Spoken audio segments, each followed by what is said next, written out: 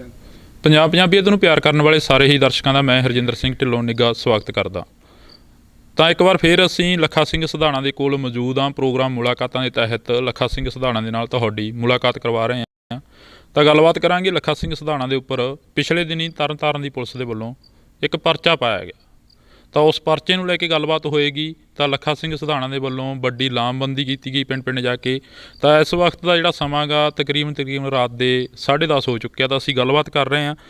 ਬਾਈ ਬਹੁਤ ਬਹੁਤ ਸਵਾਗਤ ਆ। ਵਾਹਿਗੁਰੂ ਜੀ ਕਾ ਖਾਲਸਾ ਵਾਹਿਗੁਰੂ ਜੀ ਫਤਿਹ। ਫਤਿਹ ਜੀ।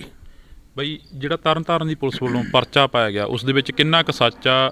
ਕੀ ਲੱਖਾ ਸਿੰਘ ਸਿਧਾਣਾ ਦੇ ਜਿਹੜੇ ਪਰਚੇ ਨੇ ਜਾਂ ਲੱਖਾ ਸਿੰਘ ਸਿਧਾਣਾ ਨੂੰ ਹੀ ਕਿਉਂ ਟਾਰਗੇਟ ਕੀਤਾ ਜਾਂਦਾ? ਦੇਖੋ ਵੀਰੇ, ਮੈਂ ਇਹਦੇ ਬਾਰੇ ਪਹਿਲਾਂ ਵੀ ਕਈ ਵਾਰੀ ਦੱਸ ਚੁੱਕਿਆ ਜੀ ਕਿ ਪੁਰਾਣੇ ਮੁਕੱਦਮੇ ਵੀ ਖੋਲ੍ਹੇ ਗਏ ਨੇ। 17 ਦੇ 19 ਦੇ ਜਦੋਂ ਗੁਰੂ ਗ੍ਰੰਥ ਸਾਹਿਬ ਦੀ ਬੇਅਦਬੀ ਦੇ ਰੋਸ ਮਾਰਚ ਵਜੋਂ ਅਸੀਂ ਬਾਦਲਾਂ ਦੇ ਘਰ ਅੱਗੇ ਗਏ ਸੀ। 307 ਦੇ ਪਰਚੇ ਹੋਏ ਸੀ। ਉਹ ਪਰਚੇ ਖਾਰਜ ਹੋਏ ਸੀ, ਰੱਦ ਹੋਏ ਸੀ, ਦੁਬਾਰਾ ਖੋਲ੍ਹੇ ਗਏ। ਨਵਾਂ ਪਰਚਾ ਜਿਹੜਾ ਕਿ ਹਰੀਕੇ ਪੱਤਨ ਕੀਤਾ ਗਿਆ NDPS ਦਾ, ਫਰੋਤੀਆਂ ਦਾ। ਇਹ ਸਰਕਾਰ ਦੀ ਜਿਹੜੀ ਨੀਤੀ ਆ, ਦੇਖੋ ਕਿਸੇ ਵੀ ਤਰੀਕੇ ਨਾਲ, ਚਾਹੇ ਉਹ ਭਾਰਤ ਦੇ ਅੰਦਰ ਵੀ ਆਪਾਂ ਦੇਖ ਹੀ ਰਹੇ ਹਾਂ, ਮੁਲਕ ਦੇ ਅੰਦਰ ਕਿ ਕਿਵੇਂ ਮੋਦੀ ਜਿਹੜਾ ਉਹ ਆਵਾਜ਼ਾਂ ਨੂੰ ਦੱਬ ਰਿਹਾ, ਕਿਵੇਂ ਬੋਲਣ ਦੀ ਆਜ਼ਾਦੀ ਦੇ ਉੱਤੇ ਪਾਬੰਦੀ ਲਾਈ ਜਾ ਰਹੀ ਹੈ। ਚਾਹੇ ਉਹ ਪੱਤਰਕਾਰ ਹੋਵੇ, ਚਾਹੇ ਕੋਈ ਬੁੱਧੀਜੀਵੀ ਹੈ, ਚਾਹੇ ਕੋਈ ਲਿਖਾਰੀ ਹੈ, ਹਰ ਤਰ੍ਹਾਂ ਦੇ ਬੰਦੇ ਫੜ ਜੇਲ੍ਹਾਂ ਸਿੱਟੇ ਜਾ ਰਹੇ ਨੇ। ਅਤੇ ਪੰਜਾਬ ਦੇ ਵਿੱਚ ਵੀ ਉਹੀ ਦੌਰ ਚੱਲ ਪਿਆ ਕਿ ਮੀਡੀਆ ਦੇ ਉੱਤੇ ਵੀ ਸਕੰਜਾ ਕੱਸਿਆ ਜਾ ਰਿਹਾ। ਅਤੇ ਜਿਹੜੇ ਲੋਕ ਬੋਲਦੇ ਨੇ, ਹੱਕਾਂ ਦੀ ਗੱਲ ਕਰਦੇ ਨੇ, ਲੋਕਾਂ ਨੂੰ ਸੁਚੇਤ ਕਰਦੇ ਨੇ, ਲਾਮਬੰਦ ਕਰਦੇ ਨੇ, ਜਗਾ ਕੇ ਸੰਘਰਸ਼ਾਂ ਦੇ ਰਾਹ ਪਾਉਂਦੇ ਨੇ, ਪੰਜਾਬੀਅਤ ਦੀ ਗੱਲ ਕਰਨ ਵਾਲੇ ਬੰਦੇ, ਇਹਨਾਂ ਨੂੰ ਉਹ ਬਰਦਾਸ਼ਤ ਨਹੀਂ ਹੈਗੇ। ਸੋ ਇਸ ਕਰਕੇ ਇਹਨਾਂ ਨੂੰ ਲੱਗਦਾ ਕਿ ਅਸੀਂ ਉਹ ਵੀ ਆਵਾਜ਼ਾਂ ਜਿਹੜੀਆਂ ਦੱਬ ਦਈਏ। ਹੁਣ ਇੱਕ ਤਾਂ ਇਹ ਦੱਬਣ ਦੀ ਗੱਲ ਨੂੰ ਲੈ ਕੇ ਮੁਕੱਦਮੇ ਦਰਜ ਕੀਤੇ ਜਾਂਦੇ ਆ। ਦੂਸਰਾ, ਬਦਨਾਮ ਵੀ ਕੀਤਾ ਜਾਂਦਾ ਹੈ ਕਿ ਪਰਚੇ ਉਹੇ ਜਿਹੇ NDPS ਨਸ਼ਾ ਵੇਚਣ ਦਾ ਪਰਚਾ, ਫਰੋਤੀਆਂ ਦਾ ਪਰਚਾ, ਤਾਂ ਕਿ ਬੰਦੇ ਦਾ ਜਿਹੜਾ ਕਿਰਦਾਰ ਹੈ ਉਹਨੂੰ ਦਾਗੀ ਕਰ ਦਿਓ, ਲੋਕਾਂ ਦੇ ਵਿੱਚ ਉਹਦੇ ਅਕਸ ਨੂੰ ਬਦਨਾਮ ਕਰ ਦਿਓ। ਇਸ ਤਰੀਕੇ ਨਾਲ ਵੀ ਇਹ ਜਿਹੜਾ ਸਾਮ ਦਾਮ ਦੰਡ ਭੇਦ ਸਾਰੀਆਂ ਨੀਤੀਆਂ ਅਪਣਾਉਂਦੀਆਂ ਰਹੀਆਂ ਨੇ। ਦੁਨੀਆ ਭਰ ਦੀਆਂ ਹਕੂਮਤਾਂ ਨੇ ਅਪਣਾਈਆਂ ਨੇ। ਪਹਿਲਾਂ ਬੰਦਾ ਜੇ ਕੋਈ ਬੰਦਾ ਜਿਹੜਾ ਹਕੂਮਤ ਨੂੰ ਵੰਗਾਰਦਾ, ਆਪਣੇ ਲੋਕਾਂ ਦੀ ਗੱਲ ਕਰਦਾ, ਲੋਕਾਂ ਦੀ ਅਗਵਾਈ ਕਰਦਾ, ਉਹਨਾਂ ਬੰਦਿਆਂ ਨੂੰ ਪਹਿਲਾਂ ਵਰਿਆਇਆ ਜਾਂਦਾ, ਲਾਲਚ ਦਿੱਤਾ ਜਾਂਦਾ। ਜੇ ਨਹੀਂ ਸਹੂਲਤ ਆਉਂਦੀ ਤਾਂ ਫਿਰ ਜੇਲ੍ਹਾਂ ਦੇ ਡਰਾਵੇ, ਪਰਚਿਆਂ ਦੇ ਡਰਾਵੇ, ਜੇਲ੍ਹਾਂ 'ਚ ਵੀ ਸਿੱਟ ਦਿੱਤਾ ਜਾਂਦਾ। ਫਿਰ ਵੀ ਨਹੀਂ ਠੀਕ ਆਉਂਦਾ, ਫਿਰ ਬਦਨਾਮ ਕਰ ਦਿੱਤਾ ਜਾਂਦਾ ਵੀ ਲੋਕਾਂ ਦੇ ਵਿੱਚ ਇੰਨਾ ਬਦਨਾਮ ਕਰ ਦਿਓ ਲੋਕ ਦੀ ਗੱਲ ਹੀ ਸੁਣਨੋਂ ਹਟ ਜਾਣ।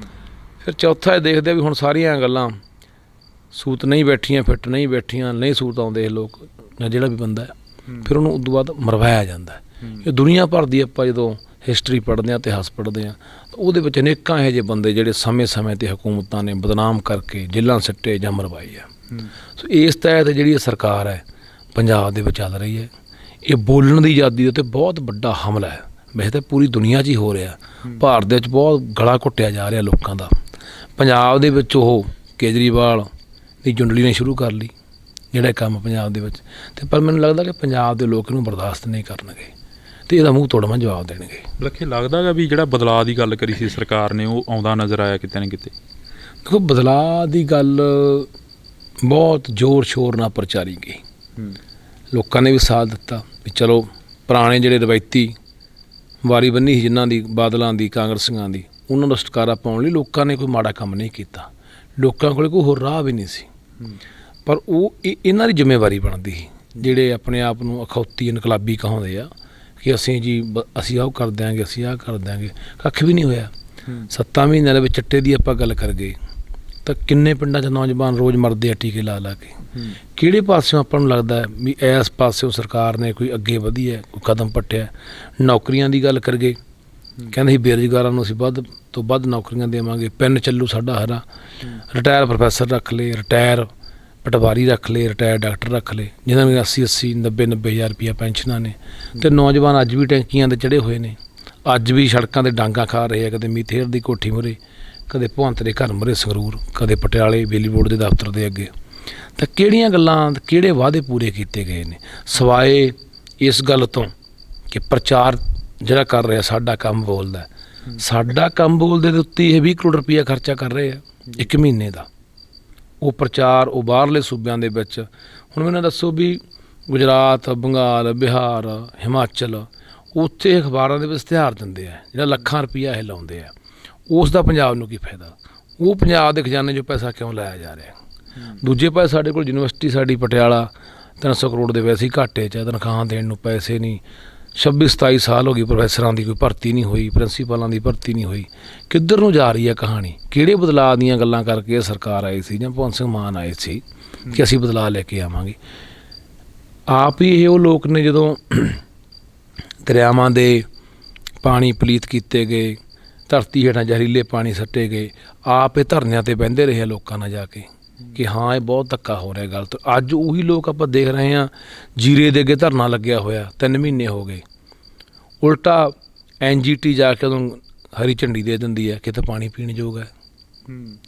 ਉੱਥੇ ਬਲਵੀਰ ਸਿੰਘ ਸੀਚੇਵਾਲ ਵਰਗੇ ਵੀ ਜਾਂਦੇ ਆ, ਪਾਣੀ ਤਾਂ ਕਹਿੰਦੇ ਪੀਣ ਯੋਗ ਨਹੀਂ, ਪਰ ਫੈਕਟਰੀਆਂ ਦੀ ਵੀ ਲੋੜ ਹੈ। ਅਸੀਂ ਪੁੱਛਣਾ ਚਾਹੁੰਦੇ ਹਾਂ, ਤੁਸੀਂ ਬਹੁਤ ਰੌਲਾ ਪਾਇਆ ਭਾਈ ਸਾਹਿਬ, ਹਵਾ ਪਾਣੀ ਧਰਤੀ ਨੂੰ ਲੈ ਕੇ ਵੀ ਜ਼ਹਿਰੀਲੇ ਹੋ ਰਹੇ ਆ, ਦੂਸ਼ਿਤ ਹੋ ਰਹੇ ਆ, ਖਰਾਬ ਹੋ ਰਹੇ ਆ। ਰਾਜ ਸਭਾ ਦੀ ਕੁਰਸੀ ਮਿਲਦੀ ਸਾਰਾ ਕੁਝ ਭੁੱਲ ਗਿਆ। ਹੁਣ ਕਿਉਂ ਨਹੀਂ ਬੁੱਢਾ ਦਰਿਆ ਦਿਖਦਾ? ਹੁਣ ਕਿਉਂ ਨਹੀਂ ਸਤਲੁਜ ਦਿਖਦਾ? ਹੁਣ ਕਿਉਂ ਨਹੀਂ ਆ ਫੈਕਟਰੀਆਂ ਕਾਰਖਾਨੇ ਦਿਖਦੇ ਜੋ ਜ਼ਹਿਰਾਂ ਸਿੱਟ ਰਹੇ ਸਾਡੀ ਧਰਤੀ ਦੇ ਹੇਠਾਂ? ਅਤੇ ਇਹ ਸਾਰੀਆਂ ਉਹ ਗੱਲਾਂ ਨੂੰ ਲੈ ਕੇ, ਜਿਹੜੀਆਂ ਗੱਲਾਂ ਇਹ ਕਰਕੇ, ਜਿਹੜੇ ਵਾਅਦੇ ਕਰਕੇ ਸਰਕਾਰ ਆਈ ਸੀ, ਉਹ ਸਾਰਿਆਂ ਵਾਅਦਿਆਂ 'ਚ ਦਾਅਵਿਆਂ 'ਚ ਬੁਰੀ ਤਰ੍ਹਾਂ ਫੇਲ ਸਾਬਤ ਹੋਈ ਹੈ। ਲੱਖੀ, ਜਿਹੜਾ ਪਰਚਾ ਰੱਦ ਕਰਨ ਦੀਆਂ ਗੱਲਾਂ ਉੱਡ ਰਹੀਆਂ ਨੇ, ਉਹ ਅਫਵਾਹਾਂ ਨੇ ਜਾਂ ਸੱਚੀ ਮੁੱਚੀ ਜਿਹੜਾ ਪਰਚਾ ਉਹ ਲੱਖੇ ਦਾ ਰੱਦ ਹੋ ਗਿਆ? ਹਰੀ ਕੇ ਪੱਤਣ 'ਤੇ ਜਿਹੜਾ ਪਰਚਾ ਹੋਇਆ, ਪਹਿਲਾਂ ਮੀਡੀਆ 'ਚ ਗੱਲਾਂ ਆਈਆਂ, ਮੀਡੀਆ 'ਚ ਮੈਂ ਵੀ ਪੜ੍ਹਿਆ, ਉਸ ਤੋਂ ਬਾਅਦ ਮੈਨੂੰ ਪੁਲਿਸ ਅਧਿਕਾਰੀਆਂ ਨਾਲ ਮੇਰੀ ਗੱਲ ਹੋਈ ਹੈ। ਉਹ ਕਹਿੰਦੇ ਵੀ ਤੇਰਾ ਪਰਚਾ ਰੱਦ ਕਰ ਦਿੱਤਾ ਗਿਆ। ਮੈਂ ਉਹਨਾਂ ਨੂੰ ਇਹੀ ਸਵਾਲ ਕਰਦਾ ਵੀ ਠੀਕ ਹੈ, ਮੇਰਾ ਪਰਚਾ ਰੱਦ ਕਰ ਦਿੱਤਾ ਗਿਆ, ਪਰ ਮੇਰੇ ਅਕਸ ਨੂੰ ਕਿੱਡੀ ਵੱਡੀ ਢਾਹ ਲੱਗੀ। ਜਿਹੜਾ ਬੰਦਾ ਕਦੇ ਚਿੱਟੇ ਵਰਗੇ ਨਸ਼ਿਆਂ ਦੇ ਖਿਲਾਫ ਲੜਦਾ ਹੈ, 10 ਸਾਲ ਤੋਂ ਲੋਕਾਂ ਨਾਲ ਬੈਰ ਵੀ ਮੁੱਲ ਲਏ ਨੇ, ਮੈਂ ਨਾਂ ਲੈ ਕੇ ਬੋਲਿਆ ਪੁਲਿਸ ਅਫਸਰਾਂ ਦੇ, SHOਆਂ ਦੇ, DSPਆਂ ਦੇ ਨਾਂ ਲਿਖਾ ਕੇ ਆਇਆ ਕਿ ਫਲਾਣੇ ਵੱਡੇ ਤਸਕਰ ਜਿਹੜੇ ਵੇਚਦੇ ਨੇ। ਉਸੇ ਬੰਦੇ ਨੇ ਤੁਸੀਂ ਅਕਸ ਨੂੰ ਦੀ ਛਵੀ ਨੂੰ ਕਿਸ ਤਰੀਕੇ ਨਾਲ ਬਦਨਾਮ ਕੀਤਾ? ਇਹਦਾ ਸਵਾਲ ਕੌਣ ਦਿਓ? ਇਸ ਸਵਾਲ ਦਾ ਜਵਾਬ ਕੌਣ ਦਿਓ? ਕੀ ਸਰਕਾਰ ਜਵਾਬਦੇਹ ਹੈ ਇਸ ਗੱਲ ਦੀ, ਜਾਂ ਪ੍ਰਸ਼ਾਸਨ? ਕਿ ਤੁਸੀਂ ਇੱਕ ਬੰਦੇ ਦੇ ਸੰਬੰਧ ਕਿੱਥੇ ਜੋੜ ਰਹੇ ਹੋ ਕਿ ਡਰਾਉਣ ਰਾਹੀਂ ਇਹ ਹਥਿਆਰ ਮੰਗਾਉਂਦੇ ਆ, ਡਰੋਨ ਰਾਹੀਂ ਇਹ ਨਸ਼ਾ ਮੰਗਾਉਂਦੇ ਆ, ਇਹ ਫਰੌਤੀਆਂ ਲੈਂਦੇ ਆ। ਇਹਦਾ ਜਵਾਬ ਮੈਂ ਮੰਗਣਾ ਚਾਹੁੰਦਾ ਇਸ ਪ੍ਰਸ਼ਾਸਨ ਜਾਂ ਸਰਕਾਰ ਤੋਂ। ਠੀਕ ਆ, ਤੁਸੀਂ ਪਰਚਾ ਰੱਦ ਕਰਤਾ, ਪਰਚਾ ਹੈ ਕੀ ਸੀ ਪਰਚੇ 'ਚ? ਮੈਂ ਕੋਈ ਚੋਰ ਸੀ? ਮੈਂ ਫਰੌਤੀਆਂ ਲੈਂਦਾ ਸੀ ਜਾਂ ਮੈਂ ਚਿੱਟਾ ਵੇਚਦਾ ਸੀ? ਗੱਲ ਤਾਂ ਸਵਾਲ ਤਾਂ ਇਹ ਖੜਾ ਹੁੰਦਾ ਵੀ ਇਹ ਆਪਾਂ ਚੱਕ ਕੇ ਕਿਸੇ 'ਤੇ ਐਡਾ ਵੱਡਾ ਇਲਜ਼ਾਮ ਬਿਨਾਂ ਗੱਲ ਤੋਂ ਮੜ ਦੇਣਾ। ਕੋਈ 19 ਨਾਲ 21 ਤਾਂ ਹੋ ਜਾਂਦੀ ਆ, ਮੰਨ ਲਓ ਆਟੇ ਨਾਲ ਪੜੇਥਣ ਦਾ ਲੱਗ ਜਾਂਦਾ, ਪਰ ਪੜੇਥਣ ਦੀ ਆਪਾਂ ਆਟਾ ਗੁੰਨ੍ਹਦੇ ਉਹ ਵੀ ਨਹੀਂ ਹੁੰਦਾ। ਇਸ ਕਰਕੇ ਜਿਹੜਾ ਇਹਨਾਂ ਨੇ ਇਹ ਕੰਮ ਕੀਤਾ ਬਾਈ, ਮੈਂ ਇਹਦਾ ਜਵਾਬ ਮੰਗਣਾ ਚਾਹੁੰਦਾ। ਹਾਲੇ ਬਾਕੀ ਮੈਨੂੰ ਜਿਹੜੀ ਤਸਵੀਰ ਆ ਉਹ ਸਵੇਰੇ ਸਾਫ਼ ਹੋਣੀ ਹੈ ਕੱਲ੍ਹ ਨੂੰ, ਕਿ ਜਿਹੜਾ ਇਹ ਜਦੋਂ ਮੇਰੇ ਕੋਲ ਕੋਈ ਕਾਪੀਆਂ ਆਉਣਗੀਆਂ ਕਿ ਕਿਸ ਤਰੀਕੇ ਨਾਲ ਇਹ ਪਰਚਾ ਮੇਰਾ ਖਾਰਜ ਕੀਤਾ ਗਿਆ, ਮੈਨੂੰ ਜਿਹੜੀ ਫਸਟ ਜਿਮਨੀ ਹੁੰਦੀ ਉਹ 'ਚ ਕੱਢਿਆ ਗਿਆ, ਮੁੱਢਲੀ ਦਲੀ ਤਫਤੀਸ਼ ਹੁੰਦੀ ਹੈ, ਜਾਂ ਇਹਨਾਂ ਨੇ ਤਫਤੀਸ਼ ਕਰਕੇ ਰੱਖ ਲਿਆ ਵੀ ਉਹਨੂੰ ਅਸੀਂ ਕੋਰਟ ਦੇ ਵਿੱਚ ਦਾਖਲ ਕਰਾਂਗੇ। ਸੋ ਉਹ ਸਵੇਰੇ ਪਤਾ ਲੱਗਣਾ। ਲੱਖੇ ਦੇ ਸੰਬੰਧ ਲੰਡੇਕਿਆਂ ਨਾਲ ਕਿੰਨੇ ਕੁ ਸੀ? ਜੇ ਅਸੀਂ ਗੱਲ ਕਰੀਏ ਤਾਂ ਲੰਡੇਕਿਆਂ ਨਾਲ ਜੁੜੇ ਗਏ ਨੇ ਲੱਖੇ ਦੇ ਸੰਬੰਧ। ਮੈਂ ਤਾਂ ਵੀਰੇ ਨਾ ਉਸ ਸੱਜਣ ਨੂੰ ਕਦੇ ਮਿਲਿਆ, ਨਾ ਪਹਿਲਾਂ ਮਿਲਿਆ, ਨਾ ਕਦੇ ਹੁਣ ਮਿਲਿਆ, ਨਾ ਉਹਨੂੰ ਜਾਣਦੇ ਆ, ਨਾ ਬਹੁਤਾ ਮੈਂ ਉਹਦਾ ਵੀ ਨਾਂ। ਮੈਂ ਤਾਂ ਸਹੀ ਗੱਲ ਦੱਸਦਾ, ਮੈਂ ਜਦੋਂ FIR ਪੜ੍ਹੀ ਨਾ ਅਤੇ ਮੈਨੂੰ ਉਦੋਂ ਵੀ ਨਹੀਂ ਪਤਾ ਲੱਗਿਆ ਇਹਦਾ। ਫਿਰ FIR ਮੈਂ ਵਕੀਲ ਨੂੰ ਪੜ੍ਹਾਈ ਤਾਂ ਮੈਨੂੰ ਉਦੋਂ ਪਤਾ ਲੱਗਿਆ, ਉਹਨੇ ਤਾਂ ਮੈਨੂੰ ਦੱਸਿਆ, ਕਹਿੰਦਾ ਇਹ ਉਹ ਲੰਡਾ ਹੈ ਮੁੰਡਾ ਹਰੀਕੇ ਵਾਲਾ ਜਿਹੜਾ ਇੱਥੇ ਬੰਬ ਬਲਾਸਟ ਜਿਹਨਾਂ ਨੇ ਜੋੜਿਆ। ਅਤੇ ਇਹ ਜਿਹੜੀ ਕਹਾਣੀ ਹੈ ਨਾ, ਦਰਅਸਲ ਇਹਨੂੰ ਸਮਝੋ। ਬੰਬ ਬਲਾਸਟ ਹੋ ਗਿਆ ਜੀ, RDX ਫੜਿਆ ਗਿਆ ਜੀ, ਪਾਕਿਸਤਾਨ ਤੋਂ ਆਇਆ ਹੋਇਆ ਟਿਫਨ ਬੰਬ ਫੜਿਆ ਗਿਆ ਜੀ, ਉਹ 'ਚ ਫੜ ਮੁੰਡਿਆਂ ਨੂੰ ਅੰਦਰ ਤੁੰਨੀ ਜਾਂਦੇ ਆ, ਪਰਚੇ ਕੱਟ ਕੇ ਰੱਖ ਲੈਂਦੇ ਆ, ਕਿਸੇ ਨਾ ਕਿਸੇ ਨੇ ਬੰਦੇ ਨਾਲ ਜੋੜ ਕੇ ਪਰਚੇ ਕੱਟ ਕੇ ਰੱਖ ਲਏ, FIR ਖੁੱਲ੍ਹਦੀ ਰੱਖੀ, ਜਿਹੜਾ ਬੰਦਾ ਜੀ ਕੀਤਾ ਫੜ ਕੇ ਉਹ ਪਰਚੇ 'ਚ ਪਾ ਕੇ ਅੰਦਰ ਦੇਤਾ। ਕੋਈ ਇੱਥੇ ਇਨਸਾਫ ਦੀ ਗੱਲ ਤਾਂ ਹੈ ਨਹੀਂ, ਕੋਈ ਪੁੱਛਗਿੱਛ ਨਹੀਂ ਹੈਗੀ, ਕੋਈ ਜਾਂਚ ਨਹੀਂ, ਕੋਈ ਪੜਤਾਲ ਨਹੀਂ। ਇਹ ਵੀ ਕੋਈ ਦਲੀਲ ਆ ਕਿ ਤੁਹਾਨੂੰ ਕਹਿੰਦੇ ਜੀ ਕਹਾਣੀ ਦੇਖੋ ਕਿਵੇਂ ਘੜਦੇ ਆ। ਇੱਕ ਮੁਖਬਰ ਨੇ ਆ ਕੇ ਤਲਾਹ ਦਿੱਤੀ ਨਾਕੇ ਦੇ ਖੜਿਆਂ ਨੂੰ ਕਿ 15 ਬੰਦਿਆਂ ਦਾ ਗਰੋਹ ਬਣਿਆ ਹੋਇਆ, ਅਤੇ ਇਹ ਜਿਹੜਾ ਆਪਣਾ ਫਰੌਤੀਆਂ ਲੈਣ ਦਾ ਕੰਮ ਕਰਦਾ ਅਤੇ ਡਰੋਨ ਰਾਹੀਂ ਉੱਥੋਂ ਇਹ ਨਸ਼ਾ ਆਪਣਾ ਮੰਗਾਉਂਦਾ, ਪਾਕਿਸਤਾਨ ਤੋਂ ਹਥਿਆਰ ਮੰਗਾਉਂਦੇ ਆ। ਐ ਹੁੰਦੀਆਂ ਗੱਲਾਂ ਵੀ ਕੋਈ ਵੀ ਕੱਲ੍ਹ ਨੂੰ ਆ ਕੇ ਤੁਰਿਆਂ ਨੂੰ ਰਾਹ 'ਚ ਖੜਿਆਂ ਨੂੰ ਕਹਿ ਦੇ ਕਿ ਹਾਂ ਜੀ ਫਲਾਨਾ ਬੰਦਾ ਕੰਮ ਕਰਦਾ, ਕੋਈ ਜਾਂਚ ਨਹੀਂ ਹੁੰਦੀ ਉਹਦੀ, ਕੋਈ ਪੜਤਾਲ ਨਹੀਂ ਹੁੰਦੀ, ਕੋਈ ਇਨਕੁਆਇਰੀ ਨਹੀਂ ਹੁੰਦੀ, ਐਂ ਚੱਕ ਕੇ ਨਾਲ ਮੜ ਦਿੰਦੇ ਹੋ। ਇਹੀ ਕੁਛ ਹੋ ਰਿਹਾ। ਕੋਈ ਇੱਥੇ ਟਿਫਨ ਬੰਬ ਨਹੀਂ ਫੜਿਆ ਜਾਂਦਾ, ਕੋਈ ਇੱਥੇ RDX ਨਹੀਂ ਆਉਂਦਾ। ਜਾਣ ਬੁੱਝ ਕੇ ਮਾਹੌਲ ਜਿਹੜਾ ਪੰਜਾਬ ਦਾ ਉਹ ਇਸ ਤਰੀਕੇ ਨਾਲ ਬਣਾਇਆ ਜਾ ਰਿਹਾ ਤਾਂ ਕਿ ਡਰ ਪੈਦਾ ਕਰਦੇ ਹੋ ਲੋਕਾਂ ਦੇ ਦਿਲਾਂ ਦੇ ਵਿੱਚ। ਮੁੰਡਿਆਂ ਦੀ ਫੜੋ ਫੜੀ ਕਰਾ ਕੇ ਉਹਨਾਂ ਨੂੰ ਅੰਦਰ ਸਿੱਟ ਕੇ ਜਿਹੜੇ ਵੀ ਲੋਕ ਅੱਜ ਕੱਲ੍ਹ ਉਹਨਾਂ ਨੂੰ ਲੱਗਦਾ ਵੀ ਜਿਹੜੇ ਲੋਕ ਕੱਲ੍ਹ ਨੂੰ ਆਪਣੇ ਹੱਕਾਂ ਲਈ ਉੱਠਣਗੇ, ਸੰਘਰਸ਼ ਕਰਨਗੇ, ਜਿਵੇਂ ਪਹਿਲਾਂ ਲੋਕ ਉੱਠ ਕੇ ਦਿੱਲੀ ਗਏ ਆ ਕਾਲੇ ਕਾਨੂੰਨਾਂ ਦੇ ਖਿਲਾਫ, ਜਿਹੜੇ ਕਾਲੇ ਕਾਨੂੰਨ ਹੋਰ ਆਉਣਗੇ, ਲਿਆਉਣ ਜਾ ਰਹੇ ਨੇ, ਸਾਡੇ ਹੱਕ ਮਾਰ ਰਹੇ ਨੇ, ਲੋਕ ਹੌਲੀ ਹੌਲੀ ਜਾਗਰੂਕ ਹੋ ਕੇ ਆਪਣੇ ਹੱਕਾਂ ਲਈ ਲਾਮਬੰਦ ਹੋ ਰਹੇ ਆ। ਉਹਨਾਂ ਨੂੰ ਲੋਕਾਂ ਨੂੰ ਡਰਾ ਕੇ ਘਰਾਂ 'ਚ ਕਿਵੇਂ ਵਾੜਨਾ, ਇਹ ਸਾਰਾ ਉਹ ਵਰਤਾਰਾ ਹੈ। ਉੱਥੇ ਬਲਾਸਟ ਹੋ ਗਿਆ ਜੀ, ਐਵੇਂ ਕਹਾਣੀ ਜੁਗਾੜ ਦਿੰਦੇ ਆ, ਥਾਣੇਦਾਰ ਦੇ ਜੀਪ ਥੱਲੇ ਬੰਬ ਲਾ ਗਿਆ ਜੀ, ਕੋਈ ਲੈ ਕੁੱਤੇ ਨੇ ਬੰਬ ਸਿੱਟਤਾ ਜੀ, ਕਿਹੋ ਜਿਹੀਆਂ ਕਹਾਣੀਆਂ ਘੜ ਰਹੀ ਹੈ।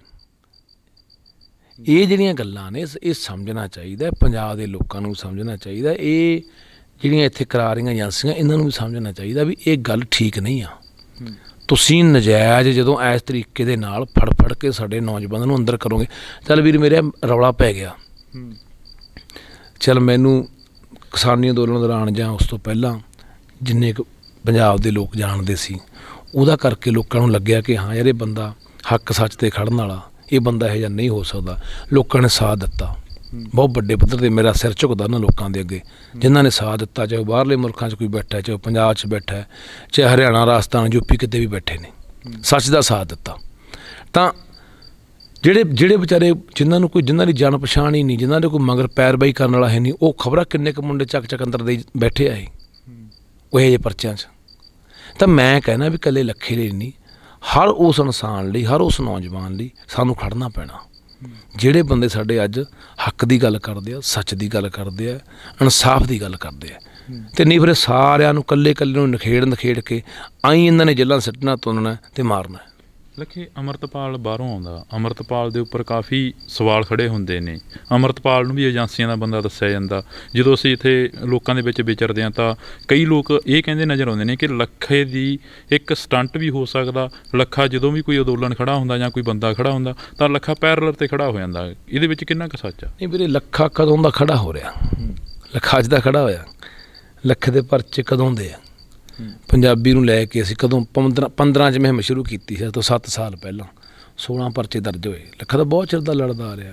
ਉਹ ਤਾਂ ਹੋਵੇ ਲੱਖਾ ਦਾ ਨਵਾਂ ਉੱਠਿਆ, ਉੱਠ ਕੇ ਲੱਖੇ ਨੇ ਕੋਈ ਬੰਦਾ ਆਇਆ ਤੇ ਬਰਾਬਰ ਖੜਾ ਹੋ ਗਿਆ। ਲੱਖਾ ਤਾਂ ਬਹੁਤ ਚਿਰ ਦਾ, ਅੱਜ ਤੋਂ 10 ਸਾਲ ਦਾ ਪੰਜਾਬੀਅਤ ਦੀ ਗੱਲ ਕਰਦਾ ਆ ਰਿਹਾ, ਹੋਏ ਧੱਕੇ ਦੀ ਗੱਲ ਕਰਦਾ ਆ ਰਿਹਾ, ਪੰਜਾਬ ਦੇ ਹੋਂਦ ਨੂੰ ਬਚਾਉਣ ਦੀਆਂ ਗੱਲਾਂ ਕਰਦਾ ਆ ਰਿਹਾ। ਕੋਈ ਲੱਖਾ ਨਵਾਂ ਤਾਂ ਹੈ ਨਹੀਂ ਵੀ ਲੱਖਾ ਅੱਜ ਖੜਾ ਹੋ ਜਾਏ, ਲੱਖਾ ਅੱਜ ਬੋਲਣ ਲੱਗ ਗਿਆ, ਫਿਰ ਤਾਂ ਮੰਨ ਲੱਗੀ ਵੀ ਭਾਈ ਲੱਖਾ ਬਰਾਬਰ ਜਾਣ ਬੁੱਝ ਕੇ ਖੜਾ ਹੋ ਰਿਹਾ। ਸੋ ਇਸ ਤਰੀਕੇ ਨਾਲ ਜਿਹੜੀਆਂ ਗੱਲਾਂ ਬਾਤਾਂ ਹੋ ਰਹੀਆਂ ਵੀ ਲੱਖਾ ਖੜਾ ਹੋ ਜਾਂਦਾ, ਤਾਂ ਮੈਂ ਦੱਸਦਾ ਦੇ ਦਿੰਦਾ ਵੀ ਲੱਖਾ ਬੈਠਾ ਕਿੱਥੇ ਸੀ ਅਤੇ ਲੱਖਾ ਬੈਠਾ ਕਿਹੜੇ ਦਿਨ ਹੈ। ਮੈਨੂੰ ਪਤਾ ਨਾ ਵੀ ਮੈਂ ਕਿਸੇ ਦਾ ਆਸਾਨ ਨਹੀਂ ਕਰਦਾ। 6 ਮਹੀਨੇ ਮੈਂ ਕਿਸਾਨੀ ਅੰਦੋਲਨ ਵੇਲੇ ਵੀ ਆਪਣਾ ਘਰ ਛੱਡੀ ਰੱਖਿਆ। ਅੱਜ ਵੀ ਮੈਂ ਕਈ ਰਾਤਾਂ ਬਾਹਰ ਰਹਿੰਦਾ, ਕਿਤੇ ਰਾਤ ਨੂੰ 12 ਵਜੇ ਵੜਦੇ ਹਾਂ, ਕਿਤੇ 2 ਵਜੇ ਵੜਦੇ ਹਾਂ। ਸਿਰਫ ਇਸੇ ਕਰਕੇ ਪੂਰੇ ਪੰਜਾਬ 'ਚ ਜਾਈਦਾ, ਪ੍ਰਚਾਰ ਕਰੀਦਾ, ਲੋਕਾਂ ਨੂੰ ਜਗਾਈਦਾ ਵੀ ਯਾਰ ਸਾਡਾ ਆਉਣ ਵਾਲਾ ਸਮਾਂ ਬੜਾ ਮਾੜਾ ਹੈ, ਬੜਾ ਭਿਆਨਕ ਹੈ, ਸਾਨੂੰ 4 ਸਪੇਰੋਂ ਘੇਰਿਆ ਜਾ ਚੁੱਕਿਆ ਅਤੇ ਇਹ ਘੇਰੇਬੰਦੀ ਜੋ ਅਸੀਂ ਤਾਂ ਨਿਕਲਾਂਗੇ ਸਾਡੇ ਸਿਰ ਜੁੜਨਗੇ ਤਾਂ, ਅਤੇ ਨਹੀਂ ਸਾਨੂੰ ਇਕੱਲੇ ਨੂੰ ਕਰਕੇ ਜਿਸ ਤਰੀਕੇ ਨਾਲ ਮਾਹੌਲ ਬਣਾਈ ਜਾਂਦੇ ਆ। ਡੈਮਾਂ ਦੇ ਪ੍ਰਬੰਧ ਸਾਡੇ ਖੋਹ ਕੇ ਲੈ ਗਏ, ਰਾਜਧਾਨੀ ਵਿੱਚੋਂ ਸਾਨੂੰ ਬਿਲਕੁਲ ਹੀ ਖਤਮ ਕਰਤਾ। ਜਿਹੜਾ 60-40 ਦਾ ਸਾਡਾ ਹਿੱਸਾ ਸੀ ਹਰਿਆਣੇ ਨਾਲ, ਅਸੀਂ 10 ਵੀ ਨਹੀਂ ਰਹਿ ਗਏ। ਸਾਰੇ ਸਰਕਾਰੀ ਪ੍ਰਾਈਵੇਟ ਦਫ਼ਤਰਾਂ ਦੇ ਵਿੱਚੋਂ ਉੱਥੇ ਪੰਜਾਬੀ ਗਾਇਬ ਵੀ ਕਰਤੀ, ਖਤਮ ਹੀ ਕਰਤੀ। ਪਾਣੀਆਂ ਦੇ ਉੱਤੇ ਸਾਡੇ ਲਗਾਤਾਰ ਡਾਕੇ ਮਾਰ ਰਹੇ ਨੇ, ਹੱਕ ਸਾਡੇ ਖੋਹ ਰਹੇ ਨੇ। ਯੂਨੀਵਰਸਿਟੀ ਹੈ ਸਾਡੀ ਖੋਹ ਕੇ ਲਈ ਗਏ ਇੱਕ ਤਰੀਕੇ ਦੇ ਨਾਲ, ਉੱਥੇ ਹੈ ਕੀ ਰਹਿ ਗਿਆ ਹੁਣ ਸਾਡਾ। ਦੂਜਾ ਨਸ਼ੇ ਦੀ ਗੱਲ ਆਪਾਂ ਕਰ ਲਈਏ, ਉਹ ਵੀ ਸਾਡੀ ਜਾਣ ਬੁੱਝ ਕੇ ਨਸਲਕੁਸ਼ੀ ਕੀਤੀ ਜਾ ਰਹੀ ਹੈ ਕੌਮ ਦੀ। ਤਾਂ ਇਹ ਸਾਰੇ ਜਿਹੜੇ ਵਰਤਾਰੇ ਹੋ ਰਹੇ ਨੇ ਸਾਡੇ ਨਾਲ, ਦਰਿਆਵਾਂ ਦੇ ਪਾਣੀ ਪਲੀਤ ਕਰਤੇ, ਧਰਤੀ ਹੇਠਲੇ ਪਾਣੀ ਜ਼ਹਿਰੀਲੇ ਕਰਤੇ, ਇੱਥੋਂ ਪੰਜਾਬ ਦੀ ਜਵਾਨੀ ਨੂੰ ਇੰਨਾ ਨਿਰਾਸ਼ਤਾ 'ਚ ਧੱਕਤਾ ਕਿ ਉਸ ਇੱਥੇ ਜਾਂ ਤਾਂ ਚਿੱਟਿਆਂ ਦੇ ਰਾਹ ਪੈ ਗਈ ਅਤੇ ਜਾਂ ਇੱਥੋਂ ਬਾਹਰ ਨੂੰ ਉਡਾਰੀਆਂ ਮਾਰ ਗਈ। ਪੰਜਾਬ ਦੀ ਡੈਮੋਗ੍ਰਾਫੀ ਬਦਲੀ ਜਾ ਰਹੀ ਹੈ। ਬਾਹਰਲੇ ਬੰਦੇ ਬਿਠਾ ਯੂਪੀ, ਬਿਹਾਰ, ਬੰਗਾਲ ਦੇ ਇੱਥੇ ਸਰਕਾਰੀ ਨੌਕਰੀਆਂ 'ਤੇ ਕਾਬਜ਼ ਕਰਾਤੇ, ਪ੍ਰਾਈਵੇਟ ਥਾਵਾਂ ਦੇ ਉੱਤੇ ਉਹ ਕਾਰਖਾਨਿਆਂ 'ਚ, ਭੱਠਿਆਂ 'ਤੇ, ਹਰ ਥਾਂ ਲਿਆ ਕੇ ਬਿਠਾਤੇ। ਇਹ ਜਿਹੜੇ ਹਾਲਾਤ ਬਣ ਰਹੇ ਨੇ ਇਹ ਸਾਡੇ ਲਈ ਬੜੇ ਭਿਆਨਕ ਹੋਣਗੇ। ਇਹਦੇ ਜਿਹੜੇ ਨਤੀਜੇ ਨੇ ਆਉਣ ਵਾਲੇ ਸਮੇਂ ਦੇ ਵਿੱਚ। ਤਾਂ ਲੱਖਾ ਵੀਰ ਮੇਰਾ ਬਹੁਤ ਚਿਰ ਦਾ ਇਹ ਗੱਲਾਂ ਬੋਲਦਾ ਆਉਂਦਾ। ਹੁਣ ਲੱਖਾ ਨਵਾਂ ਤਾਂ ਹੈ ਨਹੀਂ ਵੀ ਅੱਜ ਕਿਸੇ ਦੇ ਵਿਰੋਧ 'ਚ ਖੜਾ ਹੋ ਗਿਆ। ਲੱਖੇ, ਜੇ ਅਸੀਂ ਗੱਲ ਕਰਦੇ ਹਾਂ, ਤੁਸੀਂ ਪੰਜਾਬੀ ਦੀ ਗੱਲ ਹਮੇਸ਼ਾ ਕਰਦੇ ਹੋ, ਪੰਜਾਬ ਦਾ ਪੁੱਤ ਕਿਹਾ ਜਾਂਦਾ ਲੱਖੇ ਨੂੰ, ਪੋਸਟਰਾਂ ਦੇ ਉੱਪਰ ਕਿਹਾ ਜਾਂਦਾ ਕਿ ਪੰਜਾਬੀ ਮਾਂ ਬੋਲੀ ਦਾ ਰਾਖਾ ਲੱਖਾ ਸਿਧਾਣਾ। ਲੱਖੇ ਸਿਧਾਣੇ ਦੇ ਉੱਪਰ ਇਹ ਵੀ ਸਵਾਲ ਖੜੇ ਕਰਦੇ ਨੇ, ਕਹਿੰਦੇ ਕਿ ਲੱਖੇ ਸਿਧਾਣੇ ਦੇ ਜਿਹੜੇ ਜਵਾਕ ਨੇ ਉਹ ਖੁਦ ਕੌਨਵੈਂਟ ਸਕੂਲਾਂ 'ਚ ਪੜ੍ਹਦੇ ਨੇ, ਅੰਗਰੇਜ਼ੀ ਮੀਡੀਅਮ ਦੇ ਵਿੱਚ ਪੜ੍ਹਦੇ ਨੇ ਜਿੱਥੇ ਅੰਗਰੇਜ਼ੀ ਅਤੇ ਹਿੰਦੀ ਪੜ੍ਹਾਈ ਜਾਂਦੀ ਹੈ। ਦੇਖ ਵੀਰ, ਮੈਂ ਕਿਸੇ ਜਵਾਨ ਦਾ ਕਦੇ ਵਿਰੋਧ ਕੀਤਾ? ਤੁਸੀਂ ਮੇਰਾ ਕੋਈ ਵੀ ਚੱਕ ਕੇ ਕੋਈ ਭਾਸ਼ਣ ਸੁਣ ਲਓ, ਕੋਈ ਸਟੇਜਾਂ ਤੋਂ ਸੁਣ ਲਓ, ਕੋਈ ਇੰਟਰਵਿਊ ਸੁਣ ਲਓ। ਮੈਂ ਇਹ ਤਾਂ ਨਹੀਂ ਕਿਹਾ ਵੀ ਹਿੰਦੀ ਮਾੜੀ ਹੈ, ਅੰਗਰੇਜ਼ੀ ਮਾੜੀ ਹੈ। ਮੈਂ ਤਾਂ ਇਹ ਕਿਹਾ ਹਿੰਦੀ ਵੀ ਸਿੱਖੋ, ਅੰਗਰੇਜ਼ੀ ਵੀ ਸਿੱਖੋ, ਉਰਦੂ ਵੀ ਸਿੱਖੋ, ਅਰਬੀ ਫਾਰਸੀ ਜੋ ਮਰਜ਼ੀ ਸਿੱਖੋ, ਪਰ ਆਪਣੀ ਮਾਂ ਬੋਲੀ ਨਾ ਭੁੱਲੋ। ਮਸਲਾ ਮਾਂ ਬੋਲੀ 'ਤੇ ਆ। ਪੜ੍ਹਾਓ ਜਿੱਥੇ ਮਰਜ਼ੀ ਪੜ੍ਹਾਓ, ਜਵਾਕਾਂ ਬਾਰੇ ਨਹੀਂ ਮੈਂ ਕਹਿੰਦਾ ਵੀ ਕਿਤੇ ਨਾ ਇੱਥੇ ਨਾ ਪੜ੍ਹਾਓ, ਉੱਥੇ ਨਾ ਪੜ੍ਹਾਓ, ਪਰ ਜਿੱਥੇ ਸਾਡੀ ਮਾਂ ਬੋਲੀ ਨੂੰ ਮਾਰਿਆ ਜਾਂਦਾ, ਜਿਹੜੇ ਸਕੂਲਾਂ ਦੇ ਵਿੱਚ ਜਾਣ-ਬੁੱਝ ਕੇ ਪੰਜਾਬੀ ਪੜ੍ਹਾਈ ਨਹੀਂ ਜਾਂਦੀ, ਬਹੁਤੇ ਜਵਾਕ 10ਵੀਂ ਤੱਕ ਜਿਹੜੇ ਚਲੇ ਜਾਂਦੇ, ਉਲਾੜਾ ਵੀ ਨਹੀਂ ਆਉਂਦਾ ਹੁੰਦਾ, ਲਗਾ ਮਾਤਰਾ ਵੀ ਨਹੀਂ ਲਾਉਣੀਆਂ ਹੁੰਦੀਆਂ, 99 59 59 89 69 ਦਾ ਪਤਾ ਵੀ ਨਹੀਂ ਹੁੰਦਾ। ਉਹ ਜਿਹੜੇ ਉੱਥੇ ਜਿਹੜੇ ਹਾਲਾਤ ਨੇ, ਰੌਲਾ ਇਹ ਠੀਕ ਕਰਨ ਦਾ। ਜ਼ਬਾਨਾਂ ਜਿੰਨੀਆਂ ਬੰਦਾ ਵੱਧ ਸਿੱਖੂਗਾ ਉਨੀ ਵਧੀਆ ਗੱਲ ਹੈ, ਸਿੱਖਣੀਆਂ ਚਾਹੀਦੀਆਂ ਨੇ, ਪਰ ਆਪਣੀ ਮਾਂ ਬੋਲੀ ਨੂੰ ਭੁੱਲ ਕੇ ਨਹੀਂ, ਮਾਂ ਬੋਲੀ ਨੂੰ ਛੱਡ ਕੇ ਨਹੀਂ। ਮੈਂ ਇਹ ਕਿਹਾ ਹਮੇਸ਼ਾ। ਪੋਚੇ ਮਾਰਨ ਦਾ ਫਿਰ ਕੀ ਕਾਰਨ ਸੀ? ਜੇ ਕੱਲ੍ਹ ਨੂੰ ਇੰਟਰਵਿਊ ਸੁਣ ਕੇ ਵਿਰੋਧੀਆਂ ਨੇ ਇਹ ਸਵਾਲ ਖੜੇ ਕਰਤੇ, ਫਿਰ ਪੋਚੇ ਕਿਉਂ ਮਾਰੇ ਗਏ ਲੱਖੇਵਰ ਨੂੰ? ਪੋਚੇ ਰੱਖਾ ਅੱਜ ਵੀ ਮਾਰੂਗਾ। ਜਿੱਥੇ ਮਾਂ ਬੋਲੀ ਦਾ ਨਰਾਦਰ ਹੋਊਗਾ, ਸਾਡੀ ਮਾਂ ਬੋਲੀ ਬੋਰਡਾਂ ਤੋਂ ਗਾਇਬ ਕਰ ਦਿੱਤੀ ਗਈ ਜਾਂ ਤੀਜੇ ਨੰਬਰ 'ਤੇ ਲਿਖ ਦਿੱਤੀ ਗਈ। ਅੱਜ ਹੁਣ ਭਗਵੰਤ ਸਿੰਘ ਮਾਨ ਕਹਿ ਰਿਹਾ ਕਿ ਮੈਂ ਪੰਜਾਬੀ ਹੈ ਜਿਹੜੀ ਉਹ 10ਵੀਂ ਤੱਕ ਲਾਜ਼ਮੀ ਕਰਤੀ ਜੀ। ਮੈਂ ਪੰਜਾਬੀ ਦਾ ਪੇਪਰ ਜਿਹੜਾ ਪਹਿਲਾਂ 33 ਨੰਬਰ ਦਾ ਹੁੰਦਾ ਸੀ ਉਹ 50 ਨੰਬਰ ਦਾ ਕਰਤਾ ਹੈ। ਜਿਹਨੇ ਬਾਹਰੋਂ ਆ ਕੇ ਅਪਲਾਈ ਕਰਨਾ ਉਹ ਬੋਰਡ ਦੇ ਵਿੱਚ ਪੇਪਰ ਦੇ ਕੇ 50 ਨੰਬਰ ਲੈ ਕੇ ਅਪਲਾਈ ਕਰ ਸਕਦਾ। ਇਹ ਕਿੱਥੋਂ ਦਾ ਕਾਨੂੰਨ ਹੈ ਯਾਰ? ਝਾਰਖੰਡ ਦਾ ਕਾਨੂੰਨ ਹੈ। ਉਹ ਬਿੱਲ ਲੈ ਕੇ ਆਇਆ, ਕਾਨੂੰਨ ਬਣਨਾ ਹੈ। ਉਹ ਕਹਿੰਦੇ ਵੀ ਜਿਹੜਾ 1932 ਤੋਂ ਬਾਅਦ ਦਾ ਜੰਮਿਆ ਉਹ ਸਰਕਾਰੀ ਨੌਕਰੀ ਨਹੀਂ ਲੈ ਸਕਦਾ। ਆਪ ਬੋਨਾਫਾਈਡ ਵੀ ਤੁਸੀਂ ਪੀੜ੍ਹੀ ਦਰ ਪੀੜ੍ਹੀ, ਪੁਸਤ ਦਰ ਪੁਸਤ ਕਿੰਨੇ ਸਮੇਂ ਤੋਂ ਉੱਥੇ ਰਹਿ ਰਹੇ ਹੈ। ਹਿਮਾਚਲ ਦਾ ਕਾਨੂੰਨ ਹੈ, ਉੱਤਰਾਖੰਡ ਦਾ ਕਾਨੂੰਨ ਹੈ। ਇੱਥੇ ਕਿਉਂ ਨਹੀਂ ਬਣ ਸਕਦਾ? ਇਹੀ ਗੱਲ ਤਾਂ ਮੈਂ ਭਗਵੰਤ ਸਿੰਘ ਮਾਨ ਨਾਲ ਕੀਤੀ ਸੀ। ਮੈਂ ਕਿਹਾ ਇੱਥੇ ਕਿ ਇਹ ਨਾਅਰਾ ਕਿਉਂ ਨਹੀਂ ਦਿੰਦੇ ਵੀ ਪੰਜਾਬ ਪੰਜਾਬੀਆਂ ਦਾ, ਸਰਕਾਰੀ ਨੌਕਰੀ ਹੋਵੇ, ਪ੍ਰਾਈਵੇਟ ਨੌਕਰੀ ਹੋਵੇ। ਪੰਜਾਬ ਤਾਂ ਮੈਨੂੰ ਲੱਗਦਾ ਖੁਦ ਮੁਖਤਿਆਰੀ ਮੰਗਦਾ ਸ਼ਾਮਲਾਟ ਬਣ ਗਿਆ। ਜਿਹਦਾ ਜੀ ਕਰਦਾ ਉਹੀ ਆ ਕੇ ਦੱਬਦਾ। ਇੰਨੀ ਜਰਖੇਜ਼ ਧਰਤੀ ਦੱਬੀ ਜਾ ਰਹੀ ਹੈ, ਕੋਈ ਇੱਥੇ ਕਿਸੇ ਨੂੰ ਰੋਕ ਟੋਕ ਨਹੀਂ ਹੈਗੀ। ਅਤੇ ਅਸੀਂ ਆ ਰਾਜਸਥਾਨ ਚਲੇ ਜਾਈਏ, ਭੁੱਡ ਹੈ, ਕੀ ਆ ਉੱਥੇ? ਰੇਤਾ ਹੈ। ਉਹ ਰੇਤੇ 'ਚ ਵੀ ਅਸੀਂ ਮਰਲਾ ਨਹੀਂ ਖਰੀਦ ਸਕਦੇ, ਗਿੱਟ ਥਾਂ ਨਹੀਂ ਖਰੀਦ ਸਕਦੇ। ਅੱਜ ਜਾ ਕੇ ਤੁਸੀਂ ਦੇਖ ਲਓ, ਜਾ ਕੇ ਥਾਂ ਲੈ ਲਓਗੇ। ਅਤੇ ਪੰਜਾਬ ਜਿੱਥੋਂ ਮਰਜ਼ੀ ਚੱਲ ਕੇ ਜੋ ਮਰਜ਼ੀ ਲਾ ਕੇ, ਹੁਣ ਮੈਂ ਬਹੁਤ ਵਾਰੀ ਬੋਲਿਆ ਕਿ ਹਿਮਾਚਲ ਦੇ ਬੰਦਿਆਂ ਨੇ ਮਨਾਲੀ ਦੇ ਵਿੱਚ ਕਲੋਨੀ ਕੱਟੀ ਹੈ। ਪੰਜਾਬੀ ਬੰਦਾ ਪਲਾਟ ਖਰੀਦ ਕੇ ਘਰ ਨਹੀਂ ਪਾ ਸਕਦਾ। ਸਾਨੂੰ ਤਾਂ ਸਾਡੇ ਘਰੋਂ ਹੀ ਕੱਢੀ ਆ ਜਾਂਦੇ ਨੇ ਯਾਰ। ਇੱਥੇ ਮੇਰੇ ਰਾਮਪੁਰੇ ਬਿਹਾਰੀ ਚੌਂਕ ਬਣਿਆ ਹੋਇਆ, ਬਿਹਾਰੀਆਂ ਦੀ ਅੱਡ ਕਲੋਨੀ ਹੈ। ਲੁਧਿਆਣੇ ਚਲੇ ਜਾਓ, ਆ ਪਿੱਛੇ ਜੇ ਹੁਣ ਇੱਕ ਮੈਂ ਦੇਖ ਰਿਹਾ ਸੀਗਾ ਕੱਲ੍ਹ ਦੀ ਕੋਈ ਵੀਡੀਓ ਦੁਸ਼ਹਿਰੇ ਵਾਲੇ ਦਿਨ ਦੀ, ਉਹਨੇ ਦਿਖਾਈ ਹੈ ਮੁੰਡੇ ਨੇ, ਕਹਿੰਦਾ ਤੁਹਾਨੂੰ ਮੈਂ ਲੁਧਿਆਣੇ ਦਾ ਦਿਖਾਉਣਾ। ਇਹ ਕਹਿੰਦਾ ਉਹ ਏਰੀਆ ਹੈ ਜਿਹੜਾ ਪੂਰਾ ਪੋਸ਼ ਏਰੀਆ, ਕਹਿੰਦਾ ਵੀ ਇੱਥੇ ਤੁਹਾਨੂੰ ਦਿਖਦਾ ਵੀ ਕੋਈ ਪੰਜਾਬੀ ਨਜ਼ਰ ਆਉਂਦਾ? ਸਾਰੇ ਬਈਆਂ ਦੇ ਜਵਾਕ, ਬਈਆਂ ਦੇ ਪਰਿਵਾਰ ਤੁਰੇ ਫਿਰਦੇ ਆ। ਆ ਜਲੰਧਰ ਵਾਲੇ ਪਾਸੇ ਗਾਹਾਂ ਟੱਪ ਜਾਓ, ਹੁਸ਼ਿਆਰਪੁਰ ਨਵਾਂ ਸ਼ਹਿਰ ਵਾਲੇ ਪਾਸੇ ਬਈਏ ਪਿੰਡਾਂ ਦੇ ਮੈਂਬਰ ਸਰਪੰਚ ਵੀ ਬਣਨ ਲੱਗ ਗਏ। ਤਾਂ ਇਹ ਜਿਹੜੇ ਹਾਲਾਤ ਨੇ, ਇਹਨਾਂ ਲਈ ਹੀ ਮੈਂ ਭਗਵੰਤ ਨੂੰ ਮਿਲ ਕੇ ਕਹਿ ਕੇ ਆਇਆ ਸੀ ਕੋਈ ਇਹੋ ਜਿਹੀ ਨੀਤੀ ਬਣਾ, ਲੈ ਕੇ ਆਏ ਕਾਨੂੰਨ ਬਣਾ ਕਿ ਪੰਜਾਬ ਦੇ ਵਿੱਚ ਬਾਹਰਲਾ ਬੰਦਾ ਕੋਈ ਜ਼ਮੀਨ ਨਹੀਂ ਖਰੀਦ ਸਕਦਾ ਅਤੇ ਪੰਜਾਬ ਦੇ ਵਿੱਚ ਬਾਹਰਲਾ ਬੰਦਾ ਆ ਕੇ ਨੌਕਰੀ ਨਹੀਂ ਲੈ ਸਕਦਾ। ਪਰ ਇਹ ਨਹੀਂ, ਇਹਨਾਂ ਦੀਆਂ ਲੱਤਾਂ ਜਿੰਨੀ ਨਹੀਂ ਜਾਨ ਹੈਗੀ ਕਿ ਇਹੋ ਜਿਹਾ ਕੰਮ ਕਰ ਦੇਣਾ। ਸੋ ਇਹ ਤਾਂ ਹੁਣ ਲੋਕ ਕਰਨਗੇ ਤਾਂ ਠੀਕ ਆ ਬਾਈ, ਅਤੇ ਨਹੀਂ ਹੌਲੀ ਸਾਡੇ ਹਾਲਾਤ ਜਿਹੜੇ ਬਣੀ ਜਾਂਦੇ ਆ ਉਹ ਦਿਖਦਾ ਹੀ ਹੈ ਕਿ ਇੱਥੇ 5-7 ਸਾਲਾਂ ਨੂੰ ਸਾਡੇ ਹਾਲਾਤ ਮਤਲਬ ਇਹੋ ਜਿਹੇ ਬਣ ਜਾਣੇ ਆ ਕਿ ਅੱਜ ਕੱਲ੍ਹ ਤਾਂ ਹੁਣ ਆਪਾਂ ਐਂ ਪੁੱਛਦੇ ਹਾਂ ਬਾਹਰ ਫੋਨ ਕਰਕੇ ਵੀ ਭਾਈ ਜਾਂ ਇੱਥੇ ਵੀ ਤੁਹਾਡਾ ਭਾਈ ਕਨੇਡਾ ਕੌਣ ਗਿਆ ਜਾਂ ਕਿੰਨੇ ਬੰਦੇ ਕਨੇਡਾ ਗਏ ਹੈ, ਫਿਰ ਮਤਲਬ ਬਾਹਰੋਂ ਪੁੱਛਿਆ ਕਰਨਗੇ ਇੱਧਰ ਫੋਨ ਕਰਕੇ ਵੀ ਤੁਹਾਡਾ ਪੰਜਾਬ ਰਹਿੰਦਾ ਕੋਈ। ਐਸ ਲੋਟ ਸਾਡਾ ਜੜਾ ਹੋ ਰਿਹਾ ਬਾਈ। ਲੱਖੀ, ਖੁਦ ਮੁਖਤਿਆਰੀ ਦੀ ਤੁਸੀਂ ਗੱਲ ਕਰੀ ਆ ਚੱਲਦੀ ਗੱਲਬਾਤ ਦੇ ਵਿੱਚ, ਖੁਦ ਮੁਖਤਿਆਰੀ ਦੀ ਗੱਲ ਭਾਈ ਅਮਰਤਪਾਲ ਸਿੰਘ ਕਰਨ ਆਇਆ। ਅਮਰਤਪਾਲ ਸਿੰਘ ਦੀ ਰਾਜਾ ਵੜਿੰਗ ਨੇ DGP ਨੂੰ ਚਿੱਠੀ ਲਿਖਤੀ, ਕਹਿੰਦਾ ਇਹਦੀ ਜਾਂਚ ਹੋਣੀ ਚਾਹੀਦੀ ਆ। ਹੋਰ ਜਿਹੜੀਆਂ ਪੋਲੀਟੀਕਲ ਪਾਰਟੀਆਂ ਨੇ ਉਹ ਕਹਿ ਰਹੀਆਂ ਨੇ ਕਿ ਅਮਰਤਪਾਲ ਸਿੰਘ ਦੀ ਜਾਂਚ ਹੋਣੀ ਚਾਹੀਦੀ ਆ, ਇਹ ਪੰਜਾਬ ਨੂੰ 2 ਟੁਕੜੇ ਕਰੂਗਾ। ਦੇਖੋ ਵੀਰੇ, ਇੱਥੇ ਜਾਂਚਾਂ ਵੀ ਉਹਨਾਂ ਦੀਆਂ ਖੁੱਲ੍ਹਦੀਆਂ ਨੇ, ਹੈ ਨਾ। ਜਿਹੜੇ ਬੰਦੇ ਇੱਥੇ ਪੰਜਾਬ ਦੀ ਗੱਲ ਕਰਦੇ ਆ, ਆਪਦੀ ਕੌਮ ਦੀ ਗੱਲ ਕਰਦੇ ਆ, ਉਹ ਕੋਈ ਨਵੀਂ ਗੱਲ ਨਹੀਂ ਹੈਗੀ ਜਾਂਚ ਖੁੱਲ੍ਹਣ ਵਾਲੀ। ਹੁਣ ਰਾਜੇ ਵੜਿੰਗ ਵਰਗੇ ਜਾਂ ਹੋਰ ਜਿਹੜੇ ਵੀ ਬੰਦੇ ਬੋਲ ਰਹੇ ਨੇ, ਉਹਨਾਂ ਬੰਦਿਆਂ ਦਾ ਆਪਦਾ ਕੀ ਕਿਰਦਾਰ ਹੈ, ਉਹਨਾਂ ਦੀ ਕਿੰਨੀ ਕੁ ਹੈਸੀਅਤ ਹੈ, ਜਾਂ ਉਹਨਾਂ ਨੇ ਪੰਜਾਬ ਲਈ ਕੀ ਕੀਤਾ, ਜਾਂ ਉਹ ਜਿਹਦੇ ਅੱਜ ਹੇਠਾਂ ਲੱਗੇ ਹੋਏ ਨੇ ਉਹਨਾਂ ਨੇ ਪੰਜਾਬ ਨਾਲ ਕੀ ਕੀਤਾ, ਉਸ ਕਾਂਗਰਸ ਨੇ ਪੰਜਾਬ ਨਾਲ ਕੀ ਕੀਤਾ। ਆਪਾਂ ਇਹ ਵੀ ਦੇਖਿਆ ਵੀ ਕਿਸ ਤਰੀਕੇ ਨਾਲ ਸਾਡਾ ਉਹਨਾਂ ਨੇ ਕਤਲੋਗਾਰਤ ਕੀਤੀ ਹੈ ਨਾ। ਤਾਂ ਉਹਨਾਂ ਦੀ ਗੱਲ ਨੂੰ ਬਾਹਲਾ ਮੈਨੂੰ ਲੱਗਦਾ ਕਿ ਅਹਿਮੀਅਤ ਲੋਕ ਵੀ ਨਹੀਂ ਦਿੰਦੇ, ਅਤੇ ਸਾਨੂੰ ਵੀ ਨਹੀਂ ਦੇਣੀ ਚਾਹੀਦੀ ਕਿ ਕੌਣ ਕੀ ਕਹਿ ਰਿਹਾ। ਜਿਹੜਾ ਬੰਦਾ ਸੱਚੇ ਮਾਰਗ 'ਤੇ ਚੱਲਿਆ ਹੋਇਆ, ਸੱਚੇ ਰਾਹ 'ਤੇ ਚੱਲਿਆ ਹੋਇਆ, ਉਹ ਕੋਈ ਗੱਲ ਨਹੀਂ, ਹੌਲੀ ਲੋਕਾਂ ਨੂੰ ਸਮਝ ਤਾਂ ਆਈ ਜਾਂਦੀ ਹੈ ਨਾ, ਕਿਸੇ ਦੇ ਕਹਿਣ ਨਾਲ ਕੀ ਹੁੰਦਾ। ਕਿ ਜਾਂਚ ਕਰਾਓ ਜੀ, ਪੜਤਾਲ ਕਰਾਓ। ਜਾਂਚ ਪੜਤਾਲ ਕਰਾਉਣ ਨੂੰ ਉਹ ਕਿਹੜਾ ਕੋਈ ਇੱਥੇ ਡਾਕੇ ਮਾਰਦਾ ਫਿਰਦਾ ਹੈ, ਕੋਈ ਚੋਰੀਆਂ ਕਰਦਾ ਫਿਰਦਾ ਹੈ, ਜਾਂ ਕੋਈ ਹੋਰ ਗਲਤ ਕੰਮ ਕਰਦਾ ਫਿਰਦਾ ਹੈ। ਉਹਨੇ ਕੋਈ ਇਸ ਤਰ੍ਹਾਂ ਕੰਮ ਤਾਂ ਕੀਤਾ ਹੀ ਨਹੀਂ ਕਿ ਜਿਹੜੀ ਉਹਦੀ ਜਾਂਚ ਹੋਣੀ ਚਾਹੀਦੀ ਹੈ। ਬਿਲਕੁਲ। ਇੱਕ ਲਾਸਟ ਦੇ ਵਿੱਚ ਸਵਾਲ ਪੁੱਛਾਂਗੇ ਜਿਸ ਦੇ ਉੱਪਰ ਕਾਫੀ ਸਵਾਲ ਖੜੇ ਹੁੰਦੇ ਨੇ। ਕਹਿੰਦੇ ਕਿ ਲੱਖੇ ਕੋਲ ਫੰਡ ਕਿੱਥੋਂ ਆਉਂਦਾ ਜਿਹੜੀਆਂ ਐਡੀਆਂ ਐਡੀਆਂ ਰੈਲੀਆਂ ਖੜੀਆਂ ਕਰ ਦਿੰਦਾ ਲੱਖਾ? ਦੇਖੋ ਵੀਰੇ, ਤੁਸੀਂ ਹੁਣ ਗੱਲ ਕਰ ਰਹੇ ਹੋ, ਬਥੇਰੇ ਵਾਰੀ ਉਹ ਸਵਾਲ ਉਹਨੂੰ ਮੈਂ ਜਵਾਬ ਵੀ ਦਿੱਤਾ। ਮੈਨੂੰ ਲੱਗਦਾ ਕਿ ਇੱਕ ਵਾਰੀ ਕੋਈ ਪੁੱਛ ਲਓ ਸਾਰੇ ਇਕੱਠੇ ਹੋ ਕੇ, ਵਾਰੀ ਵਾਰੀ ਨਾ ਪੁੱਛਿਆ ਕਰੋ। ਇਹਦੇ ਕੋਲ ਗੱਡੀਆਂ ਜੀ, ਇਹਦੇ ਕੋਲ ਕੋਠੀ ਪਾਈ ਹੋਈ ਆ ਜੀ, ਇਹਦੇ ਕੋਲ ਆਹ ਜੀ, ਇਹਦੇ ਕਿੱਥੋਂ ਜਾਂਦਾ ਜੀ। ਮੈਂ ਪਹਿਲਾਂ ਵੀ ਬਹੁਤ ਵਾਰੀ ਸਵਾਲ ਕੀਤਾ। ਤੁਸੀਂ ਮੇਰੇ ਘਰੇ ਆਏ ਅੱਜ, ਮੇਰਾ ਘਰ ਦੇਖਿਆ ਕਿੱਡਾ ਕੁ, ਮੈਂ ਤੁਹਾਨੂੰ ਲੱਗਦਾ ਵੀ ਮੇਰੇ ਘਰ ਦੇ ਉੱਤੇ 2 ਕਰੋੜ 4 ਕਰੋੜ ਰੁਪਇਆ ਲੱਗਿਆ ਹੋਇਆ। ਆਮ ਹੀ ਘਰ ਦੇਖਣ ਵਾਲੇ, ਜਿਵੇਂ ਆਮ ਲੋਕਾਂ ਦੇ ਘਰ ਹੁੰਦੇ ਉਹੋ ਜਿਹੇ ਘਰ ਹੈ ਮੇਰੇ ਕੋਲ ਵੀ। ਜਾਂ ਮੈਂ ਕਿੱਡਾ ਕੁ, ਮੈਂ ਕੋਈ ਕਰੋੜ ਰੁਪਏ ਵਾਲੀ ਗੱਡੀ 'ਚ ਘੁੰਮਦਾ, 50 ਲੱਖ ਵਾਲੀ ਗੱਡੀ 'ਚ ਘੁੰਮਦਾ ਜੀ। ਜਾਂ ਕਿੱਡਾ ਕੁ ਯਾਰ ਮੈਂ ਜਾ ਕੇ ਕੋਈ 7 ਸਟਾਰ ਹੋਟਲਾਂ 'ਚ ਖਾਣੇ ਖਾਂਦਾ। ਆਮ ਹੀ ਆ ਮੈਂ ਵੀ, ਜਿਵੇਂ ਆਮ ਲੋਕਾਂ ਦਾ ਚੱਲਦਾ।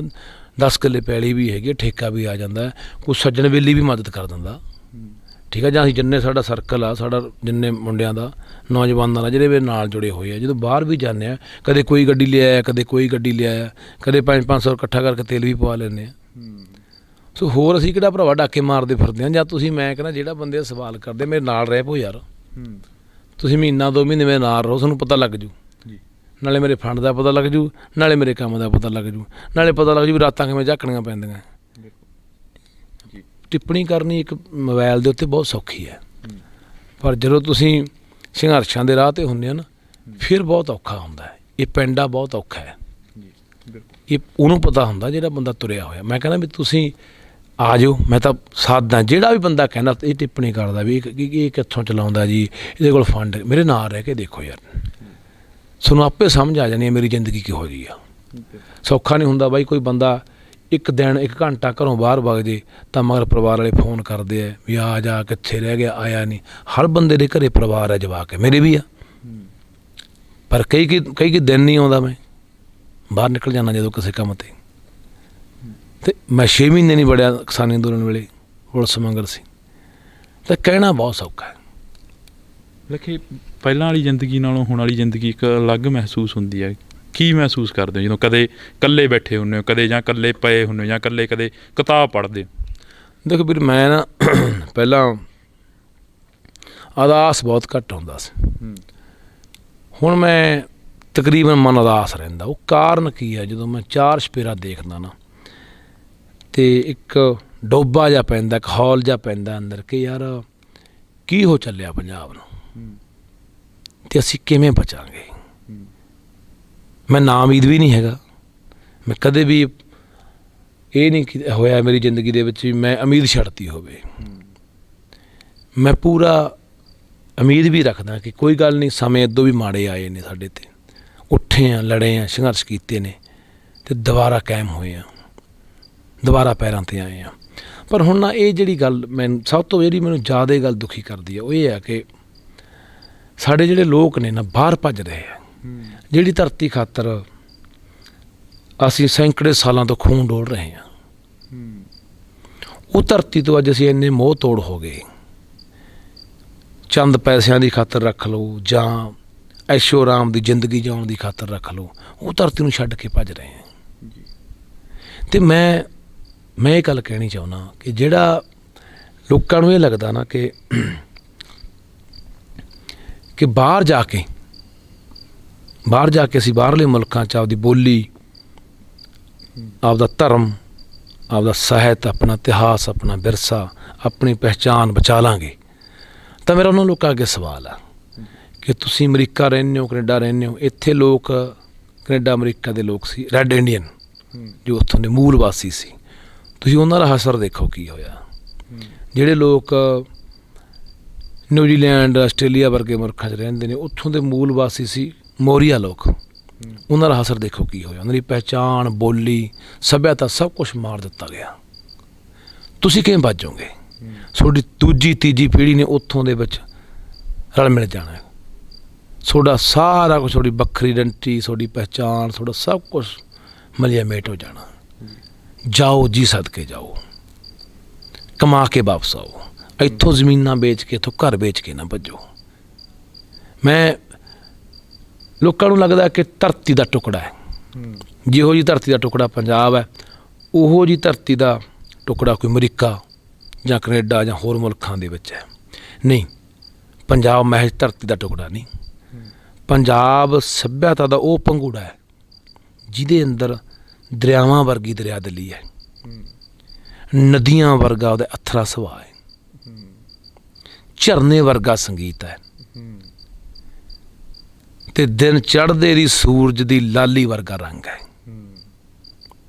ਇਹ ਧਰਤੀ ਦੇ ਉੱਤੇ ਸਾਡੇ ਸ਼ਹੀਦਾਂ ਸੂਰਮਿਆਂ ਦਾ ਖੂਨ ਵੀ ਡੁੱਲਿਆ। ਇਹ ਜਿਹੜੀ ਧਰਤੀ ਹੈ, ਇੱਥੇ ਇਲਾਹੀ ਬਾਣੀ ਵੀ ਹੈ। ਇਹ ਧਰਤੀ, ਇਹ ਪੰਜਾਬ ਜਿਹੜਾ ਹਮੇਸ਼ਾ ਅਣਖ ਦਾ, ਰੜਕ ਦਾ, ਮੜਕ ਦਾ ਹਾਮੀ ਰਿਹਾ ਹੈ, ਇਹ ਉਹਨੂੰ ਪੰਜਾਬ ਕਿਹਾ ਗਿਆ। ਇਹ ਧਰਤੀ ਦਾ ਟੁਕੜਾ ਨਹੀਂ।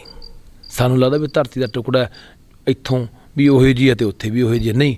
ਜਿਹੜੀ ਆਪਣੱਤ, ਜਿਹੜਾ ਮੋਹ, ਜਿਹੜਾ ਲਗਾ ਸਾਡਾ ਆਹ ਧਰਤੀ ਦੇ ਨਾਲ ਹੈ, ਉਹ ਬਾਹਰ ਨਹੀਂ ਹੋ ਸਕਦਾ। ਜਿਹੜੀ ਖੁਸ਼ਬੂ ਸਾਨੂੰ ਇੱਥੋਂ ਮਿਲੂਗੀ ਨਾ, ਉਹ ਬਾਹਰ ਨਹੀਂ, ਕਿਉਂਕਿ ਇੱਥੇ ਸਾਡਾ ਖੂਨ ਡੁੱਲਿਆ ਹੈ। ਤਾਂ ਇਸ ਕਰਕੇ ਮੈਂ ਕਹਿਣਾ ਬਾਈ, ਜਿਹੜੀ ਗੱਲ ਮੈਨੂੰ ਸਭ ਤੋਂ ਜ਼ਿਆਦਾ ਨਿਰਾਸ਼ ਕਰ ਦਿੰਦੀ ਹੈ ਕਿ ਯਾਰ ਕਿਤੇ ਜਿਵੇਂ ਦੂਜੀਆਂ ਇੱਥੇ ਵੱਡੀਆਂ ਵੱਡੀਆਂ ਸੱਭਿਅਤਾਵਾਂ ਅਲੋਪ ਹੋ ਗਈਆਂ, ਹੜੱਪਾ, ਸਿੰਧ ਘਾਟੀ, ਮਿੰਦੋੜੋ ਸੱਭਿਅਤਾ, ਕਿਤੇ ਸਾਡੇ ਨਾਲ ਐ ਨਾ ਹੋ ਜੇ ਕਿ ਅਲੋਪ ਹੀ ਹੋ ਜੀ ਇੱਕ ਦਿਨ। ਕਿਉਂਕਿ ਬਹੁਤ ਬੰਦੇ ਕਹਿ ਦਿੰਦੇ ਨੇ ਕਿ ਸਭ ਤੋਂ ਵੱਡੀ ਗੱਲ ਗੁਰੂ ਗ੍ਰੰਥ ਸਾਹਿਬ, ਕਿ ਗੁਰੂ ਗ੍ਰੰਥ ਸਾਹਿਬ ਸਾਡੇ ਕੋਲ ਹੈਗੇ ਆ, ਜਿੰਨਾ ਚਿਰ ਅਸੀਂ ਖਤਮ ਨਹੀਂ ਹੋ ਸਕਦੇ। ਮੈਂ ਵੀ ਮੰਨਦਾ, ਮੈਂ ਸਹਿਮਤ ਹਾਂ ਕਿ ਗੁਰੂਆਂ ਦੇ ਵਾਕ ਹੋਏ ਨੇ, ਗੁਰੂਆਂ ਦੇ ਵਚਨ ਹੋਏ ਨੇ, ਗੁਰੂਆਂ ਨੇ ਕੌਮ ਸਾਜੀ ਹੈ। ਪਰ ਮੈਂ ਇੱਕ ਨਾਲ ਤੁਹਾਨੂੰ ਹੋਰ ਵੀ ਸਵਾਲ ਖੜਾ ਕਰਦਾ ਕਿ ਇੱਥੇ ਬਹੁਤ ਭਾਸ਼ਾਵਾਂ 'ਚ ਗ੍ਰੰਥ ਰਚੇ ਗਏ ਸੀ, ਉਹ ਅੱਜ ਕਿਤੇ ਨਜ਼ਰ ਨਹੀਂ ਆਉਂਦੇ। ਇੱਕ ਉਦਾਹਰਨ ਹੈ ਬੁੱਧ ਧਰਮ। ਬੁੱਧ ਧਰਮ ਇੱਥੇ ਭਾਰਤ 'ਚ ਪੈਦਾ ਹੋਇਆ, ਪਾਲੀ ਭਾਸ਼ਾ ਸੀ ਉਹਦੀ, ਤਾਂ ਬਹੁਤ ਪ੍ਰਚਲਿਤ ਵੀ ਹੋਇਆ ਪੰਜਾਬ ਦੇ, ਭਾਰਤ ਦੇ ਅੰਦਰ। ਤਾਂ ਇੱਥੋਂ ਲੋਪ ਹੋ ਗਿਆ, ਚੀਨ, ਇੰਡੋਨੇਸ਼ੀਆ, ਕਿੰਨੇ ਮੁਲਕਾਂ ਜਾ ਕੇ ਫੈਲ ਗਿਆ। ਅਤੇ ਇਸ ਕਰਕੇ ਮੈਨੂੰ ਜਿਹੜਾ ਇਹ ਗੱਲ ਬਹੁਤ ਜ਼ਿਆਦਾ ਤਕਲੀਫ ਦਿੰਦੀ ਹੈ, ਕਿਉਂਕਿ ਅਸੀਂ ਹਲੇ ਇਸ ਚੀਜ਼ ਦੀ ਅਹਿਮੀਅਤ ਨਹੀਂ ਸਮਝੇ ਕਿ ਬੋਲੀਆਂ ਦੀ ਸਾਡੇ ਲਈ ਕੀ ਅਹਿਮੀਅਤ ਹੈ, ਇਤਿਹਾਸ ਦੀ ਕੀ ਅਹਿਮੀਅਤ ਆ, ਸਾਹਿਤ ਦੀ ਕੀ ਅਹਿਮੀਅਤ ਆ, ਪਹਿਚਾਣ ਦੀ ਕੀ ਅਹਿਮੀਅਤ ਆ। ਮੈਂ ਇੱਕ ਪਿੰਡ 'ਚ ਬੋਲਣ ਗਿਆ ਤਾਂ ਮੈਂ ਇੱਕ ਮੁੰਡੇ ਨੂੰ ਪੁੱਛਿਆ, ਕਹਿੰਦਾ ਇੱਕ ਮੁੰਡੇ ਨੂੰ ਕਿਉਂ ਪੁੱਛਿਆ? ਮੈਂ ਕਈ ਮੁੰਡੇ ਬੈਠੇ, ਮੈਂ ਪੁੱਛਿਆ ਕੱਲ੍ਹ ਦੀ ਗੱਲ ਆਥਣ ਦੀ। ਮੈਂ ਕਿਹਾ ਸ਼ਹੀਦ ਜਸਵੰਤ ਸਿੰਘ ਖਾਲੜਾ ਬਾਰੇ ਕਿੰਨੇ ਕੁ ਜਾਣਦੇ ਆ? ਤਾਂ ਮੈਨੂੰ ਲੱਗਦਾ ਵੀ 100-150 ਮੁੰਡਾ ਬੈਠਾ ਹੋਣਾ, 2-3 ਜਣੇ ਨੇ ਹੱਥ ਖੜਾ ਕੀਤਾ। ਇਹ ਸਾਡੀ ਬਦਕਿਸਮਤੀ ਆ। ਜਿਹੜਾ ਇਨਸਾਨ ਕੈਨੇਡਾ, ਅਮਰੀਕਾ ਵਰਗੀਆਂ ਧਰਤੀਆਂ 'ਤੇ ਬਾਹਰ ਸੀਗਾ, ਅਤੇ ਉਹਨੂੰ ਇਹ ਵੀ ਕਿਹਾ ਗਿਆ ਕਿ ਜੇ ਤੂੰ ਪੰਜਾਬ ਚਲਿਆ ਗਿਆ ਤੇਰਾ ਮੁਕਾਬਲਾ ਬਣਾ ਕੇ ਮਾਰ ਦੇਣਗੇ। ਤਾਂ ਉਹਨੇ ਇੱਕੋ ਹੀ ਗੱਲ ਕਹੀ ਕਿ ਮੇਰੀਆਂ ਅੱਖਾਂ ਦੇ ਸਾਹਮਣੇ ਮੈਂ ਬਲਦੇ ਪੰਜਾਬ ਨੂੰ, ਲਾਟਾਂ 'ਚ ਮੱਚਦੇ ਪੰਜਾਬ ਨੂੰ ਦੇਖ ਕੇ ਇੱਥੇ ਨਹੀਂ ਬਹਿ ਸਕਦਾ, ਮੈਂ ਜਾਊਂਗਾ। ਆਇਆ 25,000 ਲਾਸ਼ਾਂ ਦੀ ਕਢਾ ਕੇ ਗਿਣਤੀ ਕੀਤੀ। ਤਾਂ ਜਦੋਂ ਜ਼ਾਲਮਾਂ ਨੂੰ ਪਤਾ ਲੱਗਿਆ ਕਿ ਸਾਨੂੰ ਕਟਹਿਰੇ 'ਚ ਖੜਾ ਕਰੂਗਾ, ਤੁਸੀਂ ਦੇਖੋ ਇੱਕ ਲੱਤ ਜੀਪ ਨਾ ਬੰਨ੍ਹ ਕੇ ਤੇ ਇੱਕ ਦਰਖਤ ਨਾ ਬੰਨ੍ਹ ਕੇ ਵਿਚਾਲੋਂ ਪਾੜ ਕੇ ਮਾਰਤਾ। ਕਿੱਡੀ ਵੱਡੀ ਕੁਰਬਾਨੀ ਹੋਈ ਯਾਰ, ਕਿੱਡਾ ਵੱਡਾ ਸਦਕ ਹੋਊ ਉਹਨਾਂ ਬੰਦਿਆਂ ਦਾ, ਕਿੱਡਾ ਵੱਡਾ ਸੈਡ ਹੋਊ। ਅਸੀਂ ਉਹਨਾਂ ਨੂੰ ਵੀ ਨਹੀਂ ਜਾਣਦੇ। ਇਹ ਹੁੰਦੀਆਂ ਨੇ ਕੌਮ, ਜਦੋਂ ਕੌਮ ਨੂੰ ਆਪਾਂ ਕਹਿੰਦੇ ਕੌਮਾਂ ਕਿਵੇਂ ਮਰਦੀਆਂ ਨੇ, ਕੌਮਾਂ ਹੀ ਮਰਦੀਆਂ ਨੇ ਜਿਹੜੀਆਂ ਕੌਮਾਂ ਆਪਣੇ ਇਤਿਹਾਸ ਨੂੰ ਭੁੱਲ ਜਾਂਦੀਆਂ ਨੇ, ਆਪਣੇ ਸ਼ਹੀਦਾਂ ਨੂੰ ਭੁੱਲ ਜਾਂਦੀਆਂ ਨੇ, ਆਪਣੇ ਰਹਿਬਰਾਂ ਨੂੰ ਭੁੱਲ ਜਾਂਦੀਆਂ ਨੇ। ਬਹੁਤ ਵੱਡੀ ਗਿਣਤੀ ਸਾਡੀ ਜਿਹੜੀ ਹੈਗੀ, ਬਲਵਿੰਦਰ ਜਟਾਣੇ ਦਾ ਨਾਂ ਕੌਣ ਜਾਣਦਾ ਸੀ ਪਹਿਲਾਂ? ਮੂਸੇਵਾਲੇ ਦੇ ਗੀਤ ਜ਼ਿਕਰ ਆਇਆ, ਉਹਨੂੰ ਸਾਰੇ ਜਾਣਨ ਲੱਗ ਗਏ। ਤਾਂ ਇਹ ਵੀ ਸਾਡੀ ਤਰਾਸਦੀ ਹੈ ਇੱਕ, ਕਿ ਇਤਿਹਾਸ ਤੋਂ ਬਹੁਤ ਕੋਰੇ ਤੇ ਸੱਖਣੇ ਆ, ਕੋਈ ਪੜ੍ਹ ਕੇ ਰਾਜੀ ਨਹੀਂ, ਕੋਈ ਸੁਣ ਕੇ ਰਾਜੀ ਨਹੀਂ। ਨੌਜਵਾਨੀ ਦਾ ਖਾਸ ਕਰਕੇ ਜੁੜਨਾ ਪੈਣਾ ਬਈ, ਮੁੜਨਾ ਪੈਣਾ ਸਾਨੂੰ। ਦੇਖੀ ਨੌਜਵਾਨੀ ਤਾਂ ਅੱਜ ਕੱਲ੍ਹ ਕਹਿੰਦੀ ਹੈ ਕਿ ਅਸੀਂ ਹਥਿਆਰ ਚੱਕ ਲਈਏ, ਅਸੀਂ ਰਾਫਲਾਂ ਚੱਕ ਲਈਏ। ਗੀਤਾਂ ਦੇ ਵਿੱਚ ਵੀ ਕੁਛ ਅਜਿਹਾ ਪ੍ਰੇਰਿਆ ਜਾਂਦਾ ਕਈ ਵਾਰ। ਦੇਖੋ ਹਥਿਆਰ ਦੀ ਜਿਹੜੀ ਰਵਾਇਤ ਆ ਜਾਂ ਪਿਰਤਾ ਹੈ, ਇਹ ਕੋਈ ਨਵੀਂ ਨਹੀਂ ਹੈ। ਇਹ ਐਂ ਮੰਨ ਕੇ ਚੱਲੋ ਕਿ ਸਾਡੇ ਖੂਨ 'ਚ ਹੀ ਰਚੀਆਂ ਹੋਈਆਂ ਗੱਲਾਂ ਨੇ, ਕਿਉਂਕਿ ਇੱਥੇ ਹਮੇਸ਼ਾ ਇਹ ਧਾੜਵੀਆਂ ਦਾ ਰਾਹ ਰਿਹਾ। ਤੇ ਧਾੜਵੀਆਂ ਨਾਲ ਸਾਡੇ ਪੰਗੇ ਰਹੇ ਨੇ ਤੇ ਅਸੀਂ ਮੂਹਰੋਂ ਹੋ ਕੇ ਟੱਕਰਦੇ ਵੀ ਰਹੇ ਹਾਂ ਤੇ ਉੱਥੋਂ ਹੀ ਸਾਡੇ ਖੂਨ 'ਚ ਸਾਡੇ DNA 'ਚ ਵੀ ਪਿਆ, ਸਾਡੀ ਤਸੀਰ 'ਚ ਵੀ ਹੈ ਤੇ ਇਹ ਸਾਨੂੰ ਵਿਰਸੇ 'ਚ ਵੀ ਮਿਲੇ ਹੋਏ ਨੇ। ਹਾਂ, ਉਹ ਹਥਿਆਰ ਚੱਕ ਕੇ ਕੋਈ ਫੁਕਰਪੰਥੀ 'ਚ ਹਥਿਆਰ ਚੱਕ ਲਿਆ, ਉਹ ਗਲਤ ਹੈ। ਹਥਿਆਰ ਚੱਕ ਕੇ ਨਜਾਇਜ਼ ਦਾ ਹੀ ਕਤਲ ਕਰਤਾ, ਉਹ ਮਾੜਾ ਹੈ। ਹਥਿਆਰ ਚੱਕ ਕੇ ਜੇ ਮੈਂ ਗੱਲ ਕਰਦਾ, ਹਥਿਆਰ ਚੱਕਣਾ ਕੋਈ ਕਿਸੇ ਨੂੰ ਮਾਰਨਾ ਨਹੀਂ ਹੁੰਦਾ, ਹਥਿਆਰ ਚੱਕਣਾ ਆਪਦੀ ਆਤਮ ਰੱਖਿਆ ਲਈ ਵੀ ਹੁੰਦਾ ਹੈ। ਆਪਾਂ ਦੇਖਿਆ ਨਾ ਵੀ ਜਦੋਂ 84 ਕਤਲੇਆਮ ਹੋਇਆ ਸਿੱਖਾਂ ਦਾ ਦਿੱਲੀ ਦੇ ਅੰਦਰ, ਜਿਹੜੇ ਸਿੱਖਾਂ ਕੋਲ ਹਥਿਆਰ ਸੀ ਉਹ ਬਚ ਗਏ, ਜਿਹੜੇ ਨੇ ਹੱਥੇ ਸੀ ਉਹ ਮਾਰਤੇ ਵਾਲੇ ਨੇ ਅੱਗਾਂ ਲਾ ਲਾ। ਇਸ ਕਰਕੇ ਵੀ ਇਹ ਜਿਹੜਾ ਜ਼ਰੂਰੀ ਬਣ ਜਾਂਦਾ ਵੀ ਆਤਮ ਰੱਖਿਆ ਲਈ ਹਥਿਆਰ ਰੱਖਣਾ ਕੋਈ ਮਾੜੀ ਗੱਲ ਨਹੀਂ ਹੈ। ਜੀ ਬਿਲਕੁਲ। ਤਾਂ ਅਸੀਂ ਬਹੁਤ ਬਹੁਤ ਧੰਨਵਾਦ ਕਰਾਂਗੇ। ਇਸ ਵਕਤ ਸਾਡੇ ਨਾਲ ਲੱਖਾ ਸਿੰਘ ਸਧਾਣਾ ਮੌਜੂਦ ਸਨ, ਤਾਂ ਅਸੀਂ ਉਹਨਾਂ ਦੇ ਨਾਲ ਤਮਾਮ ਗੱਲਾਂ ਬਾਤਾਂ ਕਰੀਆਂ ਨੇ ਇਸ ਮੁਲਾਕਾਤ ਦੇ ਵਿੱਚ ਵੀ। ਤਾਂ ਜਿਹੜੀ ਪਹਿਲਾਂ ਮੁਲਾਕਾਤ ਕਰੀ ਸੀ ਉਹ ਤੁਸੀਂ ਦਰਸ਼ਕਾਂ ਨੇ ਸੁਣੀ ਹੀ ਆ, ਉਸ ਦੇ ਵਿੱਚ ਵੀ ਪੰਜਾਬ ਤੇ ਪੰਜਾਬੀਅਤ ਨੂੰ ਲੈ ਕੇ ਗੱਲਬਾਤ ਹੋਈ ਸੀ। ਤਾਂ ਇਸ ਮੁਲਾਕਾਤ ਦੇ ਵਿੱਚ ਵੀ ਲੱਖਾ ਸਿੰਘ ਸਧਾਣਾ ਦੇ ਉੱਪਰ ਪਿਆ ਪਰਚਾ, ਉਸ ਨੂੰ ਲੈ ਕੇ ਗੱਲਬਾਤ ਹੋਈ ਆ ਤੇ ਇਤਿਹਾਸ ਨੂੰ ਲੈ ਕੇ ਗੱਲਬਾਤ ਹੋਈ ਆ। ਤਾਂ ਇਸੇ ਤਰ੍ਹਾਂ ਅਸੀਂ ਜਿਹੜੀ ਗੱਲਬਾਤ ਆ, ਮੁਲਾਕਾਤ ਆ, ਉਹ ਕਰਦੇ ਰਵਾਂਗੇ। ਤਾਂ ਤੁਸੀਂ ਜੁੜੇ ਰਹਿਣਾ ਇੰਡੋਜ਼ TV ਦੇ ਨਾਲ। ਮੇਰੇ ਸਹਿਯੋਗੀ ਸਾਥੀ ਕੁਲਦੀਪ ਦੇ ਨਾਲ ਮੈਨੂੰ ਹਰਜਿੰਦਰ ਸਿੰਘ ਢਿੱਲੋਂ ਨੂੰ ਦਿਓ ਜੀ ਇਜਾਜ਼ਤ। ਧੰਨਵਾਦ। ਪੰਜਾਬੀਅਤ ਨੂੰ ਪਿਆਰ ਕਰਨ ਵਾਲੇ ਸਾਰੇ ਹੀ ਦਰਸ਼ਕਾਂ ਦਾ ਮੈਂ ਹਰਜਿੰਦਰ ਸਿੰਘ ਢਿੱਲੋਂ ਨਿੱਘਾ ਸਵਾਗਤ ਕਰਦਾ। ਤਾਂ ਇੱਕ ਵਾਰ ਫਿਰ ਅਸੀਂ ਲੱਖਾ ਸਿੰਘ ਸਧਾਣਾ ਦੇ ਕੋਲ ਮੌਜੂਦ ਹਾਂ। ਪ੍ਰੋਗਰਾਮ ਮੁਲਾਕਾਤਾਂ ਦੇ ਤਹਿਤ ਲੱਖਾ ਸਿੰਘ ਸਧਾਣਾ ਦੇ ਨਾਲ ਤੁਹਾਡੀ ਮੁਲਾਕਾਤ ਕਰਵਾ ਰਹੇ ਹਾਂ। ਤਾਂ ਗੱਲਬਾਤ ਕਰਾਂਗੇ ਲੱਖਾ ਸਿੰਘ ਸਧਾਣਾ ਦੇ ਉੱਪਰ। ਪਿਛਲੇ ਦਿਨੀਂ ਤਰਨਤਾਰਨ ਦੀ ਪੁਲਿਸ ਦੇ ਵੱਲੋਂ ਇੱਕ ਪਰਚਾ ਪਾਇਆ ਗਿਆ, ਤਾਂ ਉਸ ਪਰਚੇ ਨੂੰ ਲੈ ਕੇ ਗੱਲਬਾਤ ਹੋਏਗੀ। ਤਾਂ ਲੱਖਾ ਸਿੰਘ ਸਧਾਣਾ ਦੇ ਵੱਲੋਂ ਵੱਡੀ ਲਾਮਬੰਦੀ ਕੀਤੀ ਗਈ ਪਿੰਡ ਪਿੰਡ ਜਾ ਕੇ। ਤਾਂ ਇਸ ਵਕਤ ਦਾ ਜਿਹੜਾ ਸਮਾਂ ਗਾ ਤਕਰੀਬਨ ਰਾਤ ਦੇ 10:30 ਹੋ ਚੁੱਕਿਆ। ਤਾਂ ਅਸੀਂ ਗੱਲਬਾਤ ਕਰ ਰਹੇ ਹਾਂ। ਬਾਈ ਬਹੁਤ ਬਹੁਤ ਸਵਾਗਤ ਆ। ਵਾਹਿਗੁਰੂ ਜੀ ਕਾ ਖਾਲਸਾ, ਵਾਹਿਗੁਰੂ ਜੀ ਫਤਿਹ। ਫਤਿਹ ਜੀ। ਬਾਈ, ਜਿਹੜਾ ਤਰਨਤਾਰਨ ਦੀ ਪੁਲਿਸ ਵੱਲੋਂ ਪਰਚਾ ਪਾਇਆ ਗਿਆ ਉਸ ਦੇ ਵਿੱਚ ਕਿੰਨਾ ਕੁ ਸੱਚ ਆ? ਕੀ ਲੱਖਾ ਸਿੰਘ ਸਧਾਣਾ ਦੇ ਜਿਹੜੇ ਪਰਚੇ ਨੇ ਜਾਂ ਲੱਖਾ ਸਿੰਘ ਸਧਾਣਾ ਨੂੰ ਹੀ ਕਿਉਂ ਟਾਰਗੇਟ ਕੀਤਾ ਜਾਂਦਾ? ਦੇਖੋ ਵੀਰੇ, ਮੈਂ ਇਹਦੇ ਬਾਰੇ ਪਹਿਲਾਂ ਵੀ ਕਈ ਵਾਰੀ ਦੱਸ ਚੁੱਕਿਆ ਜੀ ਕਿ ਪੁਰਾਣੇ ਮੁਕੱਦਮੇ ਵੀ ਖੋਲ੍ਹੇ ਗਏ ਨੇ। 17 ਦੇ 19 ਦੇ ਜਦੋਂ ਗੁਰੂ ਗ੍ਰੰਥ ਸਾਹਿਬ ਦੀ ਬੇਅਦਬੀ ਦੇ ਰੋਸ ਮਾਰਚ ਵਜੋਂ ਅਸੀਂ ਬਾਦਲਾਂ ਦੇ ਘਰ ਅੱਗੇ ਗਏ ਸੀ, 307 ਦੇ ਪਰਚੇ ਹੋਏ ਸੀ। ਉਹ ਪਰਚੇ ਖਾਰਜ ਹੋਏ ਸੀ, ਰੱਦ ਹੋਏ ਸੀ, ਦੁਬਾਰਾ ਖੋਲ੍ਹੇ ਗਏ। ਨਵਾਂ ਪਰਚਾ ਜਿਹੜਾ ਕਿ ਹਰੀਕੇ ਪੱਤਨ ਕੀਤਾ ਗਿਆ NDPS ਦਾ, ਫਰੋਤੀਆਂ ਦਾ। ਇਹ ਸਰਕਾਰ ਦੀ ਜਿਹੜੀ ਨੀਤੀ ਆ, ਦੇਖੋ ਕਿਸੇ ਵੀ ਤਰੀਕੇ ਨਾਲ, ਚਾਹੇ ਉਹ ਭਾਰਤ ਦੇ ਅੰਦਰ ਵੀ ਆਪਾਂ ਦੇਖ ਹੀ ਰਹੇ ਹਾਂ, ਮੁਲਕ ਦੇ ਅੰਦਰ ਕਿ ਕਿਵੇਂ ਮੋਦੀ ਜਿਹੜਾ ਉਹ ਆਵਾਜ਼ਾਂ ਨੂੰ ਦੱਬ ਰਿਹਾ, ਕਿਵੇਂ ਬੋਲਣ ਦੀ ਆਜ਼ਾਦੀ ਦੇ ਉੱਤੇ ਪਾਬੰਦੀ ਲਾਈ ਜਾ ਰਹੀ ਹੈ, ਚਾਹੇ ਉਹ ਪੱਤਰਕਾਰ ਹੋਵੇ, ਚਾਹੇ ਕੋਈ ਬੁੱਧੀਜੀਵੀ ਹੈ, ਚਾਹੇ ਕੋਈ ਲਿਖਾਰੀ ਹੈ। ਹਰ ਤਰ੍ਹਾਂ ਦੇ ਬੰਦੇ ਫੜ ਜੇਲ੍ਹਾਂ ਸਿੱਟੇ ਜਾ ਰਹੇ ਨੇ। ਅਤੇ ਪੰਜਾਬ ਦੇ ਵਿੱਚ ਵੀ ਉਹੀ ਦੌਰ ਚੱਲ ਪਿਆ ਕਿ ਮੀਡੀਆ ਦੇ ਉੱਤੇ ਵੀ ਸਕੰਜਾ ਕੱਸਿਆ ਜਾ ਰਿਹਾ।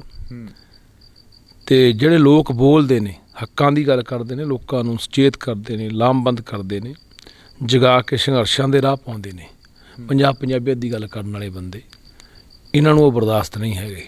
ਸੋ ਇਸ ਕਰਕੇ ਇਹਨਾਂ ਨੂੰ ਲੱਗਦਾ ਕਿ ਅਸੀਂ ਉਹ ਵੀ ਆਵਾਜ਼ਾਂ ਜਿਹੜੀਆਂ ਦੱਬ ਦਈਏ। ਹੁਣ ਇੱਕ ਤਾਂ ਇਹ ਦੱਬਣ ਦੀ ਗੱਲ ਨੂੰ ਲੈ ਕੇ ਮੁਕੱਦਮੇ ਦਰਜ ਕੀਤੇ ਜਾਂਦੇ ਆ, ਦੂਸਰਾ ਬਦਨਾਮ ਵੀ ਕੀਤਾ ਜਾਂਦਾ ਹੈ ਕਿ ਪਰਚੇ ਉਹੇ ਜਿਹੇ NDPS ਨਸ਼ਾ ਵੇਚਣ ਦਾ ਪਰਚਾ, ਫਰੋਤੀਆਂ ਦਾ ਪਰਚਾ, ਤਾਂ ਕਿ ਬੰਦੇ ਦਾ ਜਿਹੜਾ ਕਿਰਦਾਰ ਹੈ ਉਹਨੂੰ ਦਾਗੀ ਕਰ ਦਿਓ, ਲੋਕਾਂ ਦੇ ਵਿੱਚ ਉਹਦੇ ਅਕਸਰ ਨੂੰ ਬਦਨਾਮ ਕਰ ਦਿਓ।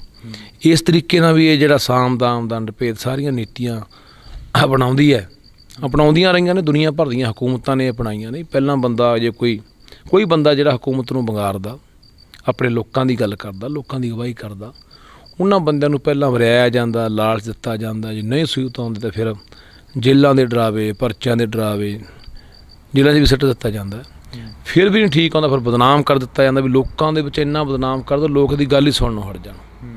ਫਿਰ ਚੌਥਾ ਇਹ ਦੇਖਦੇ ਆ ਵੀ ਹੁਣ ਸਾਰੀਆਂ ਗੱਲਾਂ ਸੂਤ ਨਹੀਂ ਬੈਠੀਆਂ, ਫਿੱਟ ਨਹੀਂ ਬੈਠੀਆਂ, ਨਹੀਂ ਸੂਤ ਆਉਂਦੇ ਇਹ ਲੋਕ ਜਾਂ ਜਿਹੜਾ ਵੀ ਬੰਦਾ ਹੈ, ਫਿਰ ਉਹਨੂੰ ਉਦੋਂ ਬਾਅਦ ਮਰਵਾਇਆ ਜਾਂਦਾ।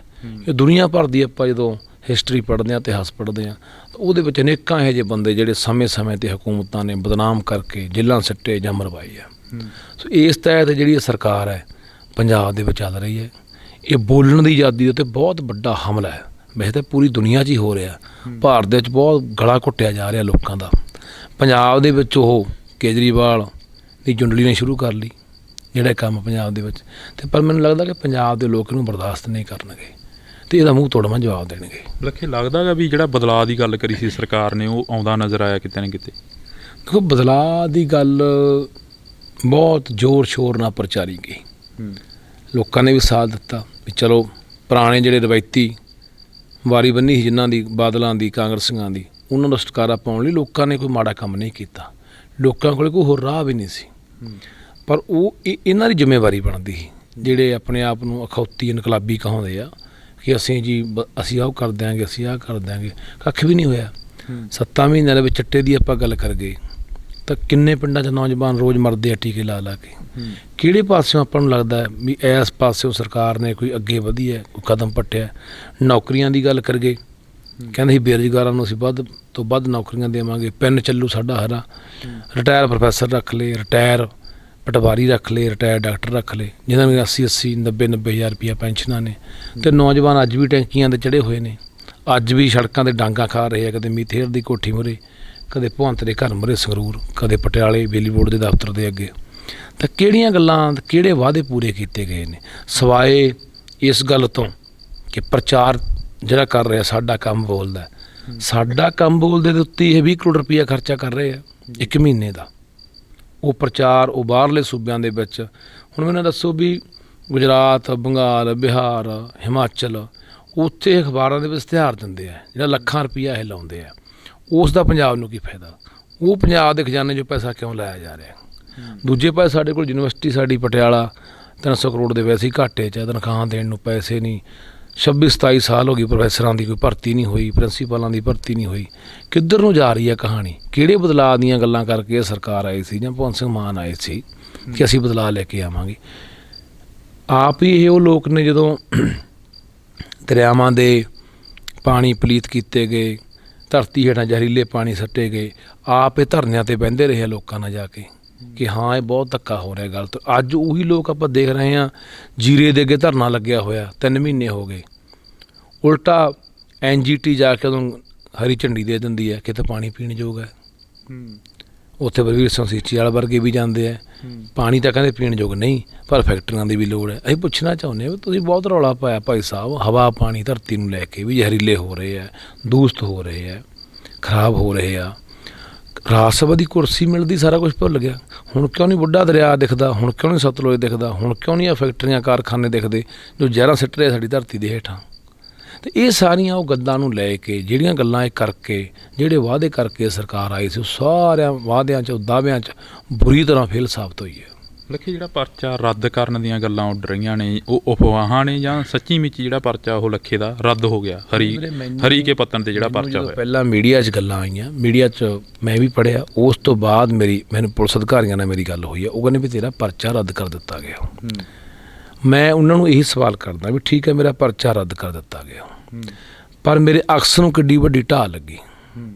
ਜਿਹੜਾ ਬੰਦਾ ਕਦੇ ਚਿੱਟੇ ਵਰਗੇ ਨਸ਼ਿਆਂ ਦੇ ਖਿਲਾਫ ਲੜਦਾ ਹੈ, 10 ਸਾਲ ਤੋਂ ਲੋਕਾਂ ਨਾਲ ਬੈਰ ਵੀ ਮੁੱਲ ਲਏ ਨੇ, ਮੈਂ ਨਾਂ ਲੈ ਕੇ ਬੋਲਿਆ ਪੁਲਿਸ ਅਫਸਰਾਂ ਦੇ, SHOਆਂ ਦੇ, DSPਆਂ ਦੇ ਨਾਂ ਲਿਖਾ ਕੇ ਆਇਆ ਕਿ ਫਲਾਣੇ ਵੱਡੇ ਤਸਕਰ ਜਿਹੜੇ ਵੇਚਦੇ ਨੇ।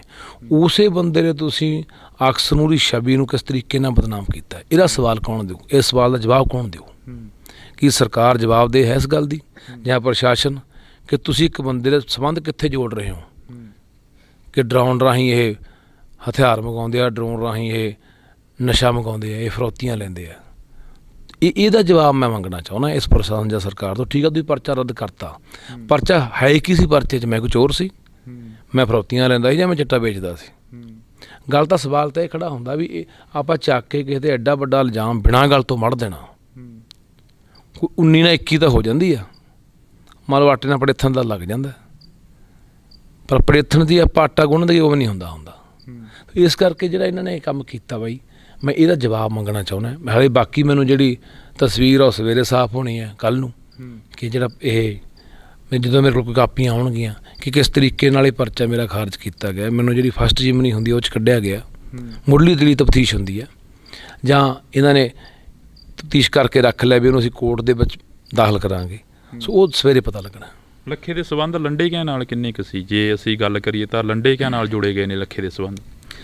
ਮੈਂ ਤਾਂ ਮੇਰੇ ਨਾਂ ਉਸ ਸੱਜਣ ਨੂੰ ਕਦੇ ਮਿਲਿਆ, ਨਾ ਪਹਿਲਾਂ ਮਿਲਿਆ, ਨਾ ਕਦੇ ਹੁਣ ਮਿਲਿਆ, ਨਾ ਉਹਨੂੰ ਜਾਣਦੇ ਆ, ਨਾ ਬਹੁਤਾ ਮੈਂ ਉਹਦਾ ਵੀ ਨਾਂ। ਮੈਂ ਤਾਂ ਸਹੀ ਗੱਲ ਦੱਸਦਾ, ਮੈਂ ਜਦੋਂ FIR ਪੜ੍ਹੀ ਨਾ ਤੇ ਮੈਨੂੰ ਉਦੋਂ ਵੀ ਨਹੀਂ ਪਤਾ ਲੱਗਿਆ ਇਹਦਾ। ਫਿਰ FIR ਮੈਂ ਵਕੀਲ ਨੂੰ ਪੜ੍ਹਾਈ ਤਾਂ ਮੈਨੂੰ ਉਦੋਂ ਪਤਾ ਲੱਗਿਆ। ਉਹਨੇ ਤਾਂ ਮੈਨੂੰ ਦੱਸਿਆ, ਕਹਿੰਦਾ ਇਹ ਉਹ ਲੰਡਾ ਹੈ ਮੁੰਡਾ ਹਰੀਕੇ ਵਾਲਾ ਜਿਹੜਾ ਇੱਥੇ ਬੰਬ ਬਲਾਸਟ 'ਚ ਇਹਨਾਂ ਨੇ ਜੋੜਿਆ।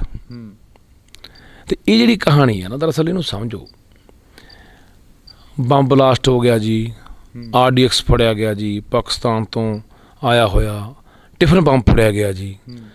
ਉਹ 'ਚ ਫੜ ਮੁੰਡਿਆਂ ਨੂੰ ਅੰਦਰ ਤੁੰਨੀ ਜਾਂਦੇ ਆ, ਪਰਚੇ ਕੱਟ ਕੇ ਰੱਖ ਲੈਂਦੇ ਆ। ਕਿਸੇ ਨਾ ਕਿਸੇ ਨੇ ਬੰਦੇ ਨਾਲ ਜੋੜ ਕੇ ਪਰਚੇ ਕੱਟ ਕੇ ਰੱਖ ਲਏ, FIR ਖੁੱਲ੍ਹਦੀ ਰੱਖੀ, ਜਿਹੜਾ ਬੰਦਾ ਜੀ ਕੀਤਾ ਫੜ ਕੇ ਉਹ ਪਰਚੇ 'ਚ ਪਾ ਕੇ ਅੰਦਰ ਦੇਤਾ। ਕੋਈ ਇੱਥੇ ਇਨਸਾਫ ਦੀ ਗੱਲ ਤਾਂ ਹੈ ਨਹੀਂ, ਕੋਈ ਪੁੱਛ-ਗਿੱਛ ਨਹੀਂ ਹੈਗੀ, ਕੋਈ ਜਾਂਚ ਨਹੀਂ, ਕੋਈ ਪੜਤਾਲ ਨਹੀਂ। ਇਹ ਵੀ ਕੋਈ ਦਲੀਲ ਆ ਕਿ ਤੁਹਾਨੂੰ ਕਹਿੰਦੇ ਜੀ ਕਹਾਣੀ ਦੇਖੋ ਕਿਵੇਂ ਘੜਦੇ ਆ। ਇੱਕ ਮੁਖਬਰ ਨੇ ਆ ਕੇ ਤਲਾਹ ਦਿੱਤੀ ਨਾਕੇ ਦੇ ਖੜਿਆਂ ਨੂੰ ਕਿ 15 ਬੰਦਿਆਂ ਦਾ ਗਰੋਹ ਬਣਿਆ ਹੋਇਆ, ਤੇ ਇਹ ਜਿਹੜਾ ਆਪਣਾ ਫਰੋਤੀਆਂ ਲੈਣ ਦਾ ਕੰਮ ਕਰਦਾ ਤੇ ਡਰੋਨ ਰਾਹੀਂ ਉੱਥੋਂ ਇਹ ਨਸ਼ਾ ਆਪਣਾ ਮੰਗਾਉਂਦਾ, ਪਾਕਿਸਤਾਨ ਤੋਂ ਹਥਿਆਰ ਮੰਗਾਉਂਦੇ ਆ। ਐ ਹੁੰਦੀਆਂ ਗੱਲਾਂ ਵੀ ਕੋਈ ਵੀ ਕੱਲ੍ਹ ਨੂੰ ਆ ਕੇ ਤੁਰਿਆ ਹੁੰਦਾ ਨੂੰ ਰਾਹ 'ਚ ਖੜਿਆਂ ਨੂੰ ਕਹਿ ਦੇ ਕਿ ਹਾਂ ਜੀ ਫਲਾਨਾ ਬੰਦਾ ਕੰਮ ਕਰਦਾ। ਕੋਈ ਜਾਂਚ ਨਹੀਂ ਹੁੰਦੀ ਉਹਦੀ, ਕੋਈ ਪੜਤਾਲ ਨਹੀਂ ਹੁੰਦੀ, ਕੋਈ ਇਨਕੁਆਇਰੀ ਨਹੀਂ ਹੁੰਦੀ। ਐਂ ਚੱਕ ਕੇ ਨਾਲ ਮੜ ਦਿੰਦੇ ਹੋ। ਇਹੀ ਕੁਛ ਹੋ ਰਿਹਾ। ਕੋਈ ਇੱਥੇ ਟਿਫਨ ਬੰਬ ਨਹੀਂ ਫੜਿਆ ਜਾਂਦਾ, ਕੋਈ ਇੱਥੇ RDX ਨਹੀਂ ਆਉਂਦਾ। ਜਾਣ ਬੁੱਝ ਕੇ ਮਾਹੌਲ ਜਿਹੜਾ ਪੰਜਾਬ ਦਾ ਵਾ ਇਸ ਤਰੀਕੇ ਨਾਲ ਬਣਾਇਆ ਜਾ ਰਿਹਾ ਤਾਂ ਕਿ ਡਰ ਪੈਦਾ ਕਰ ਦਿਓ ਲੋਕਾਂ ਦੇ ਦਿਲਾਂ ਦੇ ਵਿੱਚ। ਮੁੰਡਿਆਂ ਦੀ ਫੜੋ ਫੜੀ ਕਰਾ ਕੇ ਉਹਨਾਂ ਨੂੰ ਅੰਦਰ ਸਿੱਟ ਕੇ ਜਿਹੜੇ ਵੀ ਲੋਕ ਅੱਜ ਕੱਲ੍ਹ ਉਹਨਾਂ ਨੂੰ ਲੱਗਦਾ ਵੀ ਜਿਹੜੇ ਲੋਕ ਕੱਲ੍ਹ ਨੂੰ ਆਪਣੇ ਹੱਕਾਂ ਲਈ ਉੱਠਣਗੇ, ਸੰਘਰਸ਼ ਕਰਨਗੇ, ਜਿਵੇਂ ਪਹਿਲਾਂ ਲੋਕ ਉੱਠ ਕੇ ਦਿੱਲੀ ਗਏ ਆ ਕਾਲੇ ਕਾਨੂੰਨਾਂ ਦੇ ਖਿਲਾਫ, ਜਿਹੜੇ ਕਾਲੇ ਕਾਨੂੰਨ ਹੋਰ ਆਉਣਗੇ, ਲਿਆਉਣ ਜਾ ਰਹੇ ਨੇ, ਸਾਡੇ ਹੱਕ ਮਾਰ ਰਹੇ ਨੇ, ਲੋਕ ਹੌਲੀ ਹੌਲੀ ਜਾਗਰੂਕ ਹੋ ਕੇ ਆਪਣੇ ਹੱਕਾਂ ਲਈ ਲਾਮਬੰਦ ਹੋ ਰਹੇ ਆ। ਉਹਨਾਂ ਨੂੰ ਲੋਕਾਂ ਨੂੰ ਡਰਾ ਕੇ ਘਰਾਂ 'ਚ ਕਿਵੇਂ ਵਾੜਨਾ, ਇਹ ਸਾਰਾ ਉਹ ਵਰਤਾਰਾ ਹੈ। ਉੱਥੇ ਬਲਾਸਟ ਹੋ ਗਿਆ ਜੀ, ਐਵੇਂ ਕਹਾਣੀ ਜੁਗਾੜ ਦਿੰਦੇ ਆ। ਥਾਣੇਦਾਰ ਦੇ ਉਹ ਜੀਪ ਥੱਲੇ ਬੰਬ ਲਾ ਗਿਆ ਜੀ, ਕੋਈ ਲੈ ਕੁੱਤੇ ਨੇ ਬੰਬ ਸਿੱਟਤਾ ਜੀ। ਕਿਹੋ ਜਿਹੀਆਂ ਕਹਾਣੀਆਂ ਘੜ ਰਹੀ ਹੈ। ਇਹ ਜਿਹੜੀਆਂ ਗੱਲਾਂ ਨੇ ਇਹ ਸਮਝਣਾ ਚਾਹੀਦਾ, ਪੰਜਾਬ ਦੇ ਲੋਕਾਂ ਨੂੰ ਸਮਝਣਾ ਚਾਹੀਦਾ। ਇਹ ਜਿਹੜੀਆਂ ਇੱਥੇ ਕਰਾ ਰਹੀਆਂ ਏਜੰਸੀਆਂ ਇਹਨਾਂ ਨੂੰ ਵੀ ਸਮਝਣਾ ਚਾਹੀਦਾ ਵੀ ਇਹ ਗੱਲ ਠੀਕ ਨਹੀਂ ਆ। ਤੁਸੀਂ ਨਜਾਇਜ਼ ਜਦੋਂ ਇਸ ਤਰੀਕੇ ਦੇ ਨਾਲ ਫੜ ਕੇ ਸਾਡੇ ਨੌਜਵਾਨਾਂ ਨੂੰ ਅੰਦਰ ਕਰੋਗੇ। ਚੱਲ ਵੀਰ ਮੇਰੇ ਰੌਲਾ ਪੈ ਗਿਆ, ਚੱਲ ਮੈਨੂੰ ਕਿਸਾਨੀ ਅੰਦੋਲਨ ਦੌਰਾਨ ਜਾਂ ਉਸ ਤੋਂ ਪਹਿਲਾਂ ਜਿੰਨੇ ਕੁ ਪੰਜਾਬ ਦੇ ਲੋਕ ਜਾਣਦੇ ਸੀ ਉਹਦਾ ਕਰਕੇ ਲੋਕਾਂ ਨੂੰ ਲੱਗਿਆ ਕਿ ਹਾਂ ਯਾਰ ਇਹ ਬੰਦਾ ਹੱਕ ਸੱਚ 'ਤੇ ਖੜਨ ਵਾਲਾ, ਇਹ ਬੰਦਾ ਇਹੋ ਜਿਹਾ ਨਹੀਂ ਹੋ ਸਕਦਾ। ਲੋਕਾਂ ਨੇ ਸਾਥ ਦਿੱਤਾ ਬਹੁਤ ਵੱਡੇ ਪੱਧਰ 'ਤੇ। ਮੇਰਾ ਸਿਰ ਝੁਕਦਾ ਉਹਨਾਂ ਲੋਕਾਂ ਦੇ ਅੱਗੇ ਜਿਨ੍ਹਾਂ ਨੇ ਸਾਥ ਦਿੱਤਾ, ਚਾਹੇ ਬਾਹਰਲੇ ਮੁਲਕਾਂ 'ਚ ਕੋਈ ਬੈਠਾ, ਚਾਹੇ ਪੰਜਾਬ 'ਚ ਬੈਠਾ, ਚਾਹੇ ਹਰਿਆਣਾ, ਰਾਜਸਥਾਨ, UP ਕਿਤੇ ਵੀ ਬੈਠੇ ਨੇ, ਸੱਚ ਦਾ ਸਾਥ ਦਿੱਤਾ। ਤਾਂ ਜਿਹੜੇ ਵਿਚਾਰੇ ਜਿਨ੍ਹਾਂ ਦੀ ਜਾਣ ਪਛਾਣ ਹੀ ਨਹੀਂ, ਜਿਨ੍ਹਾਂ ਦੇ ਕੋਈ ਮਗਰ ਪੈਰਵਾਈ ਕਰਨ ਵਾਲਾ ਹੈ ਨਹੀਂ, ਉਹ ਖਬਰਾਂ ਕਿੰਨੇ ਕੁ ਮੁੰਡੇ ਚੱਕ ਅੰਦਰ ਦੇ ਬੈਠੇ ਆ ਇਹ ਉਹ ਇਹੋ ਜਿਹੇ ਪਰਚਿਆਂ 'ਚ। ਤਾਂ ਮੈਂ ਕਹਿਣਾ ਵੀ ਇਕੱਲੇ ਲੱਖੇ ਲਈ ਨਹੀਂ, ਹਰ ਉਸ ਇਨਸਾਨ ਲਈ, ਹਰ ਉਸ ਨੌਜਵਾਨ ਲਈ ਸਾਨੂੰ ਖੜਨਾ ਪੈਣਾ। ਜਿਹੜੇ ਬੰਦੇ ਸਾਡੇ ਅੱਜ ਹੱਕ ਦੀ ਗੱਲ ਕਰਦੇ ਆ, ਸੱਚ ਦੀ ਗੱਲ ਕਰਦੇ ਆ, ਇਨਸਾਫ ਦੀ ਗੱਲ ਕਰਦੇ ਆ, ਅਤੇ ਨਹੀਂ ਫਿਰ ਸਾਰਿਆਂ ਨੂੰ ਇਕੱਲੇ ਨੂੰ ਨਖੇੜ ਕੇ ਆਈ ਇਹਨਾਂ ਨੇ ਜੇਲ੍ਹਾਂ ਸਿੱਟਣਾ, ਤੁੰਨਣਾ ਅਤੇ ਮਾਰਨਾ। ਲੱਖੇ ਅੰਮ੍ਰਿਤਪਾਲ ਬਾਹਰੋਂ ਆਉਂਦਾ, ਅੰਮ੍ਰਿਤਪਾਲ ਦੇ ਉੱਪਰ ਕਾਫੀ ਸਵਾਲ ਖੜ੍ਹੇ ਹੁੰਦੇ ਨੇ। ਅੰਮ੍ਰਿਤਪਾਲ ਨੂੰ ਵੀ ਏਜੰਸੀਆਂ ਦਾ ਬੰਦਾ ਦੱਸਿਆ ਜਾਂਦਾ। ਜਦੋਂ ਅਸੀਂ ਇੱਥੇ ਲੋਕਾਂ ਦੇ ਵਿੱਚ ਵਿਚਰਦੇ ਹਾਂ ਤਾਂ ਕਈ ਲੋਕ ਇਹ ਕਹਿੰਦੇ ਨਜ਼ਰ ਆਉਂਦੇ ਨੇ ਕਿ ਲੱਖੇ ਦੀ ਇੱਕ ਸਟੰਟ ਵੀ ਹੋ ਸਕਦਾ। ਲੱਖਾ ਜਦੋਂ ਵੀ ਕੋਈ ਅੰਦੋਲਨ ਖੜ੍ਹਾ ਹੁੰਦਾ ਜਾਂ ਕੋਈ ਬੰਦਾ ਖੜ੍ਹਾ ਹੁੰਦਾ ਤਾਂ ਲੱਖਾ ਪੈਰਲਰ 'ਤੇ ਖੜ੍ਹਾ ਹੋ ਜਾਂਦਾ। ਇਹਦੇ ਵਿੱਚ ਕਿੰਨਾ ਕੁ ਸੱਚ ਆ? ਨਹੀਂ ਵੀਰੇ, ਲੱਖਾ ਕਦੋਂ ਦਾ ਖੜ੍ਹਾ ਹੋ ਰਿਹਾ? ਲੱਖਾ ਅੱਜ ਦਾ ਖੜ੍ਹਾ ਹੋਇਆ। ਲੱਖੇ ਦੇ ਪਰਚੇ ਕਦੋਂ ਦੇ ਆ? ਪੰਜਾਬੀ ਨੂੰ ਲੈ ਕੇ ਅਸੀਂ ਕਦੋਂ 15 'ਚ ਮੁਹਿੰਮ ਸ਼ੁਰੂ ਕੀਤੀ ਸੀ, ਤੋਂ 7 ਸਾਲ ਪਹਿਲਾਂ 16 ਪਰਚੇ ਦਰਜ ਹੋਏ। ਲੱਖਾ ਤਾਂ ਬਹੁਤ ਚਿਰ ਦਾ ਲੜਦਾ ਆ ਰਿਹਾ। ਉਹ ਤਾਂ ਹੋਵੇ ਲੱਖਾ ਦਾ ਨਵਾਂ ਉੱਠਿਆ ਉੱਠ ਕੇ ਲੱਖੇ ਨੇ ਕੋਈ ਬੰਦਾ ਆਇਆ ਤੇ ਬਰਾਬਰ ਖੜ੍ਹਾ ਹੋ ਗਿਆ। ਲੱਖਾ ਤਾਂ ਬਹੁਤ ਚਿਰ ਦਾ, ਅੱਜ ਤੋਂ 10 ਸਾਲ ਦਾ ਪੰਜਾਬੀਅਤ ਦੀ ਗੱਲ ਕਰਦਾ ਆ ਰਿਹਾ, ਹੋਏ ਧੱਕੇ ਦੀ ਗੱਲ ਕਰਦਾ ਆ ਰਿਹਾ, ਪੰਜਾਬ ਦੇ ਹੋਂਦ ਨੂੰ ਬਚਾਉਣ ਦੀਆਂ ਗੱਲਾਂ ਕਰਦਾ ਆ ਰਿਹਾ। ਕੋਈ ਲੱਖਾ ਨਵਾਂ ਤਾਂ ਹੈ ਨਹੀਂ ਵੀ ਲੱਖਾ ਅੱਜ ਖੜ੍ਹਾ ਹੋ ਜਾ, ਲੱਖਾ ਅੱਜ ਬੋਲਣ ਲੱਗ ਗਿਆ। ਫਿਰ ਤਾਂ ਮੰਨ ਲੱਗੇ ਵੀ ਭਾਈ ਲੱਖਾ ਬਰਾਬਰ ਜਾਣ ਬੁੱਝ ਕੇ ਖੜ੍ਹਾ ਹੋ ਰਿਹਾ। ਸੋ ਇਸ ਤਰੀਕੇ ਨਾਲ ਜਿਹੜੀਆਂ ਗੱਲਾਂ ਬਾਤਾਂ ਹੋ ਰਹੀਆਂ ਵੀ ਲੱਖਾ ਖੜ੍ਹਾ ਹੋ ਜਾਂਦਾ, ਤਾਂ ਮੈਂ ਦੱਸਦਾ ਦੇ ਦਿੰਦਾ ਵੀ ਲੱਖਾ ਬੈਠਾ ਕਿੱਥੇ ਸੀ ਅਤੇ ਲੱਖਾ ਬੈਠਾ ਕਿਹੜੇ ਦਿਨ ਹੈ। ਮੈਨੂੰ ਪਤਾ ਨਾ ਵੀ ਮੈਂ ਕਿਸੇ ਦਾ ਆਸਾਨ ਨਹੀਂ ਕਰਦਾ। 6 ਮਹੀਨੇ ਮੈਂ ਕਿਸਾਨੀ ਅੰਦੋਲਨ ਵੇਲੇ ਵੀ ਆਪਣਾ ਘਰ ਛੱਡੀ ਰੱਖਿਆ। ਅੱਜ ਵੀ ਮੈਂ ਕਈ ਰਾਤਾਂ ਬਾਹਰ ਰਹਿੰਦਾ, ਕਿਤੇ ਰਾਤ ਨੂੰ 12 ਵਜੇ ਵੜਦੇ ਹਾਂ, ਕਿਤੇ 2 ਵਜੇ ਵੜਦੇ ਹਾਂ। ਸਿਰਫ ਇਸੇ ਕਰਕੇ ਪੂਰੇ ਪੰਜਾਬ 'ਚ ਜਾਈਦਾ, ਪ੍ਰਚਾਰ ਕਰੀਦਾ, ਲੋਕਾਂ ਨੂੰ ਜਗਾਈਦਾ ਵੀ ਯਾਰ ਸਾਡਾ ਆਉਣ ਵਾਲਾ ਸਮਾਂ ਬੜਾ ਮਾੜਾ ਹੈ, ਬੜਾ ਭਿਆਨਕ ਹੈ, ਸਾਨੂੰ 4 ਚਪੇਰੋਂ ਘੇਰਿਆ ਜਾ ਚੁੱਕਿਆ ਹੈ। ਤੇ ਇਹ ਘੇਰੇਬੰਦੀ ਜੋ ਅਸੀਂ ਤਾਂ ਨਿਕਲਾਂਗੇ ਸਾਡੇ ਸਿਰ ਜੁੜਨਗੇ ਤਾਂ। ਤੇ ਨਹੀਂ ਸਾਨੂੰ ਇਕੱਲੇ ਨੂੰ ਕਰਕੇ ਜਿਸ ਤਰੀਕੇ ਨਾਲ ਮਾਹੌਲ ਬਣਾਈ ਜਾਂਦੇ ਆ, ਡੈਮਾਂ ਦੇ ਪ੍ਰਬੰਧ ਸਾਡੇ ਖੋਹ ਕੇ ਲੈ ਗਏ, ਰਾਜਧਾਨੀ ਵਿੱਚੋਂ ਸਾਨੂੰ ਬਿਲਕੁਲ ਹੀ ਖਤਮ ਕਰਤਾ। ਜਿਹੜਾ 60-40 ਦਾ ਸਾਡਾ ਹਿੱਸਾ ਸੀ ਹਰਿਆਣੇ ਨਾਲ, ਅਸੀਂ 10 ਵੀ ਨਹੀਂ ਰਹਿ ਗਏ। ਸਾਰੇ ਸਰਕਾਰੀ ਪ੍ਰਾਈਵੇਟ ਦਫ਼ਤਰਾਂ ਦੇ ਵਿੱਚੋਂ ਉੱਥੇ ਪੰਜਾਬੀ ਗਾਇਬ ਵੀ ਕਰਤੀ, ਖਤਮ ਹੀ ਕਰਤੀ। ਪਾਣੀਆਂ ਦੇ ਉੱਤੇ ਸਾਡੇ ਲਗਾਤਾਰ ਡਾਕੇ ਮਾਰ ਰਹੇ ਨੇ, ਹੱਕ ਸਾਡੇ ਖੋਹ ਰਹੇ ਨੇ। ਯੂਨੀਵਰਸਿਟੀ ਹੈ ਸਾਡੀ ਖੋਹ ਕੇ ਲਈ ਗਏ ਇੱਕ ਤਰੀਕੇ ਦੇ ਨਾਲ, ਉੱਥੇ ਹੈ ਕੀ ਰਹਿ ਗਿਆ ਹੁਣ ਸਾਡਾ।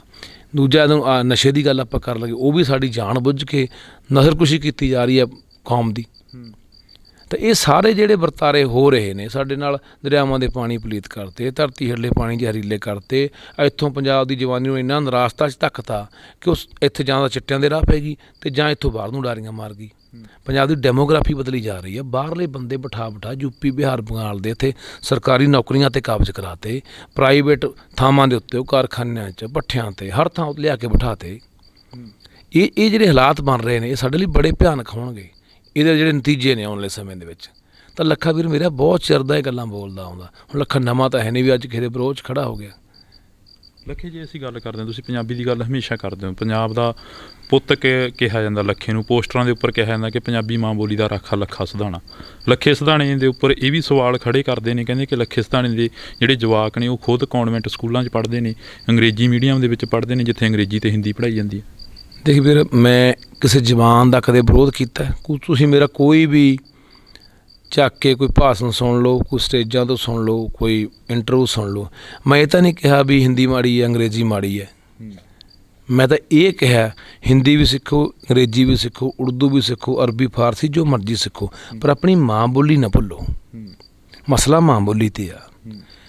ਪੜ੍ਹਾਓ ਜਿੱਥੇ ਮਰਜ਼ੀ ਪੜ੍ਹਾਓ, ਜਵਾਕਾਂ ਬਾਰੇ ਨਹੀਂ ਮੈਂ ਕਹਿੰਦਾ ਵੀ ਕਿਤੇ ਨਾ, ਇੱਥੇ ਨਾ ਪੜ੍ਹਾਓ, ਉੱਥੇ ਨਾ ਪੜ੍ਹਾਓ, ਪਰ ਜਿੱਥੇ ਸਾਡੀ ਮਾਂ ਬੋਲੀ ਨੂੰ ਮਾਰਿਆ ਜਾਂਦਾ, ਜਿਹੜੇ ਸਕੂਲਾਂ ਦੇ ਵਿੱਚ ਜਾਣ ਬੁੱਝ ਕੇ ਪੰਜਾਬੀ ਪੜ੍ਹਾਈ ਨਹੀਂ ਜਾਂਦੀ, ਬਹੁਤੇ ਜਵਾਕ 10ਵੀਂ ਤੱਕ ਜਿਹੜੇ ਚਲੇ ਜਾਂਦੇ, ਉੜਾੜਾ ਵੀ ਨਹੀਂ ਆਉਂਦਾ ਹੁੰਦਾ, ਲਗਾ ਮਾਤਰਾ ਵੀ ਨਹੀਂ ਲਾਉਣੀਆਂ ਹੁੰਦੀਆਂ, 99, 59, 59, 89, 69 ਦਾ ਪਤਾ ਵੀ ਨਹੀਂ ਹੁੰਦਾ।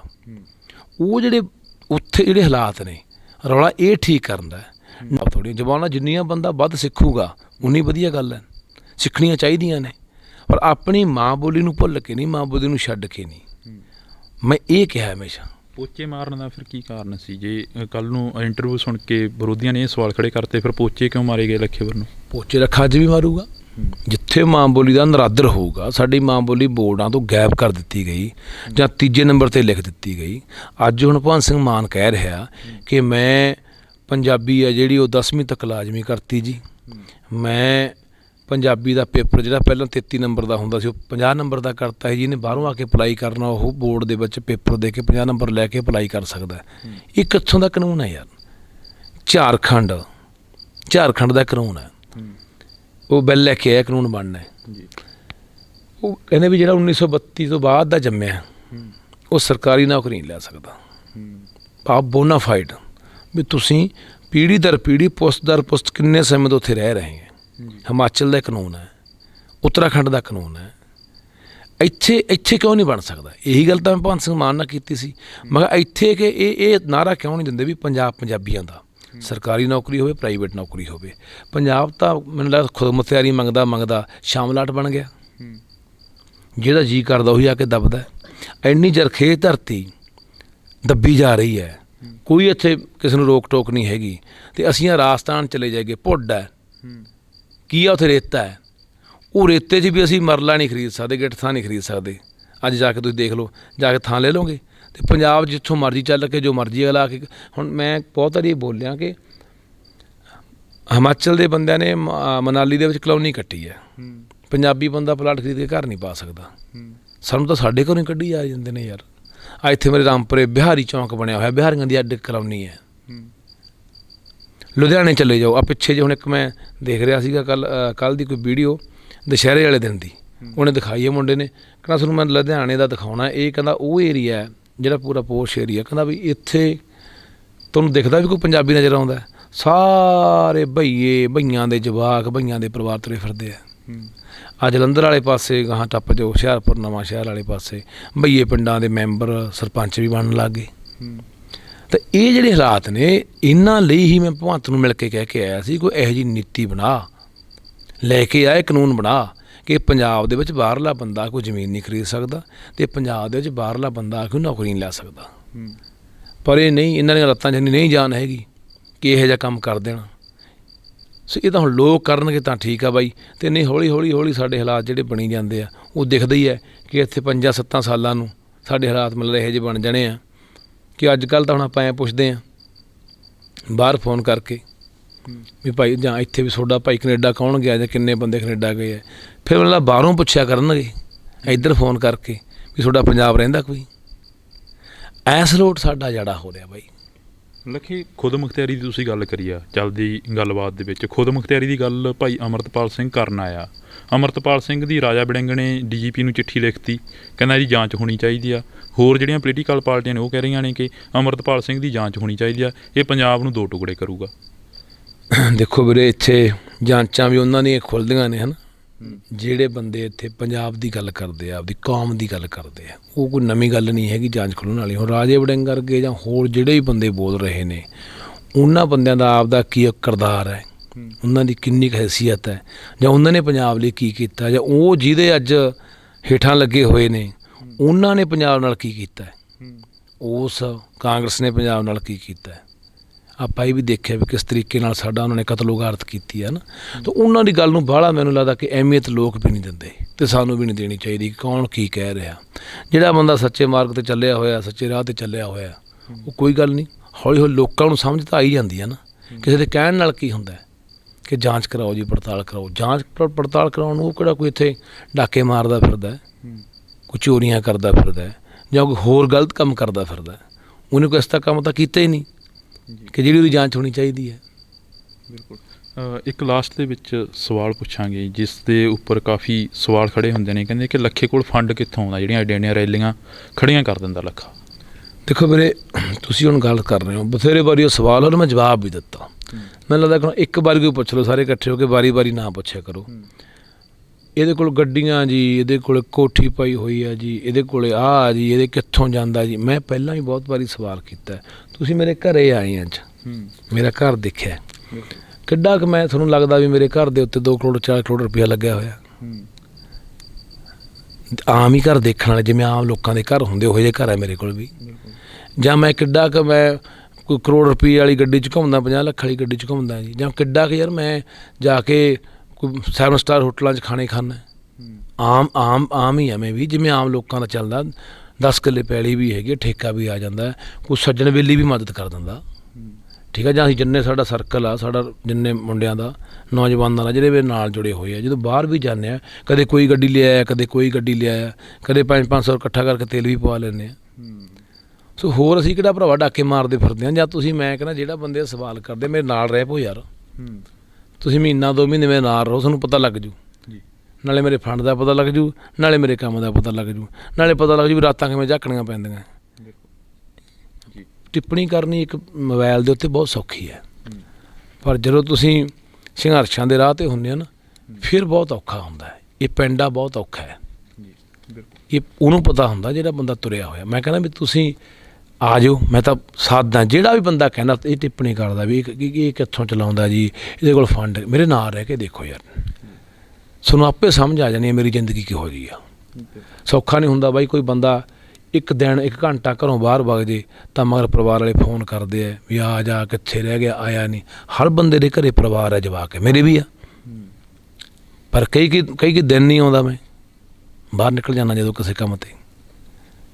ਅਤੇ ਮੈਂ 6 ਮਹੀਨੇ ਨਹੀਂ ਵੜਿਆ ਕਿਸਾਨੀ ਅੰਦੋਲਨ ਵੇਲੇ, ਪੁਲਿਸ ਮੰਗਰ ਸੀ। ਤਾਂ ਕਹਿਣਾ ਬਹੁਤ ਸੌਖਾ ਹੈ। ਲੱਖੇ, ਪਹਿਲਾਂ ਵਾਲੀ ਜ਼ਿੰਦਗੀ ਨਾਲੋਂ ਹੁਣ ਵਾਲੀ ਜ਼ਿੰਦਗੀ ਇੱਕ ਅਲੱਗ ਮਹਿਸੂਸ ਹੁੰਦੀ ਹੈ। ਕੀ ਮਹਿਸੂਸ ਕਰਦੇ ਹੋ ਜਦੋਂ ਕਦੇ ਇਕੱਲੇ ਬੈਠੇ ਹੁੰਦੇ ਹੋ, ਕਦੇ ਜਾਂ ਇਕੱਲੇ ਪਏ ਹੁੰਦੇ ਹੋ, ਜਾਂ ਇਕੱਲੇ ਕਦੇ ਕਿਤਾਬ ਪੜ੍ਹਦੇ ਹੋ? ਦੇਖੋ ਵੀਰ, ਮੈਂ ਨਾ ਪਹਿਲਾਂ ਉਦਾਸ ਬਹੁਤ ਘੱਟ ਹੁੰਦਾ ਸੀ। ਹੁਣ ਮੈਂ ਤਕਰੀਬਨ ਮਨ ਉਦਾਸ ਰਹਿੰਦਾ। ਉਹ ਕਾਰਨ ਕੀ ਹੈ, ਜਦੋਂ ਮੈਂ 4 ਚੁਫੇਰਾ ਦੇਖਦਾ ਨਾ, ਅਤੇ ਇੱਕ ਡੋਬਾ ਜਿਹਾ ਪੈਂਦਾ, ਇੱਕ ਹੌਲ ਜਿਹਾ ਪੈਂਦਾ ਅੰਦਰ ਕਿ ਯਾਰ ਕੀ ਹੋ ਚੱਲਿਆ ਪੰਜਾਬ ਨੂੰ, ਅਤੇ ਅਸੀਂ ਕਿਵੇਂ ਬਚਾਂਗੇ। ਮੈਂ ਨਾਉਮੀਦ ਵੀ ਨਹੀਂ ਹੈਗਾ। ਮੈਂ ਕਦੇ ਵੀ ਇਹ ਨਹੀਂ ਹੋਇਆ ਮੇਰੀ ਜ਼ਿੰਦਗੀ ਦੇ ਵਿੱਚ ਵੀ ਮੈਂ ਉਮੀਦ ਛੱਡਤੀ ਹੋਵੇ। ਮੈਂ ਪੂਰਾ ਉਮੀਦ ਵੀ ਰੱਖਦਾ ਕਿ ਕੋਈ ਗੱਲ ਨਹੀਂ, ਸਮੇਂ ਅੱਧੋਂ ਵੀ ਮਾੜੇ ਆਏ ਨੇ ਸਾਡੇ 'ਤੇ, ਉੱਠੇ ਹਾਂ, ਲੜੇ ਹਾਂ, ਸੰਘਰਸ਼ ਕੀਤੇ ਨੇ, ਅਤੇ ਦੁਬਾਰਾ ਕਾਇਮ ਹੋਏ ਹਾਂ, ਦੁਬਾਰਾ ਪੈਰਾਂ 'ਤੇ ਆਏ ਹਾਂ। ਪਰ ਹੁਣ ਨਾ ਇਹ ਜਿਹੜੀ ਗੱਲ ਮੈਨੂੰ ਸਭ ਤੋਂ ਜਿਹੜੀ ਮੈਨੂੰ ਜ਼ਿਆਦਾ ਗੱਲ ਦੁਖੀ ਕਰਦੀ ਹੈ ਉਹ ਇਹ ਹੈ ਕਿ ਸਾਡੇ ਜਿਹੜੇ ਲੋਕ ਨੇ ਨਾ ਬਾਹਰ ਭੱਜ ਰਹੇ ਆ। ਜਿਹੜੀ ਧਰਤੀ ਖਾਤਰ ਅਸੀਂ ਸੈਂਕੜੇ ਸਾਲਾਂ ਤੋਂ ਖੂਨ ਡੋਲ ਰਹੇ ਹਾਂ, ਉਹ ਧਰਤੀ ਤੋਂ ਅੱਜ ਅਸੀਂ ਇੰਨੇ ਮੋਹ ਤੋੜ ਹੋ ਗਏ। ਚੰਦ ਪੈਸਿਆਂ ਦੀ ਖਾਤਰ ਰੱਖ ਲਓ ਜਾਂ ਐਸ਼ੋ ਆਰਾਮ ਦੀ ਜ਼ਿੰਦਗੀ ਜਿਉਣ ਦੀ ਖਾਤਰ ਰੱਖ ਲਓ, ਉਹ ਧਰਤੀ ਨੂੰ ਛੱਡ ਕੇ ਭੱਜ ਰਹੇ ਹਾਂ। ਅਤੇ ਮੈਂ ਇਹ ਗੱਲ ਕਹਿਣੀ ਚਾਹੁੰਦਾ ਕਿ ਜਿਹੜਾ ਲੋਕਾਂ ਨੂੰ ਇਹ ਲੱਗਦਾ ਨਾ ਕਿ ਬਾਹਰ ਜਾ ਕੇ ਅਸੀਂ ਬਾਹਰਲੇ ਮੁਲਕਾਂ 'ਚ ਆਪਦੀ ਬੋਲੀ, ਆਪਦਾ ਧਰਮ, ਆਪਦਾ ਸਾਹਿਤ, ਆਪਣਾ ਇਤਿਹਾਸ, ਆਪਣਾ ਵਿਰਸਾ, ਆਪਣੀ ਪਹਿਚਾਣ ਬਚਾ ਲਾਂਗੇ। ਤਾਂ ਮੇਰਾ ਉਹਨਾਂ ਲੋਕਾਂ ਅੱਗੇ ਸਵਾਲ ਆ ਕਿ ਤੁਸੀਂ ਅਮਰੀਕਾ ਰਹਿੰਦੇ ਹੋ, ਕੈਨੇਡਾ ਰਹਿੰਦੇ ਹੋ, ਇੱਥੇ ਲੋਕ ਕੈਨੇਡਾ ਅਮਰੀਕਾ ਦੇ ਲੋਕ ਸੀ ਰੈੱਡ ਇੰਡੀਅਨ ਜੋ ਉੱਥੋਂ ਦੇ ਮੂਲ ਵਾਸੀ ਸੀ, ਤੁਸੀਂ ਉਹਨਾਂ ਦਾ ਅਸਰ ਦੇਖੋ ਕੀ ਹੋਇਆ। ਜਿਹੜੇ ਲੋਕ ਨਿਊਜ਼ੀਲੈਂਡ, ਆਸਟ੍ਰੇਲੀਆ ਵਰਗੇ ਮੁਲਕਾਂ 'ਚ ਰਹਿੰਦੇ ਨੇ, ਉੱਥੋਂ ਦੇ ਮੂਲ ਵਾਸੀ ਸੀ ਮੋਰੀਆ ਲੋਕ, ਉਹਨਾਂ ਦਾ ਅਸਰ ਦੇਖੋ ਕੀ ਹੋਇਆ। ਉਹਨਾਂ ਦੀ ਪਹਿਚਾਣ, ਬੋਲੀ, ਸੱਭਿਅਤਾ ਸਭ ਕੁਛ ਮਾਰ ਦਿੱਤਾ ਗਿਆ। ਤੁਸੀਂ ਕਿਵੇਂ ਬਚੋਗੇ? ਤੁਹਾਡੀ ਦੂਜੀ ਤੀਜੀ ਪੀੜ੍ਹੀ ਨੇ ਉੱਥੋਂ ਦੇ ਵਿੱਚ ਰਲ ਮਿਲ ਜਾਣਾ। ਤੁਹਾਡਾ ਸਾਰਾ ਕੁਛ, ਤੁਹਾਡੀ ਵੱਖਰੀ ਆਇਡੈਂਟੀ, ਤੁਹਾਡੀ ਪਹਿਚਾਣ, ਤੁਹਾਡਾ ਸਭ ਕੁਛ ਮਲਿਆ ਮੇਟ ਹੋ ਜਾਣਾ। ਜਾਓ ਜੀ, ਸਦਕੇ ਜਾਓ, ਕਮਾ ਕੇ ਵਾਪਸ ਆਓ। ਇੱਥੋਂ ਜ਼ਮੀਨਾਂ ਵੇਚ ਕੇ, ਇੱਥੋਂ ਘਰ ਵੇਚ ਕੇ ਨਾ ਭੱਜੋ। ਮੈਂ ਲੋਕਾਂ ਨੂੰ ਲੱਗਦਾ ਕਿ ਧਰਤੀ ਦਾ ਟੁਕੜਾ ਹੈ, ਜਿਹੋ ਜਿਹੀ ਧਰਤੀ ਦਾ ਟੁਕੜਾ ਪੰਜਾਬ ਹੈ, ਉਹੋ ਜਿਹੀ ਧਰਤੀ ਦਾ ਟੁਕੜਾ ਕੋਈ ਅਮਰੀਕਾ ਜਾਂ ਕੈਨੇਡਾ ਜਾਂ ਹੋਰ ਮੁਲਕਾਂ ਦੇ ਵਿੱਚ ਹੈ। ਨਹੀਂ, ਪੰਜਾਬ ਮਹਿਜ਼ ਧਰਤੀ ਦਾ ਟੁਕੜਾ ਨਹੀਂ। ਪੰਜਾਬ ਸੱਭਿਅਤਾ ਦਾ ਉਹ ਪੰਘੂੜਾ ਹੈ ਜਿਹਦੇ ਅੰਦਰ ਦਰਿਆਵਾਂ ਵਰਗੀ ਦਰਿਆਦਿਲੀ ਹੈ, ਨਦੀਆਂ ਵਰਗਾ ਉਹਦਾ ਅਥਰਾ ਸੁਭਾਅ ਹੈ, ਝਰਨੇ ਵਰਗਾ ਸੰਗੀਤ ਹੈ, ਤੇ ਦਿਨ ਚੜ੍ਹਦੇ ਦੀ ਸੂਰਜ ਦੀ ਲਾਲੀ ਵਰਗਾ ਰੰਗ ਹੈ। ਇਹ ਧਰਤੀ ਦੇ ਉੱਤੇ ਸਾਡੇ ਸ਼ਹੀਦਾਂ ਸੂਰਮਿਆਂ ਦਾ ਖੂਨ ਵੀ ਡੁੱਲਿਆ। ਇਹ ਜਿਹੜੀ ਧਰਤੀ ਹੈ, ਇੱਥੇ ਇਲਾਹੀ ਬਾਣੀ ਵੀ ਹੈ। ਇਹ ਧਰਤੀ, ਇਹ ਪੰਜਾਬ ਜਿਹੜਾ ਹਮੇਸ਼ਾ ਅਣਖ ਦਾ, ਰੜਕ ਦਾ, ਮਣਕ ਦਾ ਹਾਮੀ ਰਿਹਾ ਹੈ, ਇਹ ਉਹਨੂੰ ਪੰਜਾਬ ਕਿਹਾ ਗਿਆ। ਇਹ ਧਰਤੀ ਦਾ ਟੁਕੜਾ ਨਹੀਂ। ਸਾਨੂੰ ਲੱਗਦਾ ਵੀ ਧਰਤੀ ਦਾ ਟੁਕੜਾ ਇੱਥੋਂ ਵੀ ਉਹੋ ਜਿਹੀ ਹੈ ਅਤੇ ਉੱਥੇ ਵੀ ਉਹੋ ਜਿਹੀ। ਨਹੀਂ, ਜਿਹੜੀ ਆਪਣੱਤ, ਜਿਹੜਾ ਮੋਹ, ਜਿਹੜਾ ਲਗਾ ਸਾਡਾ ਆਹ ਧਰਤੀ ਦੇ ਨਾਲ ਹੈ, ਉਹ ਬਾਹਰ ਨਹੀਂ ਹੋ ਸਕਦਾ। ਜਿਹੜੀ ਖੁਸ਼ਬੂ ਸਾਨੂੰ ਇੱਥੋਂ ਮਿਲੂਗੀ ਨਾ, ਉਹ ਬਾਹਰ ਨਹੀਂ, ਕਿਉਂਕਿ ਇੱਥੇ ਸਾਡਾ ਖੂਨ ਡੁੱਲਿਆ ਹੈ। ਤਾਂ ਇਸ ਕਰਕੇ ਮੈਂ ਕਹਿਣਾ ਬਾਈ, ਜਿਹੜੀ ਗੱਲ ਮੈਨੂੰ ਸਭ ਤੋਂ ਜ਼ਿਆਦਾ ਨਿਰਾਸ਼ ਕਰ ਦਿੰਦੀ ਹੈ ਕਿ ਯਾਰ ਕਿਤੇ ਜਿਵੇਂ ਦੂਜੀਆਂ ਇੱਥੇ ਵੱਡੀਆਂ ਵੱਡੀਆਂ ਸੱਭਿਅਤਾਵਾਂ ਲੋਪ ਹੋ ਗਈਆਂ, ਹੜੱਪਾ, ਸਿੰਧ ਘਾਟੀ, ਮਿੰਦੋੜੋ ਸੱਭਿਅਤਾ, ਕਿਤੇ ਸਾਡੇ ਨਾਲ ਐ ਨਾ ਹੋ ਜੇ ਕਿ ਲੋਪ ਹੀ ਹੋ ਜੀ ਇੱਕ ਦਿਨ। ਕਿਉਂਕਿ ਬਹੁਤ ਬੰਦੇ ਕਹਿ ਦਿੰਦੇ ਨੇ ਕਿ ਸਭ ਤੋਂ ਵੱਡੀ ਗੱਲ ਗੁਰੂ ਗ੍ਰੰਥ ਸਾਹਿਬ, ਕਿ ਗੁਰੂ ਗ੍ਰੰਥ ਸਾਹਿਬ ਸਾਡੇ ਕੋਲ ਹੈਗੇ ਆ, ਜਿੰਨਾ ਚਿਰ ਅਸੀਂ ਖਤਮ ਨਹੀਂ ਹੋ ਸਕਦੇ। ਮੈਂ ਵੀ ਮੰਨਦਾ, ਮੈਂ ਸਹਿਮਤ ਹਾਂ ਕਿ ਗੁਰੂਆਂ ਦੇ ਵਾਕ ਹੋਏ ਨੇ, ਗੁਰੂਆਂ ਦੇ ਵਚਨ ਹੋਏ ਨੇ, ਗੁਰੂਆਂ ਨੇ ਕੌਮ ਸਾਜੀ ਹੈ। ਪਰ ਮੈਂ ਇੱਕ ਨਾਲ ਤੁਹਾਨੂੰ ਹੋਰ ਵੀ ਸਵਾਲ ਖੜਾ ਕਰਦਾ ਕਿ ਇੱਥੇ ਬਹੁਤ ਭਾਸ਼ਾਵਾਂ 'ਚ ਗ੍ਰੰਥ ਰਚੇ ਗਏ ਸੀ, ਉਹ ਅੱਜ ਕਿਤੇ ਨਜ਼ਰ ਨਹੀਂ ਆਉਂਦੇ। ਇੱਕ ਉਦਾਹਰਨ ਹੈ ਬੁੱਧ ਧਰਮ। ਬੁੱਧ ਧਰਮ ਇੱਥੇ ਭਾਰਤ 'ਚ ਪੈਦਾ ਹੋਇਆ, ਪਾਲੀ ਭਾਸ਼ਾ ਸੀ ਉਹਦੀ, ਤਾਂ ਬਹੁਤ ਪ੍ਰਚਲਿਤ ਵੀ ਹੋਇਆ ਪੰਜਾਬ ਦੇ, ਭਾਰਤ ਦੇ ਅੰਦਰ। ਤਾਂ ਇੱਥੋਂ ਲੋਪ ਹੋ ਗਿਆ, ਚੀਨ, ਇੰਡੋਨੇਸ਼ੀਆ, ਕਿੰਨੇ ਮੁਲਕਾਂ ਜਾ ਕੇ ਫੈਲ ਗਿਆ। ਅਤੇ ਇਸ ਕਰਕੇ ਮੈਨੂੰ ਜਿਹੜਾ ਇਹ ਗੱਲ ਬਹੁਤ ਜ਼ਿਆਦਾ ਤਕਲੀਫ ਦਿੰਦੀ ਹੈ, ਕਿਉਂਕਿ ਅਸੀਂ ਹਲੇ ਇਸ ਚੀਜ਼ ਦੀ ਅਹਿਮੀਅਤ ਨਹੀਂ ਸਮਝੇ ਕਿ ਬੋਲੀਆਂ ਦੀ ਸਾਡੇ ਲਈ ਕੀ ਅਹਿਮੀਅਤ ਹੈ, ਇਤਿਹਾਸ ਦੀ ਕੀ ਅਹਿਮੀਅਤ ਆ, ਸਾਹਿਤ ਦੀ ਕੀ ਅਹਿਮੀਅਤ ਆ, ਪਹਿਚਾਣ ਦੀ ਕੀ ਅਹਿਮੀਅਤ ਆ। ਮੈਂ ਇੱਕ ਪਿੰਡ 'ਚ ਬੋਲਣ ਗਿਆ ਤਾਂ ਮੈਂ ਇੱਕ ਮੁੰਡੇ ਨੂੰ ਪੁੱਛਿਆ, ਕਹਿੰਦਾ ਇੱਕ ਮੁੰਡੇ ਨੂੰ ਕਿਉਂ ਪੁੱਛਿਆ? ਮੈਂ ਕਈ ਮੁੰਡੇ ਬੈਠੇ, ਮੈਂ ਪੁੱਛਿਆ ਕੱਲ੍ਹ ਦੀ ਗੱਲ ਆਥਣ ਦੀ। ਮੈਂ ਕਿਹਾ ਸ਼ਹੀਦ ਜਸਵੰਤ ਸਿੰਘ ਖਾਲੜਾ ਬਾਰੇ ਕਿੰਨੇ ਕੁ ਜਾਣਦੇ ਆ? ਤਾਂ ਮੈਨੂੰ ਲੱਗਦਾ ਵੀ 100-150 ਮੁੰਡਾ ਬੈਠਾ ਹੋਣਾ, 2-3 ਜਣੇ ਨੇ ਹੱਥ ਖੜਾ ਕੀਤਾ। ਇਹ ਸਾਡੀ ਬਦਕਿਸਮਤੀ ਆ। ਜਿਹੜਾ ਇਨਸਾਨ ਕੈਨੇਡਾ ਅਮਰੀਕਾ ਵਰਗੀਆਂ ਧਰਤੀਆਂ 'ਤੇ ਬਾਹਰ ਸੀਗਾ, ਅਤੇ ਉਹਨੂੰ ਇਹ ਵੀ ਕਿਹਾ ਗਿਆ ਕਿ ਜੇ ਤੂੰ ਪੰਜਾਬ ਚਲਿਆ ਗਿਆ ਤੇਰਾ ਮੁਕਾਬਲਾ ਬਣਾ ਕੇ ਮਾਰ ਦੇਣਗੇ। ਤਾਂ ਉਹਨੇ ਇੱਕੋ ਹੀ ਗੱਲ ਕਹੀ ਕਿ ਮੇਰੀਆਂ ਅੱਖਾਂ ਦੇ ਸਾਹਮਣੇ ਮੈਂ ਬਲਦੇ ਪੰਜਾਬ ਨੂੰ, ਲਾਟਾਂ 'ਚ ਮੱਚਦੇ ਪੰਜਾਬ ਨੂੰ ਦੇਖ ਕੇ ਇੱਥੇ ਨਹੀਂ ਬਹਿ ਸਕਦਾ, ਮੈਂ ਜਾਊਂਗਾ। ਆਇਆ 25,000 ਲਾਸ਼ਾਂ ਦੀ ਕਢਾ ਕੇ ਗਿਣਤੀ ਮਿਣਤੀ ਕੀਤੀ। ਤਾਂ ਜਦੋਂ ਜ਼ਾਲਮਾਂ ਨੂੰ ਪਤਾ ਲੱਗਿਆ ਕਿ ਸਾਨੂੰ ਕਟਹਿਰੇ 'ਚ ਖੜਾ ਕਰੂਗਾ, ਤੁਸੀਂ ਦੇਖੋ ਇੱਕ ਲੱਤ ਜੀਪ ਨਾ ਬੰਨ੍ਹ ਕੇ ਤੇ ਇੱਕ ਦਰਖਤ ਨਾ ਬੰਨ੍ਹ ਕੇ ਵਿਚਾਲੋਂ ਪਾੜ ਕੇ ਮਾਰਤਾ। ਕਿੱਡੀ ਵੱਡੀ ਕੁਰਬਾਨੀ ਹੋਈ ਯਾਰ, ਕਿੱਡਾ ਵੱਡਾ ਸਦਕ ਹੋਊ ਉਹਨਾਂ ਬੰਦਿਆਂ ਦਾ, ਕਿੱਡਾ ਵੱਡਾ ਸੈਡ ਹੋਊ। ਅਸੀਂ ਉਹਨਾਂ ਨੂੰ ਵੀ ਨਹੀਂ ਜਾਣਦੇ। ਇਹ ਹੁੰਦੀਆਂ ਨੇ ਕੌਮ, ਜਦੋਂ ਕੌਮ ਨੂੰ ਆਪਾਂ ਕਹਿੰਦੇ ਕੌਮਾਂ ਕਿਵੇਂ ਮਰਦੀਆਂ ਨੇ, ਕੌਮਾਂ ਹੀ ਮਰਦੀਆਂ ਨੇ ਜਿਹੜੀਆਂ ਕੌਮਾਂ ਆਪਣੇ ਇਤਿਹਾਸ ਨੂੰ ਭੁੱਲ ਜਾਂਦੀਆਂ ਨੇ, ਆਪਣੇ ਸ਼ਹੀਦਾਂ ਨੂੰ ਭੁੱਲ ਜਾਂਦੀਆਂ ਨੇ, ਆਪਣੇ ਰਹਿਬਰਾਂ ਨੂੰ ਭੁੱਲ ਜਾਂਦੀਆਂ ਨੇ। ਬਹੁਤ ਵੱਡੀ ਗਿਣਤੀ ਸਾਡੀ ਜਿਹੜੀ ਹੈਗੀ, ਬਲਵਿੰਦਰ ਜਟਾਣੇ ਦਾ ਨਾਂ ਕੌਣ ਜਾਣਦਾ ਸੀ ਪਹਿਲਾਂ, ਮੂਸੇਵਾਲੇ ਦੇ ਗੀਤ ਜ਼ਿਕਰ ਆਇਆ ਉਹਨੂੰ ਸਾਰੇ ਜਾਣਨ ਲੱਗ ਗਏ। ਤਾਂ ਇਹ ਵੀ ਸਾਡੀ ਤਰਾਸਦੀ ਹੈ ਇੱਕ, ਕਿ ਇਤਿਹਾਸ ਤੋਂ ਬਹੁਤ ਕੋਰੇ ਤੇ ਸਖਣੇ ਆ, ਕੋਈ ਪੜ੍ਹ ਕੇ ਰਾਜੀ ਨਹੀਂ, ਕੋਈ ਸੁਣ ਕੇ ਰਾਜੀ ਨਹੀਂ। ਨੌਜਵਾਨੀ ਦਾ ਖਾਸ ਕਰਕੇ ਜੁੜਨਾ ਪੈਣਾ ਬਈ, ਮੁੜਨਾ ਪੈਣਾ ਸਾਨੂੰ। ਲੇਕਿਨ ਨੌਜਵਾਨੀ ਤਾਂ ਅੱਜ ਕੱਲ੍ਹ ਕਹਿੰਦੀ ਹੈ ਕਿ ਅਸੀਂ ਹਥਿਆਰ ਚੱਕ ਲਈਏ, ਅਸੀਂ ਰਾਫਲਾਂ ਚੱਕ ਲਈਏ। ਗੀਤਾਂ ਦੇ ਵਿੱਚ ਵੀ ਕੁਛ ਅਜਿਹਾ ਪ੍ਰੇਰਿਆ ਜਾਂਦਾ ਕਈ ਵਾਰ। ਦੇਖੋ ਹਥਿਆਰ ਦੀ ਜਿਹੜੀ ਰਵਾਇਤ ਆ ਜਾਂ ਪਿਰਤਾ ਹੈ, ਇਹ ਕੋਈ ਨਵੀਂ ਨਹੀਂ ਹੈ। ਇਹ ਐਂ ਮੰਨ ਕੇ ਚੱਲੋ ਕਿ ਸਾਡੇ ਖੂਨ 'ਚ ਹੀ ਰਚੀਆਂ ਹੋਈਆਂ ਗੱਲਾਂ ਨੇ, ਕਿਉਂਕਿ ਇੱਥੇ ਹਮੇਸ਼ਾ ਇਹ ਧਾੜਵੀਆਂ ਦਾ ਰਾਹ ਰਿਹਾ ਅਤੇ ਧਾੜਵੀਆਂ ਨਾਲ ਸਾਡੇ ਪੰਗੇ ਰਹੇ ਨੇ, ਅਤੇ ਅਸੀਂ ਮੂਹਰੋਂ ਹੋ ਕੇ ਟੱਕਰਦੇ ਵੀ ਰਹੇ ਹਾਂ। ਅਤੇ ਫਿਰ ਉੱਥੋਂ ਹੀ ਸਾਡੇ ਖੂਨ 'ਚ, ਸਾਡੇ DNA 'ਚ ਵੀ ਪਏ ਆ, ਸਾਡੀ ਤਸੀਰ 'ਚ ਵੀ ਹੈ, ਅਤੇ ਇਹ ਸਾਨੂੰ ਵਿਰਸੇ 'ਚ ਵੀ ਮਿਲੇ ਹੋਏ ਨੇ। ਹਾਂ, ਉਹ ਹਥਿਆਰ ਚੱਕ ਕੇ ਕੋਈ ਫੁਕਰਪੰਥੀ 'ਚ ਹਥਿਆਰ ਚੱਕ ਲਿਆ, ਉਹ ਗਲਤ ਹੈ। ਹਥਿਆਰ ਚੱਕ ਕੇ ਨਜਾਇਜ਼ ਦਾ ਹੀ ਕਤਲ ਕਰਤਾ, ਉਹ ਮਾੜਾ ਹੈ। ਹਥਿਆਰ ਚੱਕ ਕੇ ਜੇ ਮੈਂ ਗੱਲ ਕਰਦਾ, ਹਥਿਆਰ ਚੱਕਣਾ ਕੋਈ ਕਿਸੇ ਨੂੰ ਮਾਰਨਾ ਨਹੀਂ ਹੁੰਦਾ, ਹਥਿਆਰ ਚੱਕਣਾ ਆਪਦੀ ਆਤਮ ਰੱਖਿਆ ਲਈ ਵੀ ਹੁੰਦਾ ਹੈ।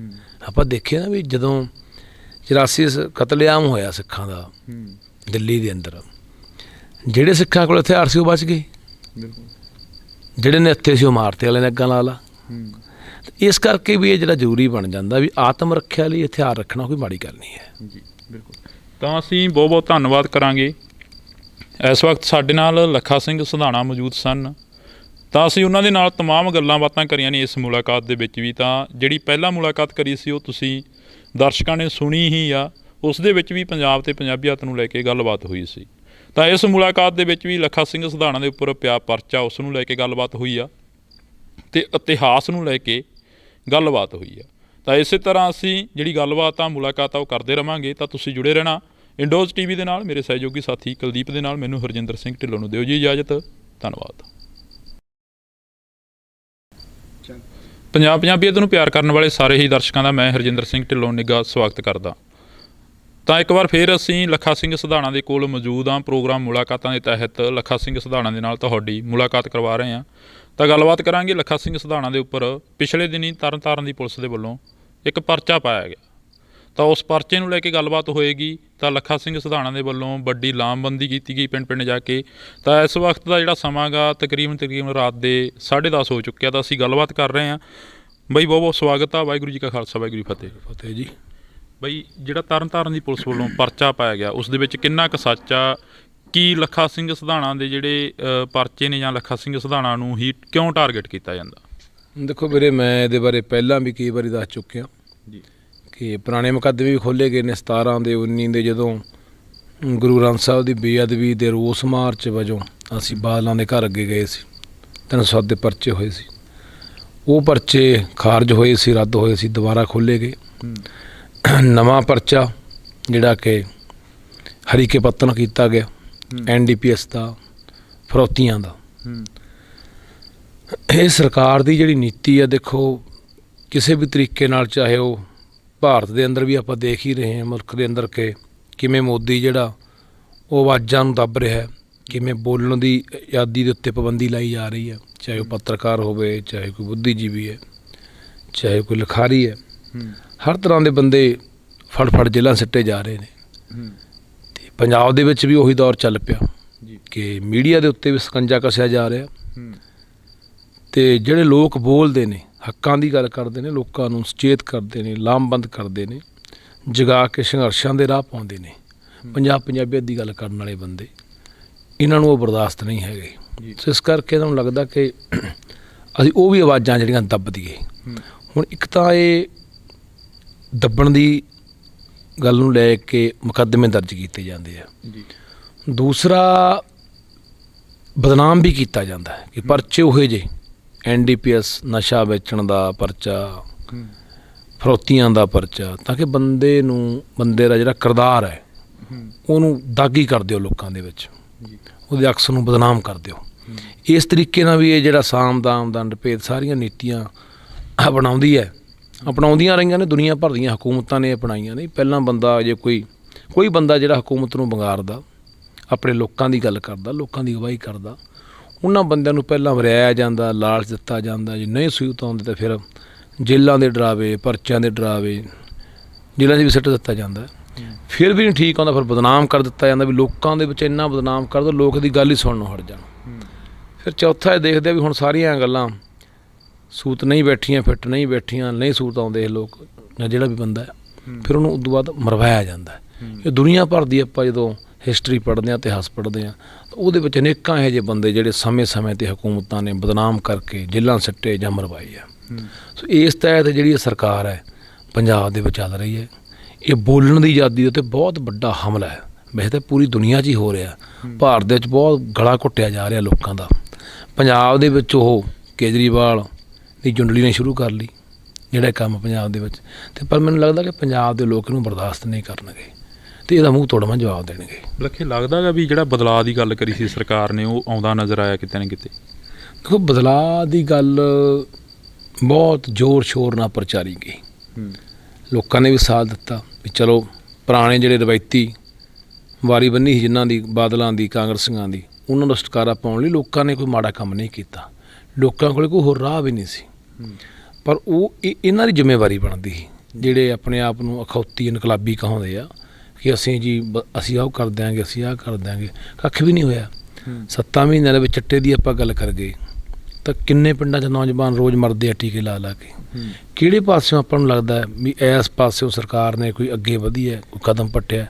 ਨੌਕਰੀਆਂ ਦੀ ਗੱਲ ਕਰੀਏ, ਕਹਿੰਦੇ ਸੀ ਬੇਰੁਜ਼ਗਾਰਾਂ ਨੂੰ ਅਸੀਂ ਵੱਧ ਤੋਂ ਵੱਧ ਨੌਕਰੀਆਂ ਦੇਵਾਂਗੇ, ਪੈਨ ਚੱਲੂ ਸਾਡਾ ਹਰਾ।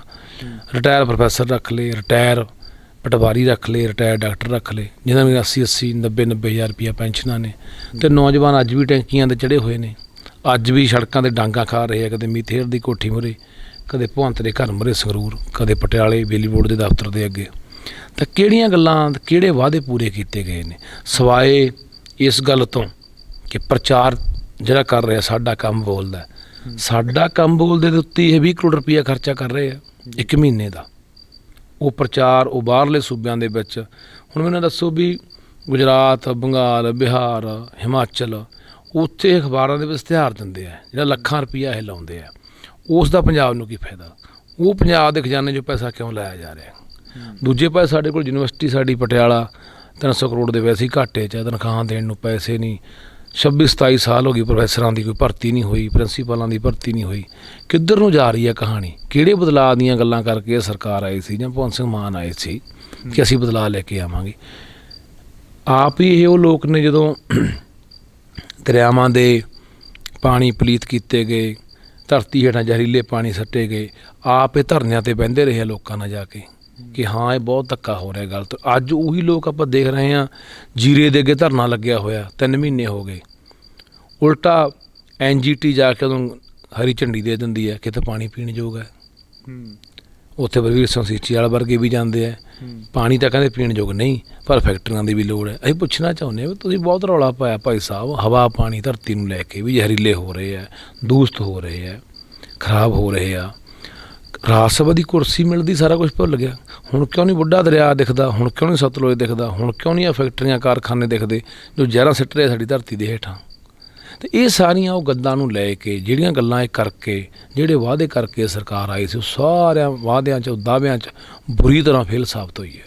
ਲੱਖੇ, ਜਿਹੜਾ ਪਰਚਾ ਰੱਦ ਕਰਨ ਦੀਆਂ ਗੱਲਾਂ ਉੱਡ ਰਹੀਆਂ ਨੇ, ਉਹ ਅਫਵਾਹਾਂ ਨੇ ਜਾਂ ਸੱਚੀ ਵਿੱਚ ਜਿਹੜਾ ਪਰਚਾ ਉਹ ਲੱਖੇ ਦਾ ਰੱਦ ਹੋ ਗਿਆ? ਹਰੀ ਕੇ ਪੱਤਨ 'ਤੇ ਜਿਹੜਾ ਪਰਚਾ ਹੋਇਆ, ਪਹਿਲਾਂ ਮੀਡੀਆ 'ਚ ਗੱਲਾਂ ਆਈਆਂ, ਮੀਡੀਆ 'ਚ ਮੈਂ ਵੀ ਪੜ੍ਹਿਆ, ਉਸ ਤੋਂ ਬਾਅਦ ਮੈਨੂੰ ਪੁਲਿਸ ਅਧਿਕਾਰੀਆਂ ਨਾਲ ਮੇਰੀ ਗੱਲ ਹੋਈ ਹੈ। ਉਹ ਕਹਿੰਦੇ ਵੀ ਤੇਰਾ ਪਰਚਾ ਰੱਦ ਕਰ ਦਿੱਤਾ ਗਿਆ।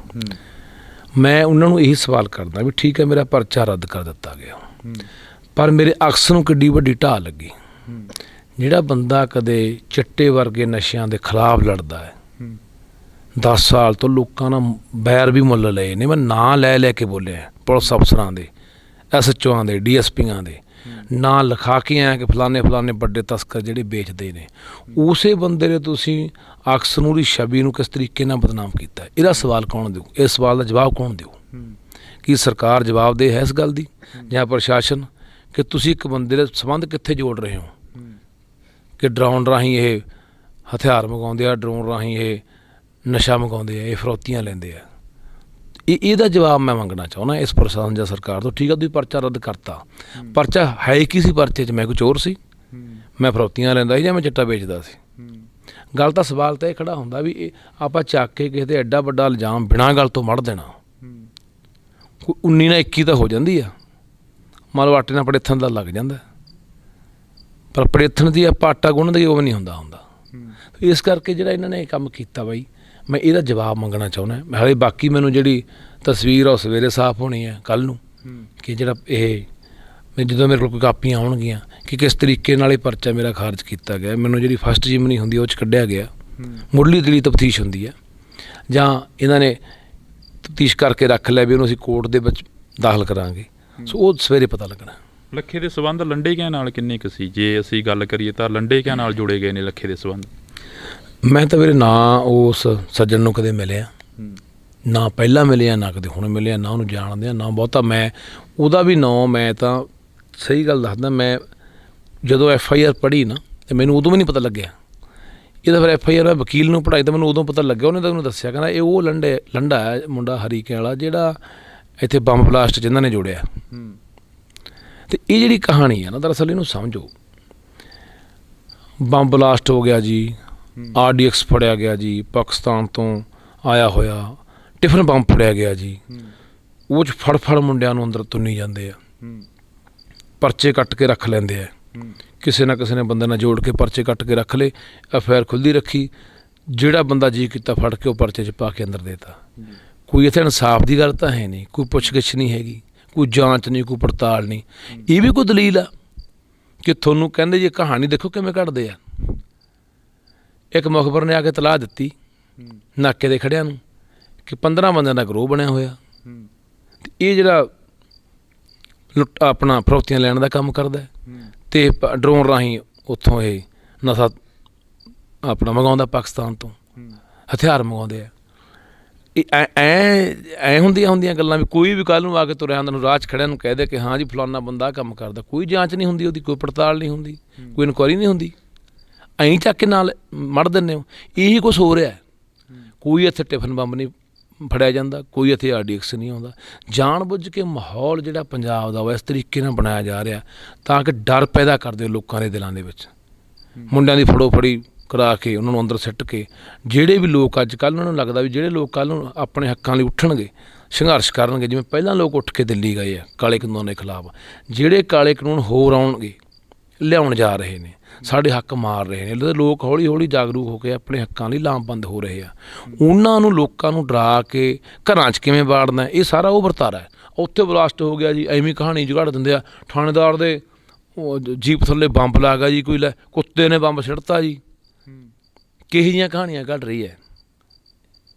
ਇਹ ਜਿਹੜੀਆਂ ਗੱਲਾਂ ਨੇ ਇਹ ਸਮਝਣਾ ਚਾਹੀਦਾ, ਪੰਜਾਬ ਦੇ ਲੋਕਾਂ ਨੂੰ ਸਮਝਣਾ ਚਾਹੀਦਾ, ਇਹ ਜਿਹੜੀਆਂ ਇੱਥੇ ਕਰਾ ਰਹੀਆਂ ਏਜੰਸੀਆਂ ਇਹਨਾਂ ਨੂੰ ਵੀ ਸਮਝਣਾ ਚਾਹੀਦਾ ਵੀ ਇਹ ਗੱਲ ਠੀਕ ਨਹੀਂ ਆ। ਤੁਸੀਂ ਨਜਾਇਜ਼ ਜਦੋਂ ਇਸ ਤਰੀਕੇ ਦੇ ਨਾਲ ਫੜ ਕੇ ਸਾਡੇ ਨੌਜਵਾਨਾਂ ਨੂੰ ਅੰਦਰ ਕਰੋਗੇ, ਚੱਲ ਵੀਰ ਮੇਰੇ ਰੌਲਾ ਪੈ ਗਿਆ, ਚੱਲ ਮੈਨੂੰ ਕਿਸਾਨੀ ਅੰਦੋਲਨ ਦੌਰਾਨ ਜਾਂ ਉਸ ਤੋਂ ਪਹਿਲਾਂ ਜਿੰਨੇ ਕੁ ਪੰਜਾਬ ਦੇ ਲੋਕ ਜਾਣਦੇ ਸੀ, ਉਹਦਾ ਕਰਕੇ ਲੋਕਾਂ ਨੂੰ ਲੱਗਿਆ ਕਿ ਹਾਂ ਯਾਰ ਇਹ ਬੰਦਾ ਹੱਕ ਸੱਚ 'ਤੇ ਖੜਨ ਵਾਲਾ, ਇਹ ਬੰਦਾ ਇਹੋ ਜਿਹਾ ਨਹੀਂ ਹੋ ਸਕਦਾ।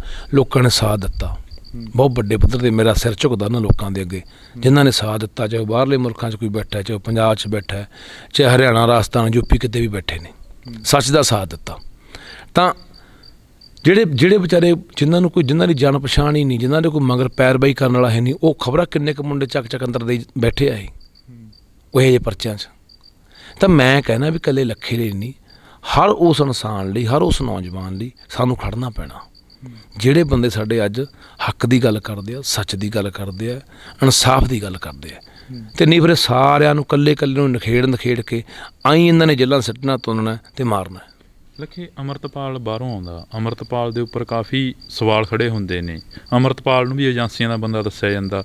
ਜਦੋਂ ਅਸੀਂ ਇੱਥੇ ਲੋਕਾਂ ਦੇ ਵਿੱਚ ਵਿਚਰਦੇ ਹਾਂ ਤਾਂ ਕਈ ਲੋਕ ਇਹ ਕਹਿੰਦੇ ਨਜ਼ਰ ਆਉਂਦੇ ਨੇ ਕਿ ਲੱਖੇ ਦੀ ਇੱਕ ਸਟੰਟ ਵੀ ਹੋ ਸਕਦਾ। ਲੱਖਾ ਜਦੋਂ ਵੀ ਕੋਈ ਅੰਦੋਲਨ ਖੜਾ ਹੁੰਦਾ ਜਾਂ ਕੋਈ ਬੰਦਾ ਖੜਾ ਹੁੰਦਾ ਤਾਂ ਲੱਖਾ ਪੈਰਲਰ 'ਤੇ ਖੜਾ ਹੋ ਜਾਂਦਾ। ਇਹਦੇ ਵਿੱਚ ਕਿੰਨਾ ਕੁ ਸੱਚ ਆ? ਨਹੀਂ ਵੀਰੇ, ਲੱਖਾ ਕਦੋਂ ਦਾ ਖੜਾ ਹੋ ਰਿਹਾ?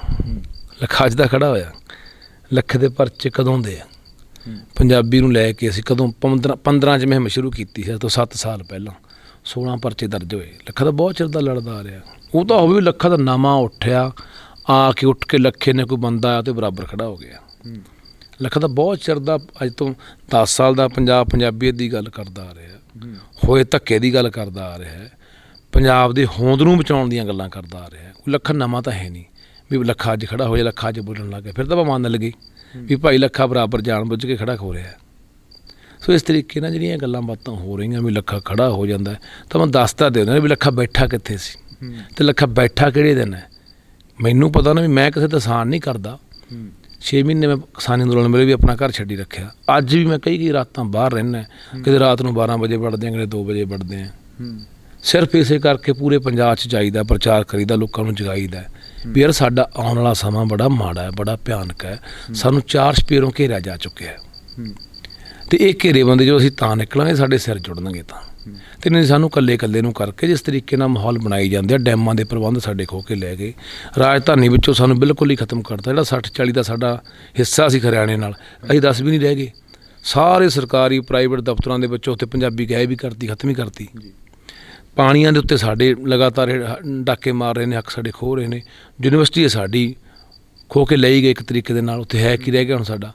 ਦੂਜਾ ਨਸ਼ੇ ਦੀ ਗੱਲ ਆਪਾਂ ਕਰ ਲਈਏ, ਉਹ ਵੀ ਸਾਡੀ ਜਾਣ ਬੁੱਝ ਕੇ ਨਸਲਕੁਸ਼ੀ ਕੀਤੀ ਜਾ ਰਹੀ ਹੈ ਕੌਮ ਦੀ।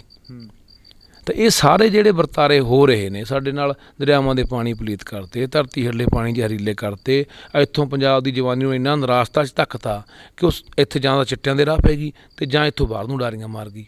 ਪੰਜਾਬ ਦੀ ਡੈਮੋਗ੍ਰਾਫੀ ਬਦਲੀ ਜਾ ਰਹੀ ਹੈ। ਬਾਹਰਲੇ ਬੰਦੇ ਬਿਠਾ ਯੂਪੀ, ਬਿਹਾਰ, ਬੰਗਾਲ ਦੇ ਇੱਥੇ ਸਰਕਾਰੀ ਨੌਕਰੀਆਂ 'ਤੇ ਕਾਬਜ਼ ਕਰਾਤੇ, ਪ੍ਰਾਈਵੇਟ ਥਾਵਾਂ ਦੇ ਉੱਤੇ, ਉਹ ਕਾਰਖਾਨਿਆਂ 'ਚ, ਭੱਠਿਆਂ 'ਤੇ, ਹਰ ਥਾਂ ਲਿਆ ਕੇ ਬਿਠਾਤੇ। ਇਹ ਜਿਹੜੇ ਹਾਲਾਤ ਬਣ ਰਹੇ ਨੇ, ਇਹ ਸਾਡੇ ਲਈ ਬੜੇ ਭਿਆਨਕ ਹੋਣਗੇ। ਇਹਦੇ ਜਿਹੜੇ ਨਤੀਜੇ ਨੇ ਆਉਣ ਵਾਲੇ ਸਮੇਂ ਦੇ ਵਿੱਚ। ਤਾਂ ਲੱਖਾ ਵੀਰ ਮੇਰਾ ਬਹੁਤ ਚਿਰ ਦਾ ਇਹ ਗੱਲਾਂ ਬੋਲਦਾ ਆਉਂਦਾ। ਹੁਣ ਲੱਖਾ ਨਵਾਂ ਤਾਂ ਹੈ ਨਹੀਂ ਵੀ ਅੱਜ ਕਿਸੇ ਦੇ ਵਿਰੋਧ 'ਚ ਖੜਾ ਹੋ ਗਿਆ। ਲੱਖੇ, ਜੇ ਅਸੀਂ ਗੱਲ ਕਰਦੇ ਹਾਂ, ਤੁਸੀਂ ਪੰਜਾਬੀ ਦੀ ਗੱਲ ਹਮੇਸ਼ਾ ਕਰਦੇ ਹੋ, ਪੰਜਾਬ ਦਾ ਪੁੱਤ ਕਿਹਾ ਜਾਂਦਾ ਲੱਖੇ ਨੂੰ। ਪੋਸਟਰਾਂ ਦੇ ਉੱਪਰ ਕਿਹਾ ਜਾਂਦਾ ਕਿ ਪੰਜਾਬੀ ਮਾਂ ਬੋਲੀ ਦਾ ਰਾਖਾ ਲੱਖਾ ਸਿਧਾਣਾ। ਲੱਖੇ ਸਿਧਾਣੇ ਦੇ ਉੱਪਰ ਇਹ ਵੀ ਸਵਾਲ ਖੜੇ ਕਰਦੇ ਨੇ, ਕਹਿੰਦੇ ਕਿ ਲੱਖੇ ਸਿਧਾਣੇ ਦੇ ਜਿਹੜੇ ਜਵਾਕ ਨੇ ਉਹ ਖੁਦ ਕੌਨਵੈਂਟ ਸਕੂਲਾਂ 'ਚ ਪੜ੍ਹਦੇ ਨੇ, ਅੰਗਰੇਜ਼ੀ ਮੀਡੀਅਮ ਦੇ ਵਿੱਚ ਪੜ੍ਹਦੇ ਨੇ, ਜਿੱਥੇ ਅੰਗਰੇਜ਼ੀ ਅਤੇ ਹਿੰਦੀ ਪੜ੍ਹਾਈ ਜਾਂਦੀ ਹੈ। ਦੇਖ ਵੀਰ, ਮੈਂ ਕਿਸੇ ਜ਼ਬਾਨ ਦਾ ਕਦੇ ਵਿਰੋਧ ਕੀਤਾ? ਤੁਸੀਂ ਮੇਰਾ ਕੋਈ ਵੀ ਚੱਕ ਕੇ ਕੋਈ ਭਾਸ਼ਣ ਸੁਣ ਲਓ, ਕੋਈ ਸਟੇਜਾਂ ਤੋਂ ਸੁਣ ਲਓ, ਕੋਈ ਇੰਟਰਵਿਊ ਸੁਣ ਲਓ, ਮੈਂ ਇਹ ਤਾਂ ਨਹੀਂ ਕਿਹਾ ਵੀ ਹਿੰਦੀ ਮਾੜੀ ਹੈ, ਅੰਗਰੇਜ਼ੀ ਮਾੜੀ ਹੈ। ਮੈਂ ਤਾਂ ਇਹ ਕਿਹਾ ਹਿੰਦੀ ਵੀ ਸਿੱਖੋ, ਅੰਗਰੇਜ਼ੀ ਵੀ ਸਿੱਖੋ, ਉਰਦੂ ਵੀ ਸਿੱਖੋ, ਅਰਬੀ, ਫਾਰਸੀ, ਜੋ ਮਰਜ਼ੀ ਸਿੱਖੋ, ਪਰ ਆਪਣੀ ਮਾਂ ਬੋਲੀ ਨਾ ਭੁੱਲੋ। ਮਸਲਾ ਮਾਂ ਬੋਲੀ 'ਤੇ ਆ।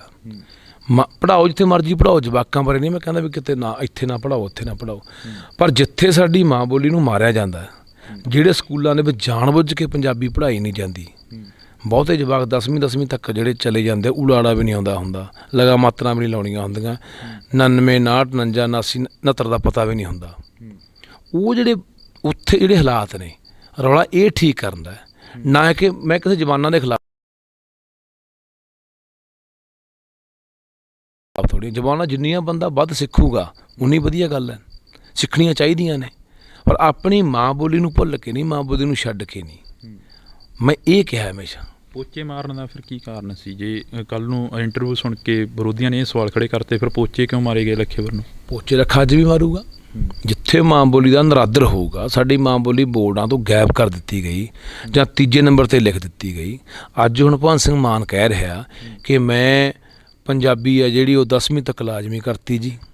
ਮੈਂ ਪੰਜਾਬੀ ਦਾ ਪੇਪਰ ਜਿਹੜਾ ਪਹਿਲਾਂ 33 ਨੰਬਰ ਦਾ ਹੁੰਦਾ ਸੀ ਉਹ 50 ਨੰਬਰ ਦਾ ਕਰਤਾ ਹੈ। ਜਿਹਨੇ ਬਾਹਰੋਂ ਆ ਕੇ ਅਪਲਾਈ ਕਰਨਾ, ਉਹ ਬੋਰਡ ਦੇ ਵਿੱਚ ਪੇਪਰ ਦੇ ਕੇ 50 ਨੰਬਰ ਲੈ ਕੇ ਅਪਲਾਈ ਕਰ ਸਕਦਾ। ਇਹ ਕਿੱਥੋਂ ਦਾ ਕਾਨੂੰਨ ਹੈ ਯਾਰ? ਝਾਰਖੰਡ ਦਾ ਕਾਨੂੰਨ ਹੈ।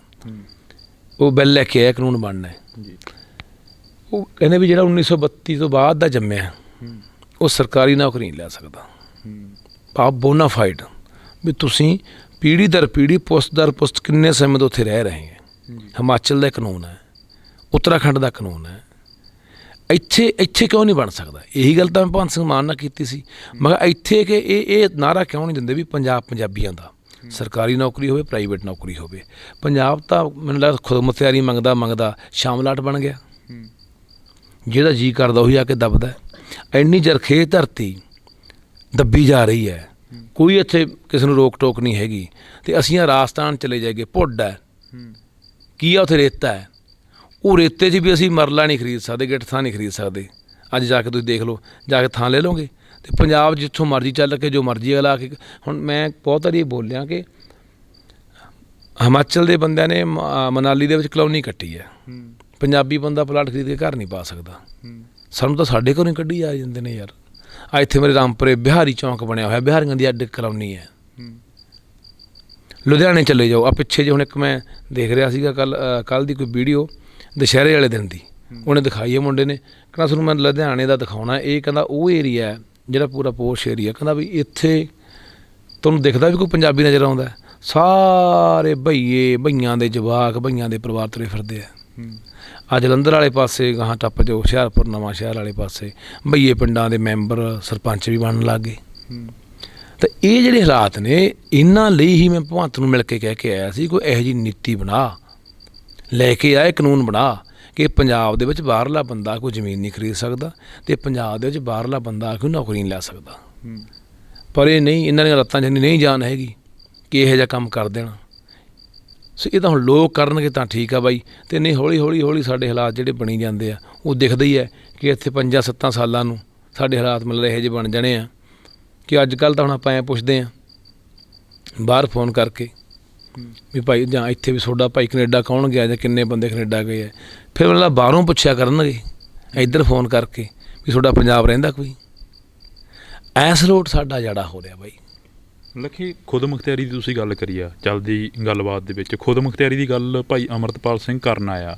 ਅਮਰਤਪਾਲ ਸਿੰਘ ਦੀ ਰਾਜਾ ਵੜਿੰਗ ਨੇ DGP ਨੂੰ ਚਿੱਠੀ ਲਿਖਤੀ, ਕਹਿੰਦਾ ਇਹਦੀ ਜਾਂਚ ਹੋਣੀ ਚਾਹੀਦੀ ਆ। ਹੋਰ ਜਿਹੜੀਆਂ ਪੋਲੀਟੀਕਲ ਪਾਰਟੀਆਂ ਨੇ ਉਹ ਕਹਿ ਰਹੀਆਂ ਨੇ ਕਿ ਅਮਰਤਪਾਲ ਸਿੰਘ ਦੀ ਜਾਂਚ ਹੋਣੀ ਚਾਹੀਦੀ ਆ, ਇਹ ਪੰਜਾਬ ਨੂੰ 2 ਟੁਕੜੇ ਕਰੂਗਾ। ਦੇਖੋ ਵੀਰੇ, ਇੱਥੇ ਜਾਂਚਾਂ ਵੀ ਉਹਨਾਂ ਦੀਆਂ ਖੁੱਲ੍ਹਦੀਆਂ ਨੇ, ਹੈ ਨਾ। ਜਿਹੜੇ ਬੰਦੇ ਇੱਥੇ ਪੰਜਾਬ ਦੀ ਗੱਲ ਕਰਦੇ ਆ, ਆਪਦੀ ਕੌਮ ਦੀ ਗੱਲ ਕਰਦੇ ਆ, ਉਹ ਕੋਈ ਨਵੀਂ ਗੱਲ ਨਹੀਂ ਹੈਗੀ ਜਾਂਚ ਖੁੱਲ੍ਹਣ ਵਾਲੀ। ਹੁਣ ਰਾਜੇ ਵੜਿੰਗ ਵਰਗੇ ਜਾਂ ਹੋਰ ਜਿਹੜੇ ਵੀ ਬੰਦੇ ਬੋਲ ਰਹੇ ਨੇ, ਉਹਨਾਂ ਬੰਦਿਆਂ ਦਾ ਆਪਦਾ ਕੀ ਕਿਰਦਾਰ ਹੈ, ਉਹਨਾਂ ਦੀ ਕਿੰਨੀ ਕੁ ਹੈਸੀਅਤ ਹੈ, ਜਾਂ ਉਹਨਾਂ ਨੇ ਪੰਜਾਬ ਲਈ ਕੀ ਕੀਤਾ, ਜਾਂ ਉਹ ਜਿਹਦੇ ਅੱਜ ਹੇਠਾਂ ਲੱਗੇ ਹੋਏ ਨੇ ਉਹਨਾਂ ਨੇ ਪੰਜਾਬ ਨਾਲ ਕੀ ਕੀਤਾ, ਉਸ ਕਾਂਗਰਸ ਨੇ ਪੰਜਾਬ ਨਾਲ ਕੀ ਕੀਤਾ। ਆਪਾਂ ਇਹ ਵੀ ਦੇਖਿਆ ਵੀ ਕਿਸ ਤਰੀਕੇ ਨਾਲ ਸਾਡਾ ਉਹਨਾਂ ਨੇ ਕਤਲੋਗਾਰਤ ਕੀਤੀ ਹੈ ਨਾ। ਤਾਂ ਉਹਨਾਂ ਦੀ ਗੱਲ ਨੂੰ ਬਾਹਲਾ ਮੈਨੂੰ ਲੱਗਦਾ ਕਿ ਅਹਿਮੀਅਤ ਲੋਕ ਵੀ ਨਹੀਂ ਦਿੰਦੇ, ਅਤੇ ਸਾਨੂੰ ਵੀ ਨਹੀਂ ਦੇਣੀ ਚਾਹੀਦੀ ਕਿ ਕੌਣ ਕੀ ਕਹਿ ਰਿਹਾ। ਜਿਹੜਾ ਬੰਦਾ ਸੱਚੇ ਮਾਰਗ 'ਤੇ ਚੱਲਿਆ ਹੋਇਆ, ਸੱਚੇ ਰਾਹ 'ਤੇ ਚੱਲਿਆ ਹੋਇਆ, ਉਹ ਕੋਈ ਗੱਲ ਨਹੀਂ, ਹੌਲੀ ਲੋਕਾਂ ਨੂੰ ਸਮਝ ਤਾਂ ਆਈ ਜਾਂਦੀ ਹੈ ਨਾ। ਕਿਸੇ ਦੇ ਕਹਿਣ ਨਾਲ ਕੀ ਹੁੰਦਾ ਕਿ ਜਾਂਚ ਕਰਾਓ ਜੀ, ਪੜਤਾਲ ਕਰਾਓ। ਜਾਂਚ ਪੜਤਾਲ ਕਰਾਉਣ ਨੂੰ ਉਹ ਕਿਹੜਾ ਕੋਈ ਇੱਥੇ ਡਾਕੇ ਮਾਰਦਾ ਫਿਰਦਾ, ਕੋਈ ਚੋਰੀਆਂ ਕਰਦਾ ਫਿਰਦਾ, ਜਾਂ ਕੋਈ ਹੋਰ ਗਲਤ ਕੰਮ ਕਰਦਾ ਫਿਰਦਾ। ਉਹਨੇ ਕੋਈ ਇਸ ਤਰ੍ਹਾਂ ਕੰਮ ਤਾਂ ਕੀਤਾ ਹੀ ਨਹੀਂ ਕਿ ਜਿਹੜੀ ਉਹਦੀ ਜਾਂਚ ਹੋਣੀ ਚਾਹੀਦੀ ਹੈ। ਬਿਲਕੁਲ। ਇੱਕ ਲਾਸਟ ਦੇ ਵਿੱਚ ਸਵਾਲ ਪੁੱਛਾਂਗੇ ਜਿਸ ਦੇ ਉੱਪਰ ਕਾਫੀ ਸਵਾਲ ਖੜ੍ਹੇ ਹੁੰਦੇ ਨੇ, ਕਹਿੰਦੇ ਕਿ ਲੱਖੇ ਕੋਲ ਫੰਡ ਕਿੱਥੋਂ ਆਉਂਦਾ, ਜਿਹੜੀਆਂ ਐਡੀਆਂ ਰੈਲੀਆਂ ਖੜ੍ਹੀਆਂ ਕਰ ਦਿੰਦਾ ਲੱਖਾ। ਦੇਖੋ ਵੀਰੇ, ਤੁਸੀਂ ਹੁਣ ਗੱਲ ਕਰ ਰਹੇ ਹੋ, ਬਥੇਰੇ ਵਾਰੀ ਉਹ ਸਵਾਲ ਉਹਨੂੰ ਮੈਂ ਜਵਾਬ ਵੀ ਦਿੱਤਾ। ਮੈਨੂੰ ਲੱਗਦਾ ਕਿ ਇੱਕ ਵਾਰੀ ਕੋਈ ਪੁੱਛ ਲਓ ਸਾਰੇ ਇਕੱਠੇ ਹੋ ਕੇ, ਵਾਰੀ ਨਾ ਪੁੱਛਿਆ ਕਰੋ। ਇਹਦੇ ਕੋਲ ਗੱਡੀਆਂ ਜੀ, ਇਹਦੇ ਕੋਲ ਕੋਠੀ ਪਾਈ ਹੋਈ ਹੈ ਜੀ, ਇਹਦੇ ਕੋਲ ਆਹ ਜੀ, ਇਹਦੇ ਕਿੱਥੋਂ ਜਾਂਦਾ ਜੀ। ਮੈਂ ਪਹਿਲਾਂ ਵੀ ਬਹੁਤ ਵਾਰੀ ਸਵਾਲ ਕੀਤਾ, ਤੁਸੀਂ ਮੇਰੇ ਘਰੇ ਆਏ ਅੱਜ, ਮੇਰਾ ਘਰ ਦੇਖਿਆ ਕਿੱਡਾ ਕੁ, ਮੈਂ ਤੁਹਾਨੂੰ ਲੱਗਦਾ ਵੀ ਮੇਰੇ ਘਰ ਦੇ ਉੱਤੇ 2 ਕਰੋੜ 4 ਕਰੋੜ ਰੁਪਇਆ ਲੱਗਿਆ ਹੋਇਆ। ਆਮ ਹੀ ਘਰ ਦੇਖਣ ਵਾਲੇ, ਜਿਵੇਂ ਆਮ ਲੋਕਾਂ ਦੇ ਘਰ ਹੁੰਦੇ, ਉਹੋ ਜਿਹੇ ਘਰ ਹੈ ਮੇਰੇ ਕੋਲ ਵੀ। ਜਾਂ ਮੈਂ ਕਿੱਡਾ ਕੁ, ਮੈਂ ਕੋਈ ਕਰੋੜ ਰੁਪਏ ਵਾਲੀ ਗੱਡੀ 'ਚ ਘੁੰਮਦਾ, 50 ਲੱਖ ਵਾਲੀ ਗੱਡੀ 'ਚ ਘੁੰਮਦਾ ਜੀ। ਜਾਂ ਕਿੱਡਾ ਕੁ ਯਾਰ ਮੈਂ ਜਾ ਕੇ ਕੋਈ 7 ਸਟਾਰ ਹੋਟਲਾਂ 'ਚ ਖਾਣੇ ਖਾਂਦਾ। ਆਮ ਹੀ ਆ ਮੈਂ ਵੀ, ਜਿਵੇਂ ਆਮ ਲੋਕਾਂ ਦਾ ਚੱਲਦਾ। 10 ਕਿੱਲੇ ਪੈਲੀ ਵੀ ਹੈਗੀ, ਠੇਕਾ ਵੀ ਆ ਜਾਂਦਾ, ਕੋਈ ਸੱਜਣ ਵੇਲੀ ਵੀ ਮਦਦ ਕਰ ਦਿੰਦਾ, ਠੀਕ ਹੈ। ਜਾਂ ਅਸੀਂ ਜਿੰਨੇ ਸਾਡਾ ਸਰਕਲ ਆ, ਸਾਡਾ ਜਿੰਨੇ ਮੁੰਡਿਆਂ ਦਾ, ਨੌਜਵਾਨਾਂ ਦਾ, ਜਿਹੜੇ ਮੇਰੇ ਨਾਲ ਜੁੜੇ ਹੋਏ ਆ, ਜਦੋਂ ਬਾਹਰ ਵੀ ਜਾਂਦੇ ਆ, ਕਦੇ ਕੋਈ ਗੱਡੀ ਲਿਆਇਆ, ਕਦੇ ਕੋਈ ਗੱਡੀ ਲਿਆਇਆ, ਕਦੇ 500 ਇਕੱਠਾ ਕਰਕੇ ਤੇਲ ਵੀ ਪਵਾ ਲੈਂਦੇ ਆ। ਸੋ ਹੋਰ ਅਸੀਂ ਕਿਹੜਾ ਭਰਾਵਾ ਡਾਕੇ ਮਾਰਦੇ ਫਿਰਦੇ ਹਾਂ। ਜਾਂ ਤੁਸੀਂ, ਮੈਂ ਕਹਿੰਦਾ ਜਿਹੜਾ ਬੰਦੇ ਸਵਾਲ ਕਰਦੇ, ਮੇਰੇ ਨਾਲ ਰਹਿ ਪਓ ਯਾਰ। ਤੁਸੀਂ ਮਹੀਨਾ 2 ਮਹੀਨੇ ਮੇਰੇ ਨਾਲ ਰਹੋ, ਤੁਹਾਨੂੰ ਪਤਾ ਲੱਗ ਜੂ। ਨਾਲੇ ਮੇਰੇ ਫੰਡ ਦਾ ਪਤਾ ਲੱਗ ਜੂ, ਨਾਲੇ ਮੇਰੇ ਕੰਮ ਦਾ ਪਤਾ ਲੱਗ ਜੂ, ਨਾਲੇ ਪਤਾ ਲੱਗ ਜੂ ਵੀ ਰਾਤਾਂ ਕਿਵੇਂ ਝਾਕਣੀਆਂ ਪੈਂਦੀਆਂ। ਟਿੱਪਣੀ ਕਰਨੀ ਇੱਕ ਮੋਬਾਈਲ ਦੇ ਉੱਤੇ ਬਹੁਤ ਸੌਖੀ ਹੈ, ਪਰ ਜਦੋਂ ਤੁਸੀਂ ਸੰਘਰਸ਼ਾਂ ਦੇ ਰਾਹ ਤੇ ਹੁੰਦੇ ਆ ਨਾ, ਫਿਰ ਬਹੁਤ ਔਖਾ ਹੁੰਦਾ ਹੈ। ਇਹ ਪੈਂਡਾ ਬਹੁਤ ਔਖਾ ਹੈ। ਇਹ ਉਹਨੂੰ ਪਤਾ ਹੁੰਦਾ ਜਿਹੜਾ ਬੰਦਾ ਤੁਰਿਆ ਹੋਇਆ। ਮੈਂ ਕਹਿੰਦਾ ਵੀ ਤੁਸੀਂ ਆ ਜਾਓ, ਮੈਂ ਤਾਂ ਸਾਦਾ। ਜਿਹੜਾ ਵੀ ਬੰਦਾ ਕਹਿੰਦਾ ਇਹ ਟਿੱਪਣੀ ਕਰਦਾ ਵੀ ਇਹ ਕਿੱਥੋਂ ਚਲਾਉਂਦਾ ਜੀ, ਇਹਦੇ ਕੋਲ ਫੰਡ, ਮੇਰੇ ਨਾਲ ਰਹਿ ਕੇ ਦੇਖੋ ਯਾਰ, ਤੁਹਾਨੂੰ ਆਪੇ ਸਮਝ ਆ ਜਾਣੀ ਹੈ ਮੇਰੀ ਜ਼ਿੰਦਗੀ ਕਿਹੋ ਜਿਹੀ ਆ।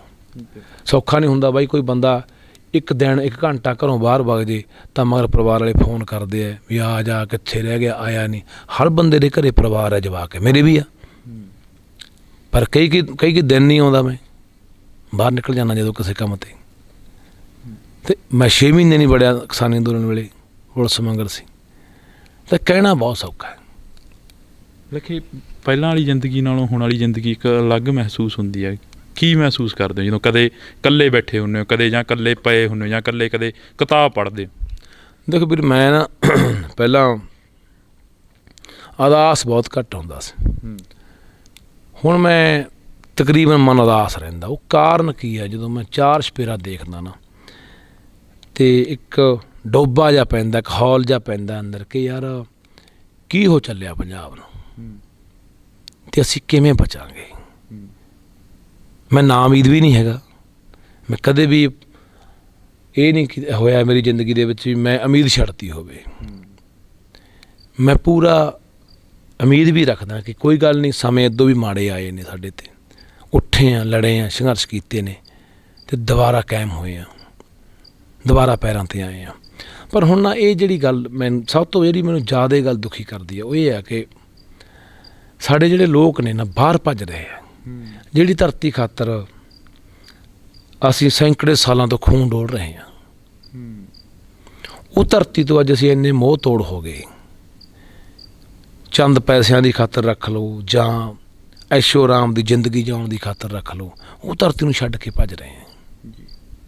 ਅਤੇ ਮੈਂ ਇਹ ਗੱਲ ਕਹਿਣੀ ਚਾਹੁੰਦਾ ਕਿ ਜਿਹੜਾ ਲੋਕਾਂ ਨੂੰ ਇਹ ਲੱਗਦਾ ਨਾ ਕਿ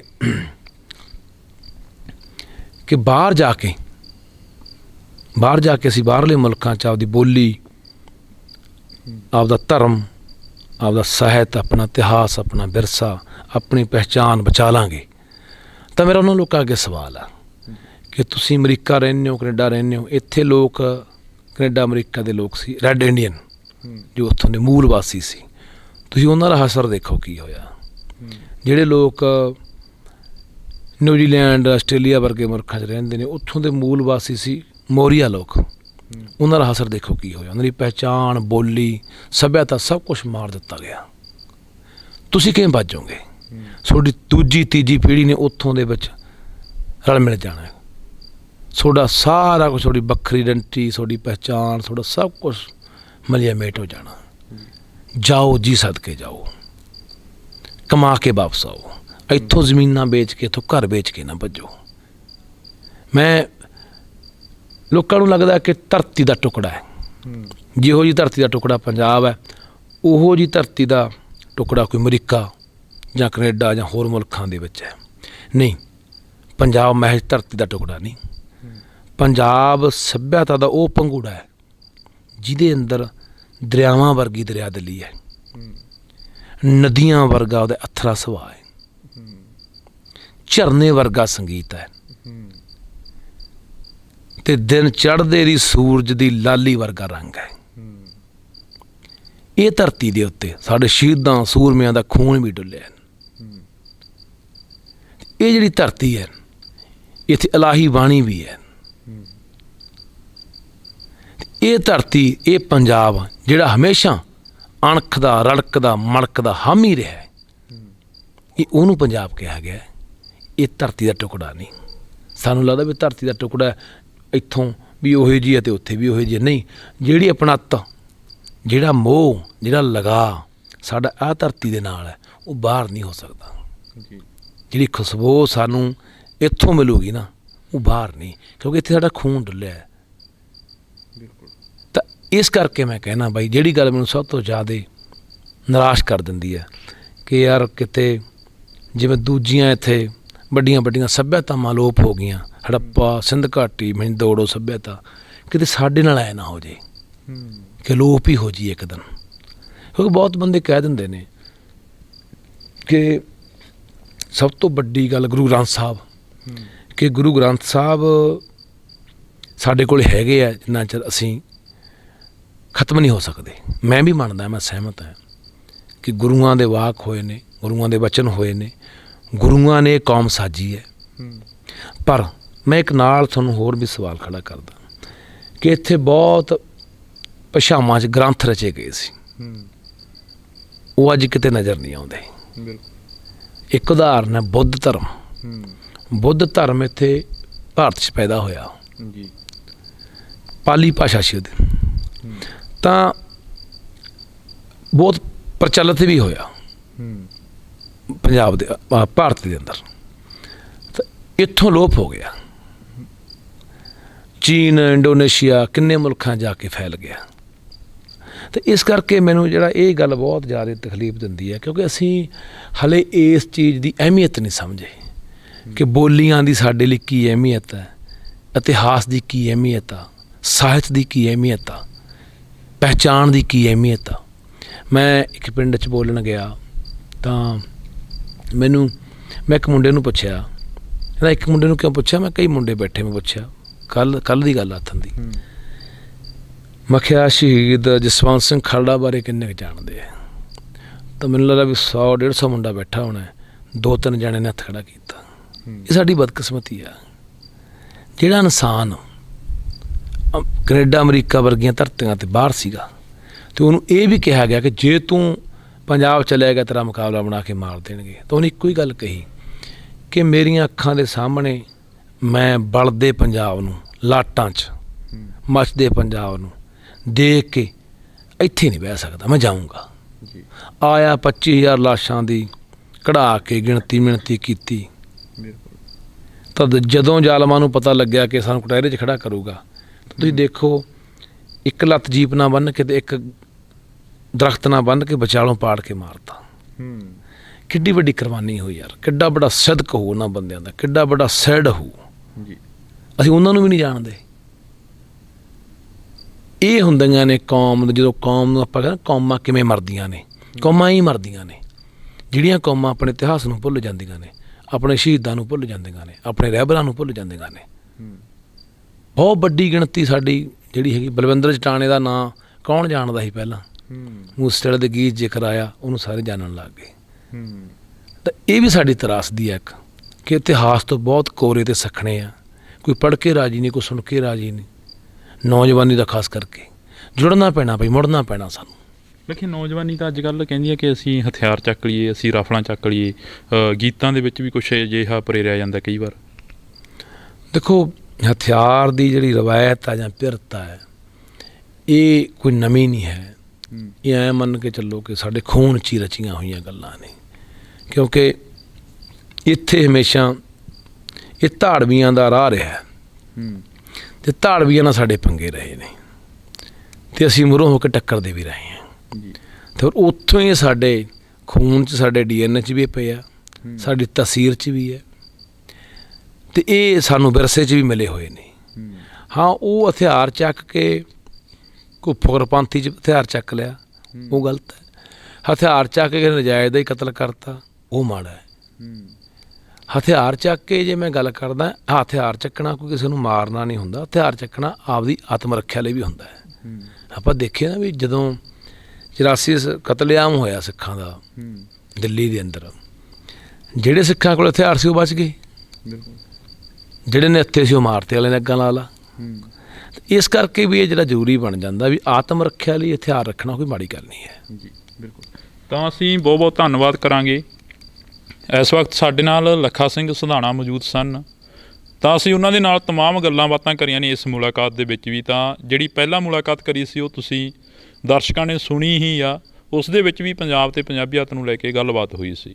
ਤਾਂ ਇਸ ਮੁਲਾਕਾਤ ਦੇ ਵਿੱਚ ਵੀ ਲੱਖਾ ਸਿੰਘ ਸਧਾਣਾ ਦੇ ਉੱਪਰ ਪਿਆ ਪਰਚਾ, ਉਸ ਨੂੰ ਲੈ ਕੇ ਗੱਲਬਾਤ ਹੋਈ ਆ ਅਤੇ ਇਤਿਹਾਸ ਨੂੰ ਲੈ ਕੇ ਗੱਲਬਾਤ ਹੋਈ ਆ। ਤਾਂ ਇਸੇ ਤਰ੍ਹਾਂ ਅਸੀਂ ਜਿਹੜੀ ਗੱਲਬਾਤ ਆ, ਮੁਲਾਕਾਤ ਆ, ਉਹ ਕਰਦੇ ਰਹਾਂਗੇ। ਤਾਂ ਤੁਸੀਂ ਜੁੜੇ ਰਹਿਣਾ ਇੰਡੋਜ਼ TV ਦੇ ਨਾਲ। ਮੇਰੇ ਸਹਿਯੋਗੀ ਸਾਥੀ ਕੁਲਦੀਪ ਦੇ ਨਾਲ ਮੈਨੂੰ ਹਰਜਿੰਦਰ ਸਿੰਘ ਢਿੱਲੋਂ ਨੂੰ ਦਿਓ ਜੀ ਇਜਾਜ਼ਤ। ਧੰਨਵਾਦ। ਪੰਜਾਬੀਅਤ ਨੂੰ ਪਿਆਰ ਕਰਨ ਵਾਲੇ ਸਾਰੇ ਹੀ ਦਰਸ਼ਕਾਂ ਦਾ ਮੈਂ ਹਰਜਿੰਦਰ ਸਿੰਘ ਢਿੱਲੋਂ ਨਿੱਘਾ ਸਵਾਗਤ ਕਰਦਾ। ਤਾਂ ਇੱਕ ਵਾਰ ਫਿਰ ਅਸੀਂ ਲੱਖਾ ਸਿੰਘ ਸਧਾਣਾ ਦੇ ਕੋਲ ਮੌਜੂਦ ਹਾਂ। ਪ੍ਰੋਗਰਾਮ ਮੁਲਾਕਾਤਾਂ ਦੇ ਤਹਿਤ ਲੱਖਾ ਸਿੰਘ ਸਧਾਣਾ ਦੇ ਨਾਲ ਤੁਹਾਡੀ ਮੁਲਾਕਾਤ ਕਰਵਾ ਰਹੇ ਹਾਂ। ਤਾਂ ਗੱਲਬਾਤ ਕਰਾਂਗੇ ਲੱਖਾ ਸਿੰਘ ਸਿਧਾਣਾ ਦੇ ਉੱਪਰ। ਪਿਛਲੇ ਦਿਨੀ ਤਰਨਤਾਰਨ ਦੀ ਪੁਲਿਸ ਦੇ ਵੱਲੋਂ ਇੱਕ ਪਰਚਾ ਪਾਇਆ ਗਿਆ, ਤਾਂ ਉਸ ਪਰਚੇ ਨੂੰ ਲੈ ਕੇ ਗੱਲਬਾਤ ਹੋਏਗੀ। ਤਾਂ ਲੱਖਾ ਸਿੰਘ ਸਿਧਾਣਾ ਦੇ ਵੱਲੋਂ ਵੱਡੀ ਲਾਮਬੰਦੀ ਕੀਤੀ ਗਈ ਪਿੰਡ ਪਿੰਡ ਜਾ ਕੇ। ਤਾਂ ਇਸ ਵਕਤ ਦਾ ਜਿਹੜਾ ਸਮਾਂ ਗਾ ਤਕਰੀਬਨ ਰਾਤ ਦੇ 10:30 ਹੋ ਚੁੱਕਿਆ। ਤਾਂ ਅਸੀਂ ਗੱਲਬਾਤ ਕਰ ਰਹੇ ਹਾਂ। ਬਾਈ ਬਹੁਤ ਬਹੁਤ ਸਵਾਗਤ ਆ। ਵਾਹਿਗੁਰੂ ਜੀ ਕਾ ਖਾਲਸਾ, ਵਾਹਿਗੁਰੂ ਜੀ ਕੀ ਫਤਿਹ ਜੀ। ਬਾਈ, ਜਿਹੜਾ ਤਰਨਤਾਰਨ ਦੀ ਪੁਲਿਸ ਵੱਲੋਂ ਪਰਚਾ ਪਾਇਆ ਗਿਆ ਉਸ ਦੇ ਵਿੱਚ ਕਿੰਨਾ ਕੁ ਸੱਚ ਆ? ਕੀ ਲੱਖਾ ਸਿੰਘ ਸਿਧਾਣਾ ਦੇ ਜਿਹੜੇ ਪਰਚੇ ਨੇ ਜਾਂ ਲੱਖਾ ਸਿੰਘ ਸਿਧਾਣਾ ਨੂੰ ਹੀ ਕਿਉਂ ਟਾਰਗੇਟ ਕੀਤਾ ਜਾਂਦਾ? ਦੇਖੋ ਵੀਰੇ, ਮੈਂ ਇਹਦੇ ਬਾਰੇ ਪਹਿਲਾਂ ਵੀ ਕਈ ਵਾਰੀ ਦੱਸ ਚੁੱਕਿਆ ਜੀ ਕਿ ਪੁਰਾਣੇ ਮੁਕੱਦਮੇ ਵੀ ਖੋਲ੍ਹੇ ਗਏ ਨੇ। 17 ਦੇ 19 ਦੇ ਜਦੋਂ ਗੁਰੂ ਗ੍ਰੰਥ ਸਾਹਿਬ ਦੀ ਬੇਅਦਬੀ ਦੇ ਰੋਸ ਮਾਰਚ ਵਜੋਂ ਅਸੀਂ ਬਾਦਲਾਂ ਦੇ ਘਰ ਅੱਗੇ ਗਏ ਸੀ। 307 ਦੇ ਪਰਚੇ ਹੋਏ ਸੀ। ਉਹ ਪਰਚੇ ਖਾਰਜ ਹੋਏ ਸੀ, ਰੱਦ ਹੋਏ ਸੀ, ਦੁਬਾਰਾ ਖੋਲ੍ਹੇ ਗਏ। ਨਵਾਂ ਪਰਚਾ ਜਿਹੜਾ ਕਿ ਹਰੀਕੇ ਪੱਤਨ ਕੀਤਾ ਗਿਆ NDPS ਦਾ, ਫਰੋਤੀਆਂ ਦਾ।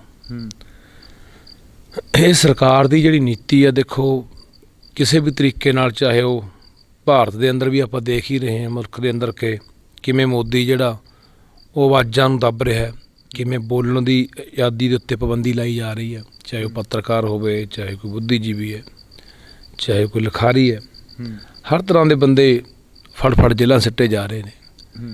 ਅਤੇ ਪੰਜਾਬ ਦੇ ਵਿੱਚ ਵੀ ਉਹੀ ਦੌਰ ਚੱਲ ਪਿਆ ਕਿ ਮੀਡੀਆ ਦੇ ਉੱਤੇ ਵੀ ਸਕੰਜਾ ਕੱਸਿਆ ਜਾ ਰਿਹਾ। ਅਤੇ ਜਿਹੜੇ ਲੋਕ ਬੋਲਦੇ ਨੇ, ਹੱਕਾਂ ਦੀ ਗੱਲ ਕਰਦੇ ਨੇ, ਲੋਕਾਂ ਨੂੰ ਸੁਚੇਤ ਕਰਦੇ ਨੇ, ਲਾਮਬੰਦ ਕਰਦੇ ਨੇ, ਜਗਾ ਕੇ ਸੰਘਰਸ਼ਾਂ ਦੇ ਰਾਹ ਪਾਉਂਦੇ ਨੇ, ਪੰਜਾਬੀਅਤ ਦੀ ਗੱਲ ਕਰਨ ਵਾਲੇ ਬੰਦੇ, ਇਹਨਾਂ ਨੂੰ ਉਹ ਬਰਦਾਸ਼ਤ ਨਹੀਂ ਹੈਗੇ।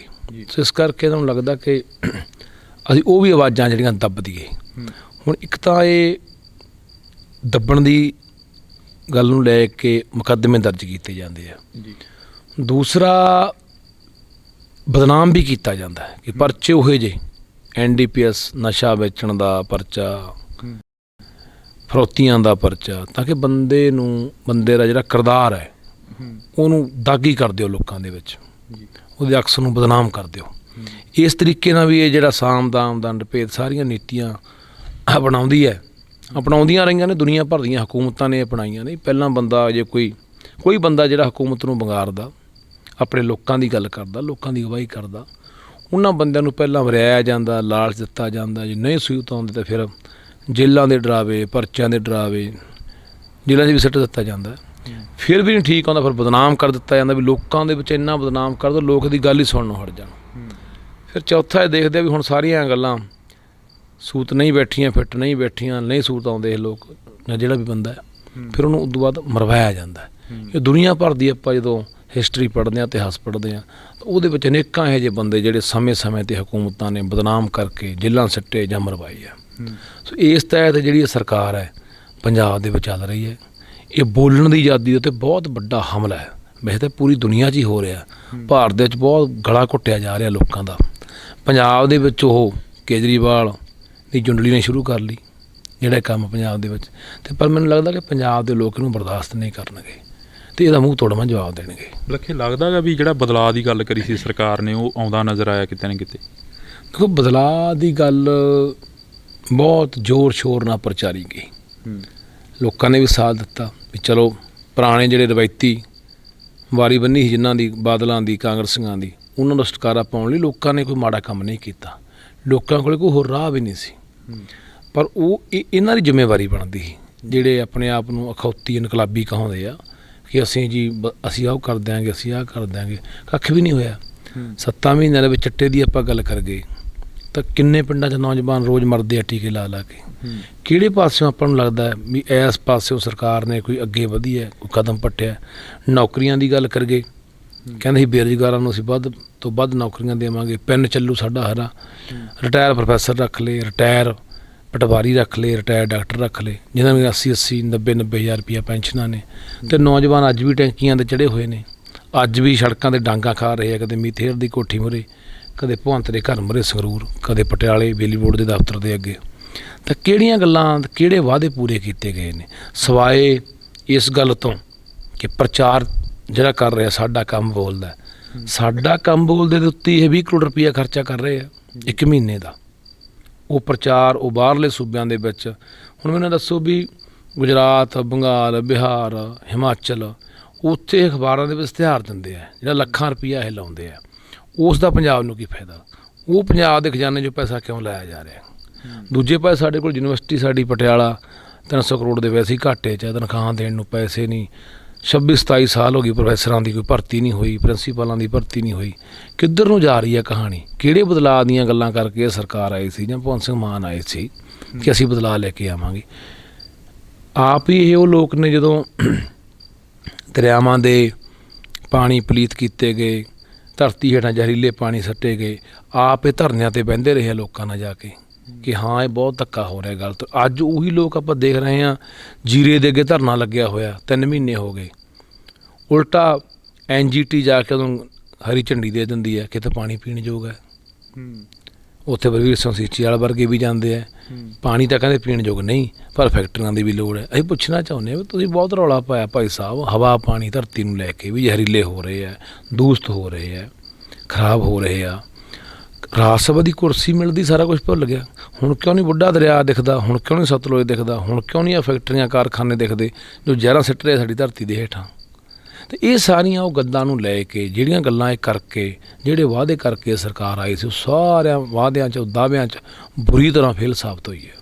ਲੱਖੀ, ਜਿਹੜਾ ਪਰਚਾ ਰੱਦ ਕਰਨ ਦੀਆਂ ਗੱਲਾਂ ਉੱਡ ਰਹੀਆਂ ਨੇ, ਉਹ ਅਫਵਾਹਾਂ ਨੇ ਜਾਂ ਸੱਚੀ ਮੁੱਚੀ ਜਿਹੜਾ ਪਰਚਾ ਉਹ ਲੱਖੇ ਦਾ ਰੱਦ ਹੋ ਗਿਆ? ਹਰੀ ਕੇ ਪੱਤਣ ਤੇ ਜਿਹੜਾ ਪਰਚਾ ਹੋਇਆ, ਪਹਿਲਾਂ ਮੀਡੀਆ 'ਚ ਗੱਲਾਂ ਆਈਆਂ, ਮੀਡੀਆ 'ਚ ਮੈਂ ਵੀ ਪੜ੍ਹਿਆ, ਉਸ ਤੋਂ ਬਾਅਦ ਮੈਨੂੰ ਪੁਲਿਸ ਅਧਿਕਾਰੀਆਂ ਨਾਲ ਮੇਰੀ ਗੱਲ ਹੋਈ ਹੈ। ਉਹ ਕਹਿੰਦੇ ਵੀ ਤੇਰਾ ਪਰਚਾ ਰੱਦ ਕਰ ਦਿੱਤਾ ਗਿਆ।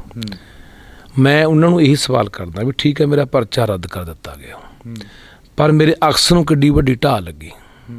ਜਿਹੜਾ ਬੰਦਾ ਕਦੇ ਚਿੱਟੇ ਵਰਗੇ ਨਸ਼ਿਆਂ ਦੇ ਖਿਲਾਫ ਲੜਦਾ ਹੈ, 10 ਸਾਲ ਤੋਂ ਲੋਕਾਂ ਨਾਲ ਬੈਰ ਵੀ ਮੁੱਲ ਲਏ ਨੇ, ਮੈਂ ਨਾਂ ਲੈ ਕੇ ਬੋਲਿਆ ਪੁਲਿਸ ਅਫਸਰਾਂ ਦੇ, SHOਆਂ ਦੇ, DSPਆਂ ਦੇ ਨਾਂ ਲਿਖਾ ਕੇ ਆਇਆ ਕਿ ਫਲਾਣੇ ਵੱਡੇ ਤਸਕਰ ਜਿਹੜੇ ਵੇਚਦੇ ਨੇ।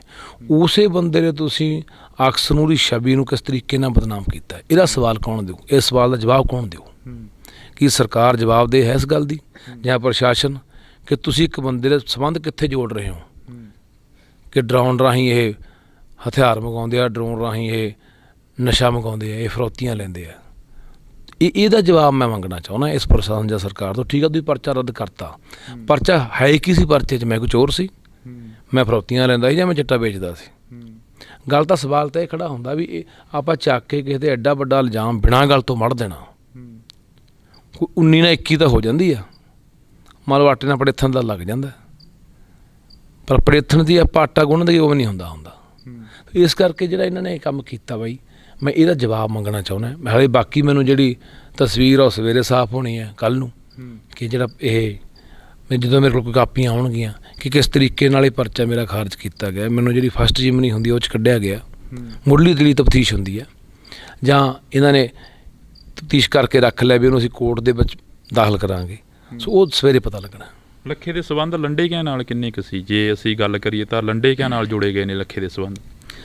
ਮੈਂ ਤਾਂ ਵੀਰੇ ਨਾ ਉਸ ਸੱਜਣ ਨੂੰ ਕਦੇ ਮਿਲਿਆ, ਨਾ ਪਹਿਲਾਂ ਮਿਲਿਆ, ਨਾ ਕਦੇ ਹੁਣ ਮਿਲਿਆ, ਨਾ ਉਹਨੂੰ ਜਾਣਦੇ ਆ, ਨਾ ਬਹੁਤਾ ਮੈਂ ਉਹਦਾ ਵੀ ਨਾਂ। ਮੈਂ ਤਾਂ ਸਹੀ ਗੱਲ ਦੱਸਦਾ, ਮੈਂ ਜਦੋਂ FIR ਪੜ੍ਹੀ ਨਾ ਤੇ ਮੈਨੂੰ ਉਦੋਂ ਵੀ ਨਹੀਂ ਪਤਾ ਲੱਗਿਆ ਇਹਦਾ। ਫਿਰ FIR ਮੈਂ ਵਕੀਲ ਨੂੰ ਪੜ੍ਹਾਈ ਤਾਂ ਮੈਨੂੰ ਉਦੋਂ ਪਤਾ ਲੱਗਿਆ, ਉਹਨੇ ਤਾਂ ਮੈਨੂੰ ਦੱਸਿਆ, ਕਹਿੰਦਾ ਇਹ ਉਹ ਲੰਡਾ ਹੈ ਮੁੰਡਾ ਹਰੀਕੇ ਵਾਲਾ ਜਿਹੜਾ ਇੱਥੇ ਬੰਬ ਬਲਾਸਟ ਜਿਹਨਾਂ ਨੇ ਜੋੜਿਆ। ਅਤੇ ਇਹ ਜਿਹੜੀ ਕਹਾਣੀ ਹੈ ਨਾ, ਦਰਅਸਲ ਇਹਨੂੰ ਸਮਝੋ, ਬੰਬ ਬਲਾਸਟ ਹੋ ਗਿਆ ਜੀ, RDX ਫੜਿਆ ਗਿਆ ਜੀ, ਪਾਕਿਸਤਾਨ ਤੋਂ ਆਇਆ ਹੋਇਆ ਟਿਫਨ ਬੰਬ ਫੜਿਆ ਗਿਆ ਜੀ, ਉਹ 'ਚ ਫੜ ਮੁੰਡਿਆਂ ਨੂੰ ਅੰਦਰ ਤੁੰਨੀ ਜਾਂਦੇ ਆ, ਪਰਚੇ ਕੱਟ ਕੇ ਰੱਖ ਲੈਂਦੇ ਆ, ਕਿਸੇ ਨਾ ਕਿਸੇ ਨੇ ਬੰਦੇ ਨਾਲ ਜੋੜ ਕੇ ਪਰਚੇ ਕੱਟ ਕੇ ਰੱਖ ਲਏ, FIR ਖੁੱਲ੍ਹਦੀ ਰੱਖੀ, ਜਿਹੜਾ ਬੰਦਾ ਜੀ ਕੀਤਾ ਫੜ ਕੇ ਉਹ ਪਰਚੇ 'ਚ ਪਾ ਕੇ ਅੰਦਰ ਦੇਤਾ। ਕੋਈ ਇੱਥੇ ਇਨਸਾਫ ਦੀ ਗੱਲ ਤਾਂ ਹੈ ਨਹੀਂ, ਕੋਈ ਪੁੱਛਗਿੱਛ ਨਹੀਂ ਹੈਗੀ, ਕੋਈ ਜਾਂਚ ਨਹੀਂ, ਕੋਈ ਪੜਤਾਲ ਨਹੀਂ।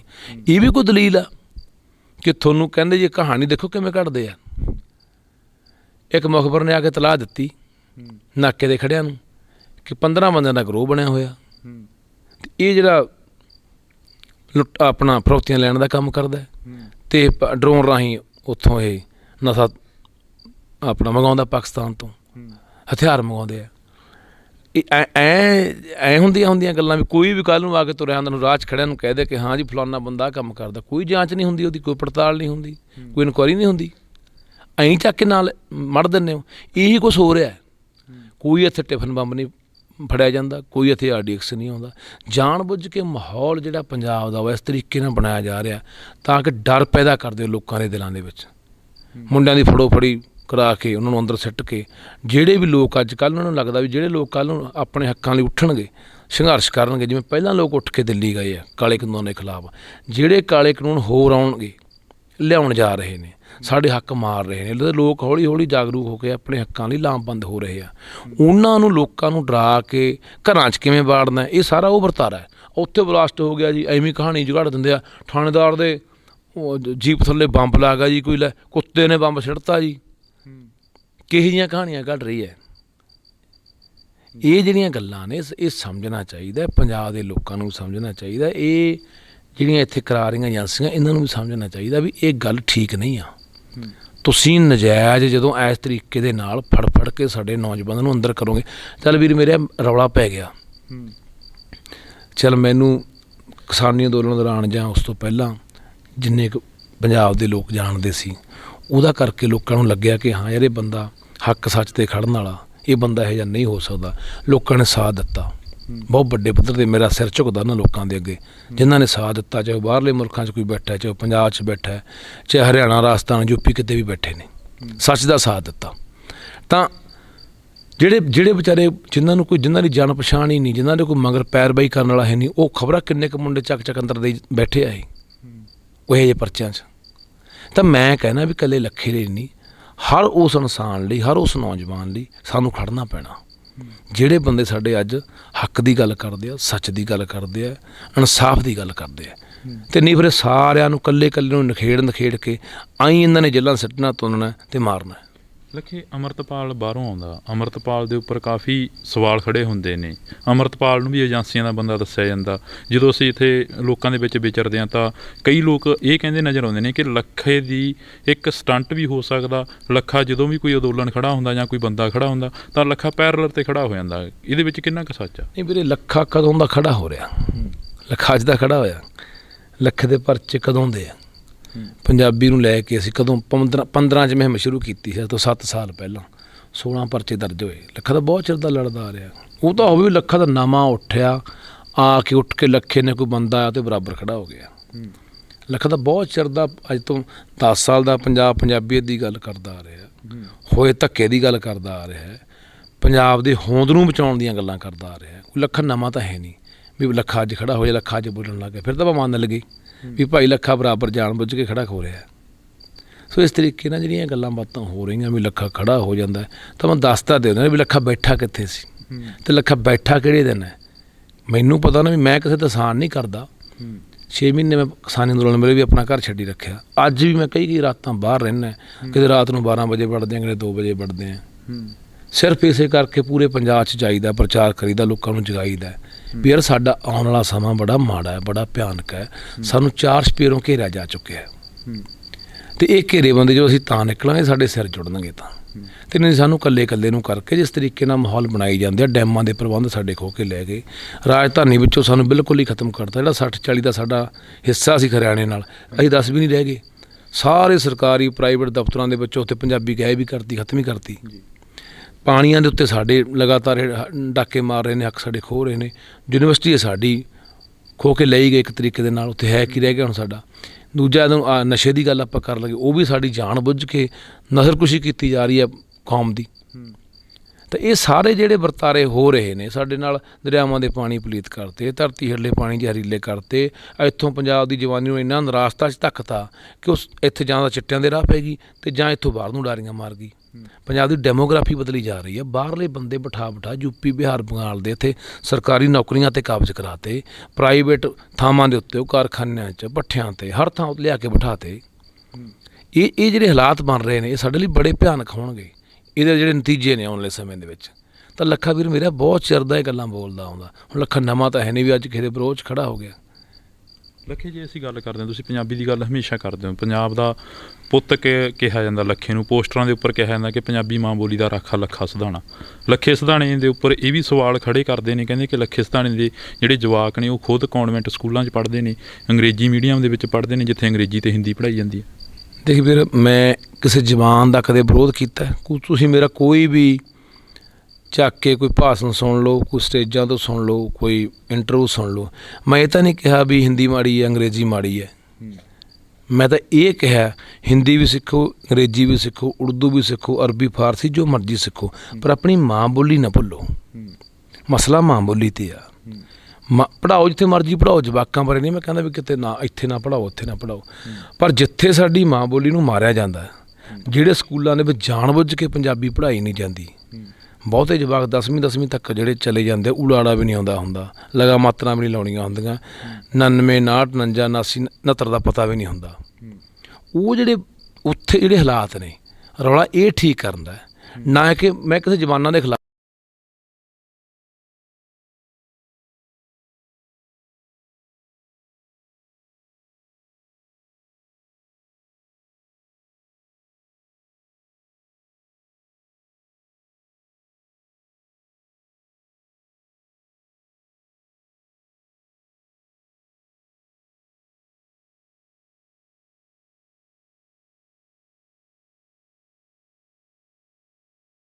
ਪਿਆਰ ਕਰਨ ਵਾਲੇ ਸਾਰੇ ਹੀ ਦਰਸ਼ਕਾਂ ਦਾ ਮੈਂ ਹਰਜਿੰਦਰ ਸਿੰਘ ਢਿੱਲੋਂ ਨਿੱਘਾ ਸਵਾਗਤ ਕਰਦਾ। ਤਾਂ ਇੱਕ ਵਾਰ ਫਿਰ ਅਸੀਂ ਲੱਖਾ ਸਿੰਘ ਸਧਾਣਾ ਦੇ ਕੋਲ ਮੌਜੂਦ ਹਾਂ ਪ੍ਰੋਗਰਾਮ ਮੁਲਾਕਾਤਾਂ ਦੇ ਤਹਿਤ। ਪਿਆਰ ਕਰਨ ਵਾਲੇ ਸਾਰੇ ਹੀ ਦਰਸ਼ਕਾਂ ਦਾ ਮੈਂ ਹਰਜਿੰਦਰ ਸਿੰਘ ਢਿੱਲੋਂ ਨਿੱਘਾ ਸਵਾਗਤ ਕਰਦਾ।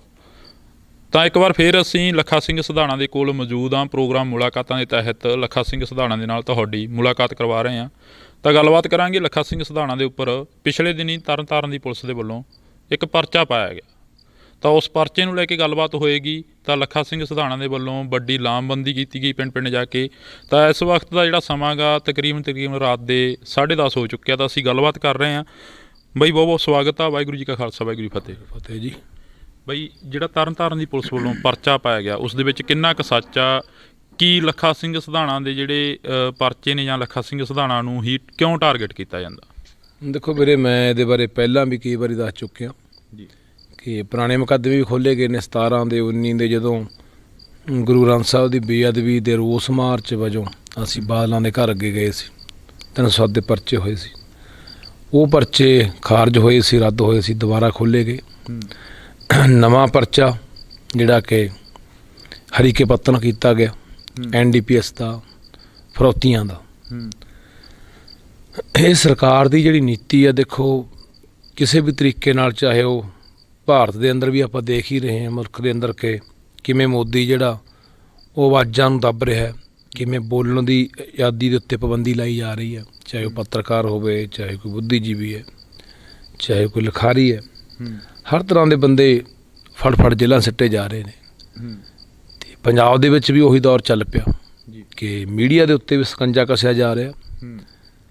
ਅਤੇ ਜਿਹੜੇ ਲੋਕ ਬੋਲਦੇ ਨੇ, ਹੱਕਾਂ ਦੀ ਗੱਲ ਕਰਦੇ ਨੇ, ਲੋਕਾਂ ਨੂੰ ਸੁਚੇਤ ਕਰਦੇ ਨੇ, ਲਾਮਬੰਦ ਕਰਦੇ ਨੇ, ਜਗਾ ਕੇ ਸੰਘਰਸ਼ਾਂ ਦੇ ਰਾਹ ਪਾਉਂਦੇ ਨੇ, ਪੰਜਾਬੀਅਤ ਦੀ ਗੱਲ ਕਰਨ ਵਾਲੇ ਬੰਦੇ, ਇਹਨਾਂ ਨੂੰ ਉਹ ਬਰਦਾਸ਼ਤ ਨਹੀਂ ਹੈਗੇ। ਸੋ ਇਸ ਕਰਕੇ ਇਹਨਾਂ ਨੂੰ ਲੱਗਦਾ ਕਿ ਅਸੀਂ ਉਹ ਵੀ ਆਵਾਜ਼ਾਂ ਜਿਹੜੀਆਂ ਦੱਬ ਦਈਏ। ਹੁਣ ਇੱਕ ਤਾਂ ਇਹ ਦੱਬਣ ਦੀ ਗੱਲ ਨੂੰ ਲੈ ਕੇ ਮੁਕੱਦਮੇ ਦਰਜ ਕੀਤੇ ਜਾਂਦੇ ਆ, ਦੂਸਰਾ ਬਦਨਾਮ ਵੀ ਕੀਤਾ ਜਾਂਦਾ ਹੈ ਕਿ ਪਰਚੇ ਉਹੇ ਜਿਹੇ NDPS ਨਸ਼ਾ ਵੇਚਣ ਦਾ ਪਰਚਾ, ਫਰੋਤੀਆਂ ਦਾ ਪਰਚਾ, ਤਾਂ ਕਿ ਬੰਦੇ ਦਾ ਜਿਹੜਾ ਕਿਰਦਾਰ ਹੈ ਉਹਨੂੰ ਦਾਗੀ ਕਰ ਦਿਓ, ਲੋਕਾਂ ਦੇ ਵਿੱਚ ਉਹਦੇ ਅਕਸ ਨੂੰ ਬਦਨਾਮ ਕਰ ਦਿਓ।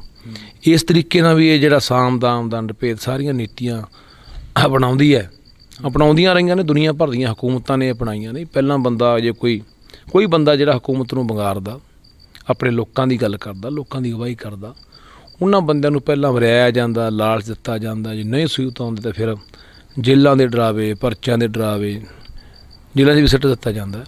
ਫਿਰ ਵੀ ਨਹੀਂ ਠੀਕ ਆਉਂਦਾ, ਫਿਰ ਬਦਨਾਮ ਕਰ ਦਿੱਤਾ ਜਾਂਦਾ ਵੀ ਲੋਕਾਂ ਦੇ ਵਿੱਚ ਇੰਨਾ ਬਦਨਾਮ ਕਰ ਦਿਓ ਲੋਕ ਦੀ ਗੱਲ ਹੀ ਸੁਣਨੋਂ ਹਟ ਜਾਣ। ਫਿਰ ਚੌਥਾ ਇਹ ਦੇਖਦੇ ਆ ਵੀ ਹੁਣ ਸਾਰੀਆਂ ਗੱਲਾਂ ਸੂਤ ਨਹੀਂ ਬੈਠੀਆਂ, ਫਿੱਟ ਨਹੀਂ ਬੈਠੀਆਂ, ਨਹੀਂ ਸੂਤ ਆਉਂਦੇ ਇਹ ਲੋਕ ਜਾਂ ਜਿਹੜਾ ਵੀ ਬੰਦਾ ਹੈ, ਫਿਰ ਉਹਨੂੰ ਉਦੋਂ ਬਾਅਦ ਮਰਵਾਇਆ ਜਾਂਦਾ। ਇਹ ਦੁਨੀਆ ਭਰ ਦੀ ਆਪਾਂ ਜਦੋਂ ਹਿਸਟਰੀ ਪੜ੍ਹਦੇ ਹਾਂ, ਇਤਿਹਾਸ ਪੜ੍ਹਦੇ ਹਾਂ, ਤਾਂ ਉਹਦੇ ਵਿੱਚ ਅਨੇਕਾਂ ਇਹੋ ਜਿਹੇ ਬੰਦੇ ਜਿਹੜੇ ਸਮੇਂ 'ਤੇ ਹਕੂਮਤਾਂ ਨੇ ਬਦਨਾਮ ਕਰਕੇ ਜੇਲ੍ਹਾਂ ਸਿੱਟੇ ਜਾਂ ਮਰਵਾਏ ਆ। ਸੋ ਇਸ ਤਹਿਤ ਜਿਹੜੀ ਸਰਕਾਰ ਹੈ ਪੰਜਾਬ ਦੇ ਵਿੱਚ ਚੱਲ ਰਹੀ ਹੈ, ਇਹ ਬੋਲਣ ਦੀ ਆਜ਼ਾਦੀ ਦੇ ਉੱਤੇ ਬਹੁਤ ਵੱਡਾ ਹਮਲਾ ਹੈ। ਵੈਸੇ ਤਾਂ ਪੂਰੀ ਦੁਨੀਆ 'ਚ ਹੀ ਹੋ ਰਿਹਾ, ਭਾਰਤ ਦੇ ਵਿੱਚ ਬਹੁਤ ਗਲਾ ਘੁੱਟਿਆ ਜਾ ਰਿਹਾ ਲੋਕਾਂ ਦਾ। ਪੰਜਾਬ ਦੇ ਵਿੱਚ ਉਹ ਕੇਜਰੀਵਾਲ ਦੀ ਜੁੰਡਲੀ ਨੇ ਸ਼ੁਰੂ ਕਰ ਲਈ ਜਿਹੜਾ ਕੰਮ ਪੰਜਾਬ ਦੇ ਵਿੱਚ, ਅਤੇ ਪਰ ਮੈਨੂੰ ਲੱਗਦਾ ਕਿ ਪੰਜਾਬ ਦੇ ਲੋਕ ਇਹਨੂੰ ਬਰਦਾਸ਼ਤ ਨਹੀਂ ਕਰਨਗੇ ਅਤੇ ਇਹਦਾ ਮੂੰਹ ਤੋੜਵਾਂ ਜਵਾਬ ਦੇਣਗੇ। ਲੱਖੇ ਲੱਗਦਾ ਗਾ ਵੀ ਜਿਹੜਾ ਬਦਲਾਅ ਦੀ ਗੱਲ ਕਰੀ ਸੀ ਸਰਕਾਰ ਨੇ, ਉਹ ਆਉਂਦਾ ਨਜ਼ਰ ਆਇਆ ਕਿਤੇ ਨਾ ਕਿਤੇ? ਦੇਖੋ, ਬਦਲਾਅ ਦੀ ਗੱਲ ਬਹੁਤ ਜ਼ੋਰ ਸ਼ੋਰ ਨਾਲ ਪ੍ਰਚਾਰੀ ਗਈ। ਲੋਕਾਂ ਨੇ ਵੀ ਸਾਥ ਦਿੱਤਾ ਵੀ ਚਲੋ ਪੁਰਾਣੇ ਜਿਹੜੇ ਰਵਾਇਤੀ ਵਾਰੀ ਬੰਨੀ ਸੀ ਜਿਨ੍ਹਾਂ ਦੀ ਬਾਦਲਾਂ ਦੀ ਕਾਂਗਰਸੀਆਂ ਦੀ, ਉਹਨਾਂ ਨੂੰ ਛੁਟਕਾਰਾ ਪਾਉਣ ਲਈ ਲੋਕਾਂ ਨੇ ਕੋਈ ਮਾੜਾ ਕੰਮ ਨਹੀਂ ਕੀਤਾ। ਲੋਕਾਂ ਕੋਲ ਕੋਈ ਹੋਰ ਰਾਹ ਵੀ ਨਹੀਂ ਸੀ, ਪਰ ਉਹ ਇਹਨਾਂ ਦੀ ਜ਼ਿੰਮੇਵਾਰੀ ਬਣਦੀ ਸੀ ਜਿਹੜੇ ਆਪਣੇ ਆਪ ਨੂੰ ਅਖੌਤੀ ਇਨਕਲਾਬੀ ਕਹਾਉਂਦੇ ਆ ਕਿ ਅਸੀਂ ਜੀ ਅਸੀਂ ਆਹ ਕਰ ਦਿਆਂਗੇ, ਅਸੀਂ ਆਹ ਕਰ ਦਿਆਂਗੇ। ਕੱਖ ਵੀ ਨਹੀਂ ਹੋਇਆ। 7 ਮਹੀਨਿਆਂ ਦੇ ਵਿੱਚ ਚਿੱਟੇ ਦੀ ਆਪਾਂ ਗੱਲ ਕਰ ਗਏ ਤਾਂ ਕਿੰਨੇ ਪਿੰਡਾਂ 'ਚ ਨੌਜਵਾਨ ਰੋਜ਼ ਮਰਦੇ ਆ ਟੀਕੇ ਲਾ ਲਾ ਕੇ। ਕਿਹੜੇ ਪਾਸਿਓਂ ਆਪਾਂ ਨੂੰ ਲੱਗਦਾ ਹੈ ਵੀ ਇਸ ਪਾਸਿਓਂ ਸਰਕਾਰ ਨੇ ਕੋਈ ਅੱਗੇ ਵਧੀ ਹੈ, ਕੋਈ ਕਦਮ ਪੱਟਿਆ? ਨੌਕਰੀਆਂ ਦੀ ਗੱਲ ਕਰ ਗਏ, ਕਹਿੰਦੇ ਸੀ ਬੇਰੁਜ਼ਗਾਰਾਂ ਨੂੰ ਅਸੀਂ ਵੱਧ ਤੋਂ ਵੱਧ ਨੌਕਰੀਆਂ ਦੇਵਾਂਗੇ, ਪੈਨ ਚੱਲੂ ਸਾਡਾ ਹਰਾ। ਰਿਟਾਇਰ ਪ੍ਰੋਫੈਸਰ ਰੱਖ ਲਏ, ਰਿਟਾਇਰ ਪਟਵਾਰੀ ਰੱਖ ਲਏ, ਰਿਟਾਇਰ ਡਾਕਟਰ ਰੱਖ ਲਏ, ਜਿਨ੍ਹਾਂ ਨੂੰ 80-80 90-90 ਹਜ਼ਾਰ ਰੁਪਈਆ ਪੈਨਸ਼ਨਾਂ ਨੇ। ਅਤੇ ਨੌਜਵਾਨ ਅੱਜ ਵੀ ਟੈਂਕੀਆਂ 'ਤੇ ਚੜ੍ਹੇ ਹੋਏ ਨੇ, ਅੱਜ ਵੀ ਸੜਕਾਂ 'ਤੇ ਡਾਂਗਾ ਖਾ ਰਹੇ ਆ, ਕਦੇ ਮੀਥੇਰ ਦੀ ਕੋਠੀ ਮੁਹਰੇ, ਕਦੇ ਭਗਵੰਤ ਦੇ ਘਰ ਮੁਹਰੇ ਸੰਗਰੂਰ, ਕਦੇ ਪਟਿਆਲੇ ਬਿਜਲੀ ਬੋਰਡ ਦੇ ਦਫ਼ਤਰ ਦੇ ਅੱਗੇ।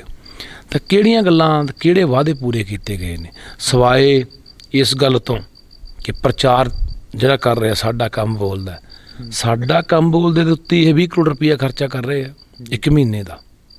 ਉਹ ਪ੍ਰਚਾਰ ਉਹ ਬਾਹਰਲੇ ਸੂਬਿਆਂ ਦੇ ਵਿੱਚ, ਹੁਣ ਮੈਨੂੰ ਦੱਸੋ ਵੀ ਗੁਜਰਾਤ, ਬੰਗਾਲ, ਬਿਹਾਰ, ਹਿਮਾਚਲ, ਉੱਥੇ ਅਖਬਾਰਾਂ ਦੇ ਵਿੱਚ ਇਸ਼ਤਿਹਾਰ ਦਿੰਦੇ ਆ ਜਿਹੜਾ ਲੱਖਾਂ ਰੁਪਈਆ ਇਹ ਲਾਉਂਦੇ ਆ, ਉਸ ਦਾ ਪੰਜਾਬ ਨੂੰ ਕੀ ਫਾਇਦਾ? ਉਹ ਪੰਜਾਬ ਦੇ ਖਜ਼ਾਨੇ 'ਚੋਂ ਪੈਸਾ ਕਿਉਂ ਲਾਇਆ ਜਾ ਰਿਹਾ? ਦੂਜੇ ਪਾਸੇ ਸਾਡੇ ਕੋਲ ਯੂਨੀਵਰਸਿਟੀ ਸਾਡੀ ਪਟਿਆਲਾ 300 ਕਰੋੜ ਦੇ ਵੈਸੇ ਹੀ ਘਾਟੇ 'ਚ, ਤਨਖਾਹਾਂ ਦੇਣ ਨੂੰ ਪੈਸੇ ਨਹੀਂ। 26-27 ਸਾਲ ਹੋ ਗਈ ਪ੍ਰੋਫੈਸਰਾਂ ਦੀ ਕੋਈ ਭਰਤੀ ਨਹੀਂ ਹੋਈ, ਪ੍ਰਿੰਸੀਪਲਾਂ ਦੀ ਭਰਤੀ ਨਹੀਂ ਹੋਈ। ਕਿੱਧਰ ਨੂੰ ਜਾ ਰਹੀ ਹੈ ਕਹਾਣੀ? ਕਿਹੜੇ ਬਦਲਾਅ ਦੀਆਂ ਗੱਲਾਂ ਕਰਕੇ ਸਰਕਾਰ ਆਈ ਸੀ ਜਾਂ ਭਗਵੰਤ ਸਿੰਘ ਮਾਨ ਆਏ ਸੀ ਕਿ ਅਸੀਂ ਬਦਲਾਅ ਲੈ ਕੇ ਆਵਾਂਗੇ?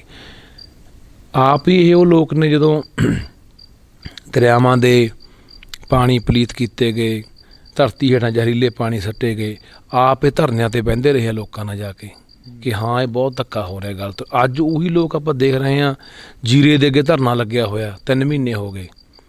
ਉਲਟਾ NGT ਜਾ ਕੇ ਉਦੋਂ ਹਰੀ ਝੰਡੀ ਦੇ ਦਿੰਦੀ ਹੈ, ਕਿਤੇ ਪਾਣੀ ਪੀਣ ਯੋਗ ਹੈ। ਉੱਥੇ ਬਲਵੀਰ ਸਿੰਘ ਸੀਚੇਵਾਲ ਵਰਗੇ ਵੀ ਜਾਂਦੇ ਆ, ਪਾਣੀ ਤਾਂ ਕਹਿੰਦੇ ਪੀਣ ਯੋਗ ਨਹੀਂ, ਪਰ ਫੈਕਟਰੀਆਂ ਦੀ ਵੀ ਲੋੜ ਹੈ। ਅਸੀਂ ਪੁੱਛਣਾ ਚਾਹੁੰਦੇ ਹਾਂ ਵੀ ਤੁਸੀਂ ਬਹੁਤ ਰੌਲਾ ਪਾਇਆ ਭਾਈ ਸਾਹਿਬ, ਹਵਾ ਪਾਣੀ ਧਰਤੀ ਨੂੰ ਲੈ ਕੇ ਵੀ ਜ਼ਹਿਰੀਲੇ ਹੋ ਰਹੇ ਆ, ਦੂਸ਼ਿਤ ਹੋ ਰਹੇ ਆ, ਖਰਾਬ ਹੋ ਰਹੇ ਆ। ਰਾਜ ਸਭਾ ਦੀ ਕੁਰਸੀ ਮਿਲਦੀ ਸਾਰਾ ਕੁਝ ਭੁੱਲ ਗਿਆ। ਹੁਣ ਕਿਉਂ ਨਹੀਂ ਬੁੱਢਾ ਦਰਿਆ ਦਿਖਦਾ? ਹੁਣ ਕਿਉਂ ਨਹੀਂ ਸਤਲੁਜ ਦਿਖਦਾ? ਹੁਣ ਕਿਉਂ ਨਹੀਂ ਆ ਫੈਕਟਰੀਆਂ ਕਾਰਖਾਨੇ ਦਿਖਦੇ ਜੋ ਜ਼ਹਿਰਾਂ ਸਿੱਟ ਰਹੇ ਸਾਡੀ ਧਰਤੀ ਦੇ ਹੇਠਾਂ? ਅਤੇ ਇਹ ਸਾਰੀਆਂ ਉਹ ਗੱਲਾਂ ਨੂੰ ਲੈ ਕੇ ਜਿਹੜੀਆਂ ਗੱਲਾਂ ਇਹ ਕਰਕੇ, ਜਿਹੜੇ ਵਾਅਦੇ ਕਰਕੇ ਸਰਕਾਰ ਆਈ ਸੀ, ਉਹ ਸਾਰਿਆਂ ਵਾਅਦਿਆਂ 'ਚ ਦਾਅਵਿਆਂ 'ਚ ਬੁਰੀ ਤਰ੍ਹਾਂ ਫੇਲ ਸਾਬਤ ਹੋਈ ਹੈ। ਲੱਖੀ, ਜਿਹੜਾ ਪਰਚਾ ਰੱਦ ਕਰਨ ਦੀਆਂ ਗੱਲਾਂ ਉੱਡ ਰਹੀਆਂ ਨੇ, ਉਹ ਅਫਵਾਹਾਂ ਨੇ ਜਾਂ ਸੱਚੀ ਮੁੱਚੀ ਜਿਹੜਾ ਪਰਚਾ ਉਹ ਲੱਖੇ ਦਾ ਰੱਦ ਹੋ ਗਿਆ? ਹਰੀ ਕੇ ਪੱਤਣ 'ਤੇ ਜਿਹੜਾ ਪਰਚਾ ਹੋਇਆ, ਪਹਿਲਾਂ ਮੀਡੀਆ 'ਚ ਗੱਲਾਂ ਆਈਆਂ, ਮੀਡੀਆ 'ਚ ਮੈਂ ਵੀ ਪੜ੍ਹਿਆ, ਉਸ ਤੋਂ ਬਾਅਦ ਮੈਨੂੰ ਪੁਲਿਸ ਅਧਿਕਾਰੀਆਂ ਨਾਲ ਮੇਰੀ ਗੱਲ ਹੋਈ ਹੈ, ਉਹ ਕਹਿੰਦੇ ਵੀ ਤੇਰਾ ਪਰਚਾ ਰੱਦ ਕਰ ਦਿੱਤਾ ਗਿਆ। ਮੈਂ ਉਹਨਾਂ ਨੂੰ ਇਹੀ ਸਵਾਲ ਕਰਦਾ ਵੀ ਠੀਕ ਹੈ ਮੇਰਾ ਪਰਚਾ ਰੱਦ ਕਰ ਦਿੱਤਾ ਗਿਆ, ਪਰ ਮੇਰੇ ਅਕਸ ਨੂੰ ਕਿੱਡੀ ਵੱਡੀ ਢਾਹ ਲੱਗੀ।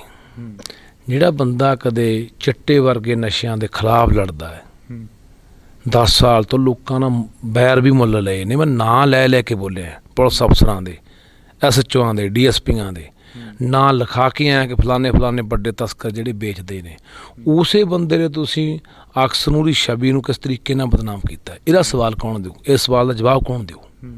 ਕੀ ਸਰਕਾਰ ਜਵਾਬਦੇਹ ਹੈ ਇਸ ਗੱਲ ਦੀ ਜਾਂ ਪ੍ਰਸ਼ਾਸਨ ਕਿ ਤੁਸੀਂ ਇੱਕ ਬੰਦੇ ਦੇ ਸੰਬੰਧ ਕਿੱਥੇ ਜੋੜ ਰਹੇ ਹੋ ਕਿ ਡਰਾਉਣ ਰਾਹੀਂ ਇਹ ਹਥਿਆਰ ਮੰਗਾਉਂਦੇ ਆ, ਡਰੋਨ ਰਾਹੀਂ ਇਹ ਨਸ਼ਾ ਮੰਗਾਉਂਦੇ ਆ, ਇਹ ਫਰੌਤੀਆਂ ਲੈਂਦੇ ਆ? ਇਹਦਾ ਜਵਾਬ ਮੈਂ ਮੰਗਣਾ ਚਾਹੁੰਦਾ ਇਸ ਪ੍ਰਸ਼ਾਸਨ ਜਾਂ ਸਰਕਾਰ ਤੋਂ। ਠੀਕ ਆ ਤੁਸੀਂ ਪਰਚਾ ਰੱਦ ਕਰਤਾ, ਪਰਚਾ ਹੈ ਕੀ ਸੀ ਪਰਚੇ 'ਚ? ਮੈਂ ਕੋਈ ਚੋਰ ਸੀ? ਮੈਂ ਫਰੌਤੀਆਂ ਲੈਂਦਾ ਸੀ ਜਾਂ ਮੈਂ ਚਿੱਟਾ ਵੇਚਦਾ ਸੀ? ਗੱਲ ਤਾਂ ਸਵਾਲ ਤਾਂ ਇਹ ਖੜਾ ਹੁੰਦਾ ਵੀ ਇਹ ਆਪਾਂ ਚੱਕ ਕੇ ਕਿਸੇ 'ਤੇ ਐਡਾ ਵੱਡਾ ਇਲਜ਼ਾਮ ਬਿਨਾਂ ਗੱਲ ਤੋਂ ਮੜ ਦੇਣਾ। ਕੋਈ 19 ਨਾਲ 21 ਤਾਂ ਹੋ ਜਾਂਦੀ ਆ, ਮੰਨ ਲਓ ਆਟੇ ਨਾਲ ਪੜੇਥਣ ਦਾ ਲੱਗ ਜਾਂਦਾ, ਪਰ ਪੜੇਥਣ ਦੀ ਆਪਾਂ ਆਟਾ ਗੁੰਨਦੇ ਉਹ ਵੀ ਨਹੀਂ ਹੁੰਦਾ। ਇਸ ਕਰਕੇ ਜਿਹੜਾ ਇਹਨਾਂ ਨੇ ਇਹ ਕੰਮ ਕੀਤਾ ਬਾਈ, ਮੈਂ ਇਹਦਾ ਜਵਾਬ ਮੰਗਣਾ ਚਾਹੁੰਦਾ। ਹਾਲੇ ਬਾਕੀ ਮੈਨੂੰ ਜਿਹੜੀ ਤਸਵੀਰ ਆ ਉਹ ਸਵੇਰੇ ਸਾਫ਼ ਹੋਣੀ ਹੈ ਕੱਲ੍ਹ ਨੂੰ, ਕਿ ਜਿਹੜਾ ਇਹ ਜਦੋਂ ਮੇਰੇ ਕੋਲ ਕੋਈ ਕਾਪੀਆਂ ਆਉਣਗੀਆਂ ਕਿ ਕਿਸ ਤਰੀਕੇ ਨਾਲ ਇਹ ਪਰਚਾ ਮੇਰਾ ਖਾਰਜ ਕੀਤਾ ਗਿਆ, ਮੈਨੂੰ ਜਿਹੜੀ ਫਸਟ ਜਿਮਨੀ ਹੁੰਦੀ ਉਹ 'ਚ ਕੱਢਿਆ ਗਿਆ, ਮੁੱਢਲੀ ਦਲੀ ਤਫਤੀਸ਼ ਹੁੰਦੀ ਹੈ, ਜਾਂ ਇਹਨਾਂ ਨੇ ਤਫਤੀਸ਼ ਕਰਕੇ ਰੱਖ ਲਿਆ ਵੀ ਉਹਨੂੰ ਅਸੀਂ ਕੋਰਟ ਦੇ ਵਿੱਚ ਦਾਖਲ ਕਰਾਂਗੇ, ਸੋ ਉਹ ਸਵੇਰੇ ਪਤਾ ਲੱਗਣਾ। ਲੱਖੇ ਦੇ ਸੰਬੰਧ ਲੰਡੇਕਿਆਂ ਨਾਲ ਕਿੰਨੇ ਕੁ ਸੀ? ਜੇ ਅਸੀਂ ਗੱਲ ਕਰੀਏ ਤਾਂ ਲੰਡੇਕਿਆਂ ਨਾਲ ਜੁੜੇ ਗਏ ਨੇ ਲੱਖੇ ਦੇ ਸੰਬੰਧ। ਮੈਂ ਤਾਂ ਵੀਰੇ ਨਾ ਉਸ ਸੱਜਣ ਨੂੰ ਕਦੇ ਮਿਲਿਆ, ਨਾ ਪਹਿਲਾਂ ਮਿਲਿਆ, ਨਾ ਕਦੇ ਹੁਣ ਮਿਲਿਆ, ਨਾ ਉਹਨੂੰ ਜਾਣਦੇ ਆ, ਨਾ ਬਹੁਤਾ ਮੈਂ ਉਹਦਾ ਵੀ ਨਾਂ। ਮੈਂ ਤਾਂ ਸਹੀ ਗੱਲ ਦੱਸਦਾ, ਮੈਂ ਜਦੋਂ FIR ਪੜ੍ਹੀ ਨਾ ਤੇ ਮੈਨੂੰ ਉਦੋਂ ਵੀ ਨਹੀਂ ਪਤਾ ਲੱਗਿਆ ਇਹਦਾ ਫਿਰ FIR ਮੈਂ ਵਕੀਲ ਨੂੰ ਪੜ੍ਹਾਈ ਤਾਂ ਮੈਨੂੰ ਉਦੋਂ ਪਤਾ ਲੱਗਿਆ, ਉਹਨੇ ਤਾਂ ਮੈਨੂੰ ਦੱਸਿਆ, ਕਹਿੰਦਾ ਇਹ ਉਹ ਲੰਡਾ ਹੈ ਮੁੰਡਾ ਹਰੀਕੇ ਵਾਲਾ ਜਿਹੜਾ ਇੱਥੇ ਬੰਬ ਬਲਾਸਟ ਜਿਨ੍ਹਾਂ ਨੇ ਜੋੜਿਆ। ਅਤੇ ਇਹ ਜਿਹੜੀ ਕਹਾਣੀ ਹੈ ਨਾ, ਦਰਅਸਲ ਇਹਨੂੰ ਸਮਝੋ। ਬੰਬ ਬਲਾਸਟ ਹੋ ਗਿਆ ਜੀ, RDX ਫੜਿਆ ਗਿਆ ਜੀ, ਪਾਕਿਸਤਾਨ ਤੋਂ ਆਇਆ ਹੋਇਆ ਟਿਫਨ ਬੰਬ ਫੜਿਆ ਗਿਆ ਜੀ, ਉਹ 'ਚ ਫੜ ਮੁੰਡਿਆਂ ਨੂੰ ਅੰਦਰ ਤੁੰਨੀ ਜਾਂਦੇ ਆ, ਪਰਚੇ ਕੱਟ ਕੇ ਰੱਖ ਲੈਂਦੇ ਆ, ਕਿਸੇ ਨਾ ਕਿਸੇ ਨੇ ਬੰਦੇ ਨਾਲ ਜੋੜ ਕੇ ਪਰਚੇ ਕੱਟ ਕੇ ਰੱਖ ਲਏ, FIR ਖੁੱਲ੍ਹਦੀ ਰੱਖੀ, ਜਿਹੜਾ ਬੰਦਾ ਜੀ ਕੀਤਾ ਫੜ ਕੇ ਉਹ ਪਰਚੇ 'ਚ ਪਾ ਕੇ ਅੰਦਰ ਦੇਤਾ। ਕੋਈ ਇੱਥੇ ਇਨਸਾਫ ਦੀ ਗੱਲ ਤਾਂ ਹੈ ਨਹੀਂ, ਕੋਈ ਪੁੱਛ-ਗਿੱਛ ਨਹੀਂ ਹੈਗੀ, ਕੋਈ ਜਾਂਚ ਨਹੀਂ, ਕੋਈ ਪੜਤਾਲ ਨਹੀਂ। ਇਹ ਵੀ ਕੋਈ ਦਲੀਲ ਆ ਕਿ ਤੁਹਾਨੂੰ ਕਹਿੰਦੇ ਜੀ ਕਹਾਣੀ ਦੇਖੋ ਕਿਵੇਂ ਕੱਢਦੇ ਆ। ਇੱਕ ਮੁਖਬਰ ਨੇ ਆ ਕੇ ਤਲਾਹ ਦਿੱਤੀ ਨਾਕੇ ਦੇ ਖੜਿਆਂ ਨੂੰ ਕਿ 15 ਬੰਦਿਆਂ ਦਾ ਗਰੋਹ ਬਣਿਆ ਹੋਇਆ, ਅਤੇ ਇਹ ਜਿਹੜਾ ਆਪਣਾ ਫਰੋਤੀਆਂ ਲੈਣ ਦਾ ਕੰਮ ਕਰਦਾ ਅਤੇ ਡਰੋਨ ਰਾਹੀਂ ਉੱਥੋਂ ਇਹ ਨਸ਼ਾ ਆਪਣਾ ਮੰਗਵਾਉਂਦਾ, ਪਾਕਿਸਤਾਨ ਤੋਂ ਹਥਿਆਰ ਮੰਗਵਾਉਂਦੇ ਆ। ਐ ਹੁੰਦੀਆਂ ਗੱਲਾਂ ਵੀ ਕੋਈ ਵੀ ਕੱਲ੍ਹ ਨੂੰ ਆ ਕੇ ਤੁਰਿਆ ਹੁੰਦਾ ਨੂੰ ਰਾਹ 'ਚ ਖੜਿਆਂ ਨੂੰ ਕਹਿ ਦੇ ਕਿ ਹਾਂ ਜੀ ਫਲਾਨਾ ਬੰਦਾ ਕੰਮ ਕਰਦਾ, ਕੋਈ ਜਾਂਚ ਨਹੀਂ ਹੁੰਦੀ ਉਹਦੀ, ਕੋਈ ਪੜਤਾਲ ਨਹੀਂ ਹੁੰਦੀ, ਕੋਈ ਇਨਕੁਆਇਰੀ ਨਹੀਂ ਹੁੰਦੀ, ਐਂ ਚੱਕ ਕੇ ਨਾਲ ਮੜ ਦਿੰਦੇ ਹੋ। ਇਹੀ ਕੁਛ ਹੋ ਰਿਹਾ। ਕੋਈ ਇੱਥੇ ਟਿਫਨ ਬੰਬ ਨਹੀਂ ਫੜਿਆ ਜਾਂਦਾ, ਕੋਈ ਇੱਥੇ RDX ਨਹੀਂ ਆਉਂਦਾ। ਜਾਣ ਬੁੱਝ ਕੇ ਮਾਹੌਲ ਜਿਹੜਾ ਪੰਜਾਬ ਦਾ ਉਹ ਇਸ ਤਰੀਕੇ ਨਾਲ ਬਣਾਇਆ ਜਾ ਰਿਹਾ ਤਾਂ ਕਿ ਡਰ ਪੈਦਾ ਕਰ ਦਿਓ ਲੋਕਾਂ ਦੇ ਦਿਲਾਂ ਦੇ ਵਿੱਚ। ਮੁੰਡਿਆਂ ਦੀ ਫੜੋ ਫੜੀ ਕਰਾ ਕੇ ਉਹਨਾਂ ਨੂੰ ਅੰਦਰ ਸਿੱਟ ਕੇ, ਜਿਹੜੇ ਵੀ ਲੋਕ ਅੱਜ ਕੱਲ੍ਹ ਉਹਨਾਂ ਨੂੰ ਲੱਗਦਾ ਵੀ ਜਿਹੜੇ ਲੋਕ ਕੱਲ੍ਹ ਨੂੰ ਆਪਣੇ ਹੱਕਾਂ ਲਈ ਉੱਠਣਗੇ, ਸੰਘਰਸ਼ ਕਰਨਗੇ, ਜਿਵੇਂ ਪਹਿਲਾਂ ਲੋਕ ਉੱਠ ਕੇ ਦਿੱਲੀ ਗਏ ਆ ਕਾਲੇ ਕਾਨੂੰਨਾਂ ਦੇ ਖਿਲਾਫ, ਜਿਹੜੇ ਕਾਲੇ ਕਾਨੂੰਨ ਹੋਰ ਆਉਣਗੇ, ਲਿਆਉਣ ਜਾ ਰਹੇ ਨੇ, ਸਾਡੇ ਹੱਕ ਮਾਰ ਰਹੇ ਨੇ, ਲੋਕ ਹੌਲੀ ਹੌਲੀ ਜਾਗਰੂਕ ਹੋ ਕੇ ਆਪਣੇ ਹੱਕਾਂ ਲਈ ਲਾਮਬੰਦ ਹੋ ਰਹੇ ਆ। ਉਹਨਾਂ ਨੂੰ ਲੋਕਾਂ ਨੂੰ ਡਰਾ ਕੇ ਘਰਾਂ 'ਚ ਕਿਵੇਂ ਵਾੜਨਾ, ਇਹ ਸਾਰਾ ਉਹ ਵਰਤਾਰਾ ਹੈ। ਉੱਥੇ ਬਲਾਸਟ ਹੋ ਗਿਆ ਜੀ, ਐਵੇਂ ਕਹਾਣੀ ਜੁਗਾੜ ਦਿੰਦੇ ਆ, ਥਾਣੇਦਾਰ ਦੇ ਜੀਪ ਥੱਲੇ ਬੰਬ ਲਾ ਗਿਆ ਜੀ, ਕੋਈ ਲੈ ਕੁੱਤੇ ਨੇ ਬੰਬ ਸਿੱਟਤਾ ਜੀ, ਕਿਹੋ ਜਿਹੀਆਂ ਕਹਾਣੀਆਂ ਘੜ ਰਹੀ ਹੈ। ਇਹ ਜਿਹੜੀਆਂ ਗੱਲਾਂ ਨੇ ਇਹ ਸਮਝਣਾ ਚਾਹੀਦਾ, ਪੰਜਾਬ ਦੇ ਲੋਕਾਂ ਨੂੰ ਸਮਝਣਾ ਚਾਹੀਦਾ, ਇਹ ਜਿਹੜੀਆਂ ਇੱਥੇ ਕਰਾ ਰਹੀਆਂ ਏਜੰਸੀਆਂ ਇਹਨਾਂ ਨੂੰ ਵੀ ਸਮਝਣਾ ਚਾਹੀਦਾ ਵੀ ਇਹ ਗੱਲ ਠੀਕ ਨਹੀਂ ਆ। ਤੁਸੀਂ ਨਜਾਇਜ਼ ਜਦੋਂ ਇਸ ਤਰੀਕੇ ਦੇ ਨਾਲ ਫੜ ਕੇ ਸਾਡੇ ਨੌਜਵਾਨਾਂ ਨੂੰ ਅੰਦਰ ਕਰੋਗੇ, ਚੱਲ ਵੀਰ ਮੇਰੇ ਰੌਲਾ ਪੈ ਗਿਆ, ਚੱਲ ਮੈਨੂੰ ਕਿਸਾਨੀ ਅੰਦੋਲਨ ਦੌਰਾਨ ਜਾਂ ਉਸ ਤੋਂ ਪਹਿਲਾਂ ਜਿੰਨੇ ਕੁ ਪੰਜਾਬ ਦੇ ਲੋਕ ਜਾਣਦੇ ਸੀ, ਉਹਦਾ ਕਰਕੇ ਲੋਕਾਂ ਨੂੰ ਲੱਗਿਆ ਕਿ ਹਾਂ ਯਾਰ ਇਹ ਬੰਦਾ ਹੱਕ ਸੱਚ 'ਤੇ ਖੜਨ ਵਾਲਾ, ਇਹ ਬੰਦਾ ਇਹੋ ਜਿਹਾ ਨਹੀਂ ਹੋ ਸਕਦਾ। ਲੋਕਾਂ ਨੇ ਸਾਥ ਦਿੱਤਾ, ਬਹੁਤ ਵੱਡੇ ਪੱਧਰ 'ਤੇ ਮੇਰਾ ਸਿਰ ਝੁਕਦਾ ਉਹਨਾਂ ਲੋਕਾਂ ਦੇ ਅੱਗੇ ਜਿਨ੍ਹਾਂ ਨੇ ਸਾਥ ਦਿੱਤਾ, ਚਾਹੇ ਬਾਹਰਲੇ ਮੁਲਕਾਂ 'ਚ ਕੋਈ ਬੈਠਾ, ਚਾਹੇ ਪੰਜਾਬ 'ਚ ਬੈਠਾ, ਚਾਹੇ ਹਰਿਆਣਾ, ਰਾਜਸਥਾਨ, UP ਕਿਤੇ ਵੀ ਬੈਠੇ ਨੇ, ਸੱਚ ਦਾ ਸਾਥ ਦਿੱਤਾ। ਤਾਂ ਜਿਹੜੇ ਵਿਚਾਰੇ ਜਿਨ੍ਹਾਂ ਦੀ ਜਾਣ ਪਛਾਣ ਹੀ ਨਹੀਂ, ਜਿਨ੍ਹਾਂ ਦੇ ਕੋਈ ਮਗਰ ਪੈਰਵਾਈ ਕਰਨ ਵਾਲਾ ਹੈ ਨਹੀਂ, ਉਹ ਖਬਰਾਂ ਕਿੰਨੇ ਕੁ ਮੁੰਡੇ ਚੱਕ ਅੰਦਰ ਦੇ ਬੈਠੇ ਆਏ ਉਹ ਇਹੋ ਜਿਹੇ ਪਰਚਿਆਂ 'ਚ। ਤਾਂ ਮੈਂ ਕਹਿਣਾ ਵੀ ਇਕੱਲੇ ਲੱਖੇ ਲਈ ਨਹੀਂ, ਹਰ ਉਸ ਇਨਸਾਨ ਲਈ, ਹਰ ਉਸ ਨੌਜਵਾਨ ਲਈ ਸਾਨੂੰ ਖੜਨਾ ਪੈਣਾ। ਜਿਹੜੇ ਬੰਦੇ ਸਾਡੇ ਅੱਜ ਹੱਕ ਦੀ ਗੱਲ ਕਰਦੇ ਆ, ਸੱਚ ਦੀ ਗੱਲ ਕਰਦੇ ਆ, ਇਨਸਾਫ ਦੀ ਗੱਲ ਕਰਦੇ ਆ, ਅਤੇ ਨਹੀਂ ਫਿਰ ਸਾਰਿਆਂ ਨੂੰ ਇਕੱਲੇ ਨੂੰ ਨਖੇੜ ਕੇ ਆਈ ਇਹਨਾਂ ਨੇ ਜੇਲ੍ਹਾਂ ਸਿੱਟਣਾ, ਤੁੰਨਣਾ ਅਤੇ ਮਾਰਨਾ। ਲੱਖੇ ਅੰਮ੍ਰਿਤਪਾਲ ਬਾਹਰੋਂ ਆਉਂਦਾ, ਅੰਮ੍ਰਿਤਪਾਲ ਦੇ ਉੱਪਰ ਕਾਫੀ ਸਵਾਲ ਖੜ੍ਹੇ ਹੁੰਦੇ ਨੇ। ਅੰਮ੍ਰਿਤਪਾਲ ਨੂੰ ਵੀ ਏਜੰਸੀਆਂ ਦਾ ਬੰਦਾ ਦੱਸਿਆ ਜਾਂਦਾ। ਜਦੋਂ ਅਸੀਂ ਇੱਥੇ ਲੋਕਾਂ ਦੇ ਵਿੱਚ ਵਿਚਰਦੇ ਹਾਂ ਤਾਂ ਕਈ ਲੋਕ ਇਹ ਕਹਿੰਦੇ ਨਜ਼ਰ ਆਉਂਦੇ ਨੇ ਕਿ ਲੱਖੇ ਦੀ ਇੱਕ ਸਟੰਟ ਵੀ ਹੋ ਸਕਦਾ। ਲੱਖਾ ਜਦੋਂ ਵੀ ਕੋਈ ਅੰਦੋਲਨ ਖੜ੍ਹਾ ਹੁੰਦਾ ਜਾਂ ਕੋਈ ਬੰਦਾ ਖੜ੍ਹਾ ਹੁੰਦਾ ਤਾਂ ਲੱਖਾ ਪੈਰਲਰ 'ਤੇ ਖੜ੍ਹਾ ਹੋ ਜਾਂਦਾ। ਇਹਦੇ ਵਿੱਚ ਕਿੰਨਾ ਕੁ ਸੱਚ ਆ? ਨਹੀਂ ਵੀਰੇ, ਲੱਖਾ ਕਦੋਂ ਦਾ ਖੜ੍ਹਾ ਹੋ ਰਿਹਾ? ਲੱਖਾ ਅੱਜ ਦਾ ਖੜ੍ਹਾ ਹੋਇਆ? ਲੱਖੇ ਦੇ ਪਰਚੇ ਕਦੋਂ ਦੇ ਆ? ਪੰਜਾਬੀ ਨੂੰ ਲੈ ਕੇ ਅਸੀਂ ਕਦੋਂ 15 'ਚ ਮੁਹਿੰਮ ਸ਼ੁਰੂ ਕੀਤੀ ਸੀ, ਤੋਂ 7 ਸਾਲ ਪਹਿਲਾਂ 16 ਪਰਚੇ ਦਰਜ ਹੋਏ। ਲੱਖਾ ਤਾਂ ਬਹੁਤ ਚਿਰ ਦਾ ਲੜਦਾ ਆ ਰਿਹਾ। ਉਹ ਤਾਂ ਹੋਵੇ ਲੱਖਾ ਦਾ ਨਵਾਂ ਉੱਠਿਆ ਉੱਠ ਕੇ ਲੱਖੇ ਨੇ ਕੋਈ ਬੰਦਾ ਆਇਆ ਅਤੇ ਬਰਾਬਰ ਖੜ੍ਹਾ ਹੋ ਗਿਆ। ਲੱਖਾ ਤਾਂ ਬਹੁਤ ਚਿਰ ਦਾ, ਅੱਜ ਤੋਂ 10 ਸਾਲ ਦਾ ਪੰਜਾਬੀਅਤ ਦੀ ਗੱਲ ਕਰਦਾ ਆ ਰਿਹਾ, ਹੋਏ ਧੱਕੇ ਦੀ ਗੱਲ ਕਰਦਾ ਆ ਰਿਹਾ, ਪੰਜਾਬ ਦੇ ਹੋਂਦ ਨੂੰ ਬਚਾਉਣ ਦੀਆਂ ਗੱਲਾਂ ਕਰਦਾ ਆ ਰਿਹਾ। ਲੱਖਾ ਨਵਾਂ ਤਾਂ ਹੈ ਨਹੀਂ ਵੀ ਲੱਖਾ ਅੱਜ ਖੜ੍ਹਾ ਹੋ ਜਾ, ਲੱਖਾ ਅੱਜ ਬੋਲਣ ਲੱਗ ਗਿਆ, ਫਿਰ ਤਾਂ ਮੰਨ ਲੱਗੀ ਵੀ ਭਾਈ ਲੱਖਾ ਬਰਾਬਰ ਜਾਣ ਬੁੱਝ ਕੇ ਖੜ੍ਹਾ ਹੋ ਰਿਹਾ। ਸੋ ਇਸ ਤਰੀਕੇ ਨਾਲ ਜਿਹੜੀਆਂ ਗੱਲਾਂ ਬਾਤਾਂ ਹੋ ਰਹੀਆਂ ਵੀ ਲੱਖਾ ਖੜ੍ਹਾ ਹੋ ਜਾਂਦਾ, ਤਾਂ ਮੈਂ ਦੱਸਦਾ ਦੇ ਦਿੰਦਾ ਵੀ ਲੱਖਾ ਬੈਠਾ ਕਿੱਥੇ ਸੀ ਅਤੇ ਲੱਖਾ ਬੈਠਾ ਕਿਹੜੇ ਦਿਨ ਹੈ। ਮੈਨੂੰ ਪਤਾ ਨਾ ਵੀ ਮੈਂ ਕਿਸੇ ਦਾ ਅਹਿਸਾਨ ਨਹੀਂ ਕਰਦਾ। 6 ਮਹੀਨੇ ਮੈਂ ਕਿਸਾਨੀ ਅੰਦੋਲਨ ਵੇਲੇ ਵੀ ਆਪਣਾ ਘਰ ਛੱਡੀ ਰੱਖਿਆ। ਅੱਜ ਵੀ ਮੈਂ ਕਈ ਰਾਤਾਂ ਬਾਹਰ ਰਹਿੰਦਾ, ਕਿਤੇ ਰਾਤ ਨੂੰ 12 ਵਜੇ ਵੜਦੇ ਹਾਂ, ਕਿਤੇ 2 ਵਜੇ ਵੜਦੇ ਹਾਂ। ਸਿਰਫ ਇਸੇ ਕਰਕੇ ਪੂਰੇ ਪੰਜਾਬ 'ਚ ਜਾਈਦਾ, ਪ੍ਰਚਾਰ ਕਰੀਦਾ, ਲੋਕਾਂ ਨੂੰ ਜਗਾਈਦਾ ਵੀ ਯਾਰ ਸਾਡਾ ਆਉਣ ਵਾਲਾ ਸਮਾਂ ਬੜਾ ਮਾੜਾ ਹੈ, ਬੜਾ ਭਿਆਨਕ ਹੈ, ਸਾਨੂੰ 4 ਸਪੇਰੋਂ ਘੇਰਿਆ ਜਾ ਚੁੱਕਿਆ ਅਤੇ ਇਹ ਘੇਰੇਬੰਦੀ ਜਦੋਂ ਅਸੀਂ ਤਾਂ ਨਿਕਲਾਂਗੇ ਸਾਡੇ ਸਿਰ ਜੁੜਨਗੇ ਤਾਂ, ਅਤੇ ਨਹੀਂ ਸਾਨੂੰ ਇਕੱਲੇ ਨੂੰ ਕਰਕੇ ਜਿਸ ਤਰੀਕੇ ਨਾਲ ਮਾਹੌਲ ਬਣਾਈ ਜਾਂਦੇ ਆ। ਡੈਮਾਂ ਦੇ ਪ੍ਰਬੰਧ ਸਾਡੇ ਖੋਹ ਕੇ ਲੈ ਗਏ, ਰਾਜਧਾਨੀ ਵਿੱਚੋਂ ਸਾਨੂੰ ਬਿਲਕੁਲ ਹੀ ਖਤਮ ਕਰਤਾ। ਜਿਹੜਾ 60-40 ਦਾ ਸਾਡਾ ਹਿੱਸਾ ਸੀ ਹਰਿਆਣੇ ਨਾਲ, ਅਸੀਂ 10 ਵੀ ਨਹੀਂ ਰਹਿ ਗਏ। ਸਾਰੇ ਸਰਕਾਰੀ ਪ੍ਰਾਈਵੇਟ ਦਫ਼ਤਰਾਂ ਦੇ ਵਿੱਚ ਉੱਥੇ ਪੰਜਾਬੀ ਗਾਇਬ ਹੀ ਕਰਤੀ, ਖਤਮ ਹੀ ਕਰਤੀ। ਪਾਣੀਆਂ ਦੇ ਉੱਤੇ ਸਾਡੇ ਲਗਾਤਾਰ ਡਾਕੇ ਮਾਰ ਰਹੇ ਨੇ, ਹੱਕ ਸਾਡੇ ਖੋਹ ਰਹੇ ਨੇ। ਯੂਨੀਵਰਸਿਟੀ ਹੈ ਸਾਡੀ, ਖੋ ਕੇ ਲਈ ਗਏ ਇੱਕ ਤਰੀਕੇ ਦੇ ਨਾਲ, ਉੱਥੇ ਹੈ ਕੀ ਰਹਿ ਗਿਆ ਹੁਣ ਸਾਡਾ। ਦੂਜਾ ਇਹਨੂੰ ਨਸ਼ੇ ਦੀ ਗੱਲ ਆਪਾਂ ਕਰ ਲਈਏ, ਉਹ ਵੀ ਸਾਡੀ ਜਾਣ ਬੁੱਝ ਕੇ ਨਸਲਕੁਸ਼ੀ ਕੀਤੀ ਜਾ ਰਹੀ ਹੈ ਕੌਮ ਦੀ। ਤਾਂ ਇਹ ਸਾਰੇ ਜਿਹੜੇ ਵਰਤਾਰੇ ਹੋ ਰਹੇ ਨੇ ਸਾਡੇ ਨਾਲ, ਦਰਿਆਵਾਂ ਦੇ ਪਾਣੀ ਪਲੀਤ ਕਰਤੇ, ਧਰਤੀ ਹੇਠਲੇ ਪਾਣੀ ਜ਼ਹਿਰੀਲੇ ਕਰਤੇ, ਇੱਥੋਂ ਪੰਜਾਬ ਦੀ ਜਵਾਨੀ ਨੂੰ ਇੰਨਾ ਨਿਰਾਸ਼ਤਾ 'ਚ ਧੱਕਤਾ ਕਿ ਉਸ ਇੱਥੇ ਜਾਂ ਤਾਂ ਚਿੱਟਿਆਂ ਦੇ ਰਾਹ ਪੈ ਗਈ ਅਤੇ ਜਾਂ ਇੱਥੋਂ ਬਾਹਰ ਨੂੰ ਉਡਾਰੀਆਂ ਮਾਰ ਗਈ।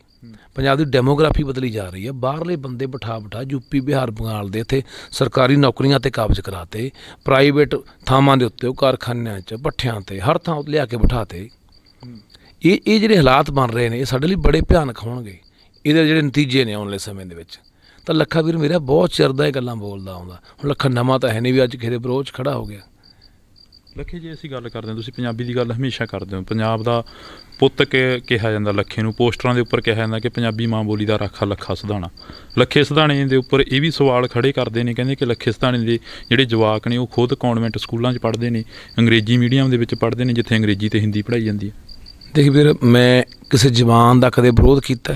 ਤੁਸੀਂ ਮੇਰਾ ਕੋਈ ਵੀ ਚੱਕ ਕੇ ਕੋਈ ਭਾਸ਼ਣ ਸੁਣ ਲਓ, ਕੋਈ ਸਟੇਜਾਂ ਤੋਂ ਸੁਣ ਲਓ, ਕੋਈ ਇੰਟਰਵਿਊ ਸੁਣ ਲਓ, ਮੈਂ ਇਹ ਤਾਂ ਨਹੀਂ ਕਿਹਾ ਵੀ ਹਿੰਦੀ ਮਾੜੀ ਹੈ, ਅੰਗਰੇਜ਼ੀ ਮਾੜੀ ਹੈ। ਮੈਂ ਤਾਂ ਇਹ ਕਿਹਾ ਹਿੰਦੀ ਵੀ ਸਿੱਖੋ, ਅੰਗਰੇਜ਼ੀ ਵੀ ਸਿੱਖੋ, ਉਰਦੂ ਵੀ ਸਿੱਖੋ, ਅਰਬੀ, ਫਾਰਸੀ, ਜੋ ਮਰਜ਼ੀ ਸਿੱਖੋ, ਪਰ ਆਪਣੀ ਮਾਂ ਬੋਲੀ ਨਾ ਭੁੱਲੋ। ਮਸਲਾ ਮਾਂ ਬੋਲੀ 'ਤੇ ਆ। ਪੜ੍ਹਾਓ ਜਿੱਥੇ ਮਰਜ਼ੀ ਪੜ੍ਹਾਓ, ਜਵਾਕਾਂ ਬਾਰੇ ਨਹੀਂ ਮੈਂ ਕਹਿੰਦਾ ਵੀ ਕਿਤੇ ਨਾ, ਇੱਥੇ ਨਾ ਪੜ੍ਹਾਓ, ਉੱਥੇ ਨਾ ਪੜ੍ਹਾਓ, ਪਰ ਜਿੱਥੇ ਸਾਡੀ ਮਾਂ ਬੋਲੀ ਨੂੰ ਮਾਰਿਆ ਜਾਂਦਾ, ਜਿਹੜੇ ਸਕੂਲਾਂ ਦੇ ਵਿੱਚ ਜਾਣ ਬੁੱਝ ਕੇ ਪੰਜਾਬੀ ਪੜ੍ਹਾਈ ਨਹੀਂ ਜਾਂਦੀ, ਬਹੁਤੇ ਜਵਾਕ 10ਵੀਂ ਤੱਕ ਜਿਹੜੇ ਚਲੇ ਜਾਂਦੇ, ਉਲਾੜਾ ਵੀ ਨਹੀਂ ਆਉਂਦਾ ਹੁੰਦਾ, ਲਗਾ ਮਾਤਰਾਂ ਵੀ ਨਹੀਂ ਲਾਉਣੀਆਂ ਹੁੰਦੀਆਂ, 99, 59, 59, 89, 69 ਦਾ ਪਤਾ ਵੀ ਨਹੀਂ ਹੁੰਦਾ। ਉਹ ਜਿਹੜੇ ਉੱਥੇ ਜਿਹੜੇ ਹਾਲਾਤ ਨੇ, ਰੌਲਾ ਇਹ ਠੀਕ ਕਰਨ ਦਾ। ਥੋੜ੍ਹੀਆਂ ਜ਼ਬਾਨਾਂ ਜਿੰਨੀਆਂ ਬੰਦਾ ਵੱਧ ਸਿੱਖੂਗਾ ਉਨੀ ਵਧੀਆ ਗੱਲ ਹੈ, ਸਿੱਖਣੀਆਂ ਚਾਹੀਦੀਆਂ ਨੇ, ਪਰ ਆਪਣੀ ਮਾਂ ਬੋਲੀ ਨੂੰ ਭੁੱਲ ਕੇ ਨਹੀਂ, ਮਾਂ ਬੋਲੀ ਨੂੰ ਛੱਡ ਕੇ ਨਹੀਂ। ਮੈਂ ਇਹ ਕਿਹਾ ਹਮੇਸ਼ਾ। ਪੋਚੇ ਮਾਰਨ ਦਾ ਫਿਰ ਕੀ ਕਾਰਨ ਸੀ? ਜੇ ਕੱਲ੍ਹ ਨੂੰ ਇੰਟਰਵਿਊ ਸੁਣ ਕੇ ਵਿਰੋਧੀਆਂ ਨੇ ਇਹ ਸਵਾਲ ਖੜੇ ਕਰਤੇ, ਫਿਰ ਪੋਚੇ ਕਿਉਂ ਮਾਰੇ ਗਏ ਲੱਖੇਵਰ ਨੂੰ? ਪੋਚੇ ਰੱਖਾ ਅੱਜ ਵੀ ਮਾਰੂਗਾ। ਜਿੱਥੇ ਮਾਂ ਬੋਲੀ ਦਾ ਨਰਾਦਰ ਹੋਊਗਾ, ਸਾਡੀ ਮਾਂ ਬੋਲੀ ਬੋਰਡਾਂ ਤੋਂ ਗਾਇਬ ਕਰ ਦਿੱਤੀ ਗਈ ਜਾਂ ਤੀਜੇ ਨੰਬਰ 'ਤੇ ਲਿਖ ਦਿੱਤੀ ਗਈ। ਅੱਜ ਹੁਣ ਭਗਵੰਤ ਸਿੰਘ ਮਾਨ ਕਹਿ ਰਿਹਾ ਕਿ ਮੈਂ ਪੰਜਾਬੀ ਹੈ ਜਿਹੜੀ ਉਹ 10ਵੀਂ ਤੱਕ ਲਾਜ਼ਮੀ ਕਰਤੀ ਜੀ, ਮੈਂ ਪੰਜਾਬੀ ਦਾ ਪੇਪਰ ਜਿਹੜਾ ਪਹਿਲਾਂ 33 ਨੰਬਰ ਦਾ ਹੁੰਦਾ ਸੀ ਉਹ 50 ਨੰਬਰ ਦਾ ਕਰਤਾ ਹੈ। ਜਿਹਨੇ ਬਾਹਰੋਂ ਆ ਕੇ ਅਪਲਾਈ ਕਰਨਾ ਉਹ ਬੋਰਡ ਦੇ ਵਿੱਚ ਪੇਪਰ ਦੇ ਕੇ 50 ਨੰਬਰ ਲੈ ਕੇ ਅਪਲਾਈ ਕਰ ਸਕਦਾ। ਇਹ ਕਿੱਥੋਂ ਦਾ ਕਾਨੂੰਨ ਹੈ ਯਾਰ? ਝਾਰਖੰਡ ਦਾ ਕਾਨੂੰਨ ਹੈ, ਉਹ ਬਿੱਲ ਲੈ ਕੇ ਆਇਆ, ਕਾਨੂੰਨ ਬਣਨਾ ਹੈ। ਉਹ ਕਹਿੰਦੇ ਵੀ ਜਿਹੜਾ 1932 ਤੋਂ ਬਾਅਦ ਦਾ ਜੰਮਿਆ ਉਹ ਸਰਕਾਰੀ ਨੌਕਰੀ ਨਹੀਂ ਲੈ ਸਕਦਾ। ਭਾਵ ਬੋਨਾਫਾਈਡ ਵੀ ਤੁਸੀਂ ਪੀੜ੍ਹੀ ਦਰ ਪੀੜ੍ਹੀ, ਪੁਸਤ ਦਰ ਪੁਸਤ ਕਿੰਨੇ ਸਮੇਂ ਤੋਂ ਉੱਥੇ ਰਹਿ ਰਹੇ ਹੈ। ਹਿਮਾਚਲ ਦਾ ਕਾਨੂੰਨ ਹੈ, ਉੱਤਰਾਖੰਡ ਦਾ ਕਾਨੂੰਨ ਹੈ। ਇੱਥੇ ਕਿਉਂ ਨਹੀਂ ਬਣ ਸਕਦਾ? ਇਹੀ ਗੱਲ ਤਾਂ ਮੈਂ ਭਗਵੰਤ ਸਿੰਘ ਮਾਨ ਨਾਲ ਕੀਤੀ ਸੀ। ਮੈਂ ਕਿਹਾ ਇੱਥੇ ਕਿ ਇਹ ਨਾਅਰਾ ਕਿਉਂ ਨਹੀਂ ਦਿੰਦੇ ਵੀ ਪੰਜਾਬ ਪੰਜਾਬੀਆਂ ਦਾ, ਸਰਕਾਰੀ ਨੌਕਰੀ ਹੋਵੇ, ਪ੍ਰਾਈਵੇਟ ਨੌਕਰੀ ਹੋਵੇ। ਪੰਜਾਬ ਤਾਂ ਮੈਨੂੰ ਲੱਗਦਾ ਖੁਦ ਮੁਖਤਿਆਰੀ ਮੰਗਦਾ ਸ਼ਾਮਲਾਟ ਬਣ ਗਿਆ। ਜਿਹਦਾ ਜੀਅ ਕਰਦਾ ਉਹੀ ਆ ਕੇ ਦੱਬਦਾ। ਇੰਨੀ ਜਰਖੇਜ਼ ਧਰਤੀ ਦੱਬੀ ਜਾ ਰਹੀ ਹੈ, ਕੋਈ ਇੱਥੇ ਕਿਸੇ ਨੂੰ ਰੋਕ ਟੋਕ ਨਹੀਂ ਹੈਗੀ। ਅਤੇ ਅਸੀਂ ਰਾਜਸਥਾਨ ਚਲੇ ਜਾਈਏ, ਭੁੱਡ ਹੈ, ਕੀ ਆ ਉੱਥੇ? ਰੇਤਾ ਹੈ। ਉਹ ਰੇਤੇ 'ਚ ਵੀ ਅਸੀਂ ਮਰਲਾ ਨਹੀਂ ਖਰੀਦ ਸਕਦੇ, ਗਿੱਟ ਥਾਂ ਨਹੀਂ ਖਰੀਦ ਸਕਦੇ। ਅੱਜ ਜਾ ਕੇ ਤੁਸੀਂ ਦੇਖ ਲਓ, ਜਾ ਕੇ ਥਾਂ ਲੈ ਲਓਗੇ। ਅਤੇ ਪੰਜਾਬ ਜਿੱਥੋਂ ਮਰਜ਼ੀ ਚੱਲ ਕੇ ਜੋ ਮਰਜ਼ੀ ਅਗਲਾ ਕੇ, ਹੁਣ ਮੈਂ ਬਹੁਤ ਵਾਰੀ ਬੋਲਿਆ ਕਿ ਹਿਮਾਚਲ ਦੇ ਬੰਦਿਆਂ ਨੇ ਮਨਾਲੀ ਦੇ ਵਿੱਚ ਕਲੋਨੀ ਕੱਟੀ ਹੈ, ਪੰਜਾਬੀ ਬੰਦਾ ਪਲਾਟ ਖਰੀਦ ਕੇ ਘਰ ਨਹੀਂ ਪਾ ਸਕਦਾ।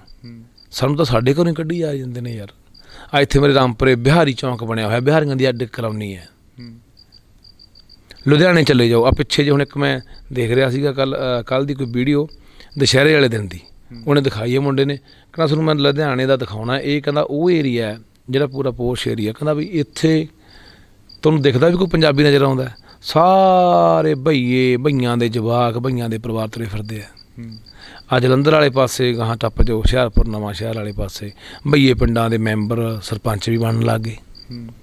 ਤਾਂ ਇਹ ਜਿਹੜੇ ਹਾਲਾਤ ਨੇ, ਇਹਨਾਂ ਲਈ ਹੀ ਮੈਂ ਭਗਵੰਤ ਨੂੰ ਮਿਲ ਕੇ ਕਹਿ ਕੇ ਆਇਆ ਸੀ ਕੋਈ ਇਹੋ ਜਿਹੀ ਨੀਤੀ ਬਣਾ, ਲੈ ਕੇ ਆਏ ਕਾਨੂੰਨ ਬਣਾ ਕਿ ਪੰਜਾਬ ਦੇ ਵਿੱਚ ਬਾਹਰਲਾ ਬੰਦਾ ਕੋਈ ਜ਼ਮੀਨ ਨਹੀਂ ਖਰੀਦ ਸਕਦਾ ਅਤੇ ਪੰਜਾਬ ਦੇ ਵਿੱਚ ਬਾਹਰਲਾ ਬੰਦਾ ਕੋਈ ਨੌਕਰੀ ਨਹੀਂ ਲੈ ਸਕਦਾ।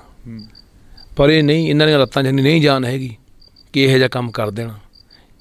ਸੋ ਇਹ ਤਾਂ ਹੁਣ ਲੋਕ ਕਰਨਗੇ ਤਾਂ ਠੀਕ ਆ ਬਾਈ, ਅਤੇ ਨਹੀਂ ਹੌਲੀ ਸਾਡੇ ਹਾਲਾਤ ਜਿਹੜੇ ਬਣੀ ਜਾਂਦੇ ਆ ਉਹ ਦਿਖਦਾ ਹੀ ਹੈ ਕਿ ਇੱਥੇ 5-7 ਸਾਲਾਂ ਨੂੰ ਸਾਡੇ ਹਾਲਾਤ ਮਤਲਬ ਇਹੋ ਜਿਹੇ ਬਣ ਜਾਣੇ ਆ ਕਿ ਅੱਜ ਕੱਲ੍ਹ ਤਾਂ ਹੁਣ ਆਪਾਂ ਐਂ ਪੁੱਛਦੇ ਹਾਂ ਬਾਹਰ ਫੋਨ ਕਰਕੇ ਵੀ ਭਾਈ ਜਾਂ ਇੱਥੇ ਵੀ ਤੁਹਾਡਾ ਭਾਈ ਕੈਨੇਡਾ ਕੌਣ ਗਿਆ ਜਾਂ ਕਿੰਨੇ ਬੰਦੇ ਕੈਨੇਡਾ ਗਏ ਹੈ, ਫਿਰ ਮਤਲਬ ਬਾਹਰੋਂ ਪੁੱਛਿਆ ਕਰਨਗੇ ਇੱਧਰ ਫੋਨ ਕਰਕੇ ਵੀ ਤੁਹਾਡਾ ਪੰਜਾਬ ਰਹਿੰਦਾ ਕੋਈ। ਐਸ ਰੋਡ ਸਾਡਾ ਜੜਾ ਹੋ ਰਿਹਾ ਬਾਈ। ਲੱਖੀ, ਖੁਦ ਮੁਖਤਿਆਰੀ ਦੀ ਤੁਸੀਂ ਗੱਲ ਕਰੀ ਆ ਚੱਲਦੀ ਗੱਲਬਾਤ ਦੇ ਵਿੱਚ, ਖੁਦ ਮੁਖਤਿਆਰੀ ਦੀ ਗੱਲ ਭਾਈ ਅਮਰਤਪਾਲ ਸਿੰਘ ਕਰਨ ਆਇਆ। ਅਮਰਤਪਾਲ ਸਿੰਘ ਦੀ ਰਾਜਾ ਵੜਿੰਗ ਨੇ DGP ਨੂੰ ਚਿੱਠੀ ਲਿਖਤੀ, ਕਹਿੰਦਾ ਇਹਦੀ ਜਾਂਚ ਹੋਣੀ ਚਾਹੀਦੀ ਆ। ਹੋਰ ਜਿਹੜੀਆਂ ਪੋਲੀਟੀਕਲ ਪਾਰਟੀਆਂ ਨੇ ਉਹ ਕਹਿ ਰਹੀਆਂ ਨੇ ਕਿ ਅਮਰਤਪਾਲ ਸਿੰਘ ਦੀ ਜਾਂਚ ਹੋਣੀ ਚਾਹੀਦੀ ਆ, ਇਹ ਪੰਜਾਬ ਨੂੰ ਦੋ ਟੁਕੜੇ ਕਰੂਗਾ। ਦੇਖੋ ਵੀਰੇ, ਇੱਥੇ ਜਾਂਚਾਂ ਵੀ ਉਹਨਾਂ ਦੀਆਂ ਖੁੱਲ੍ਹਦੀਆਂ ਨੇ ਹਨ।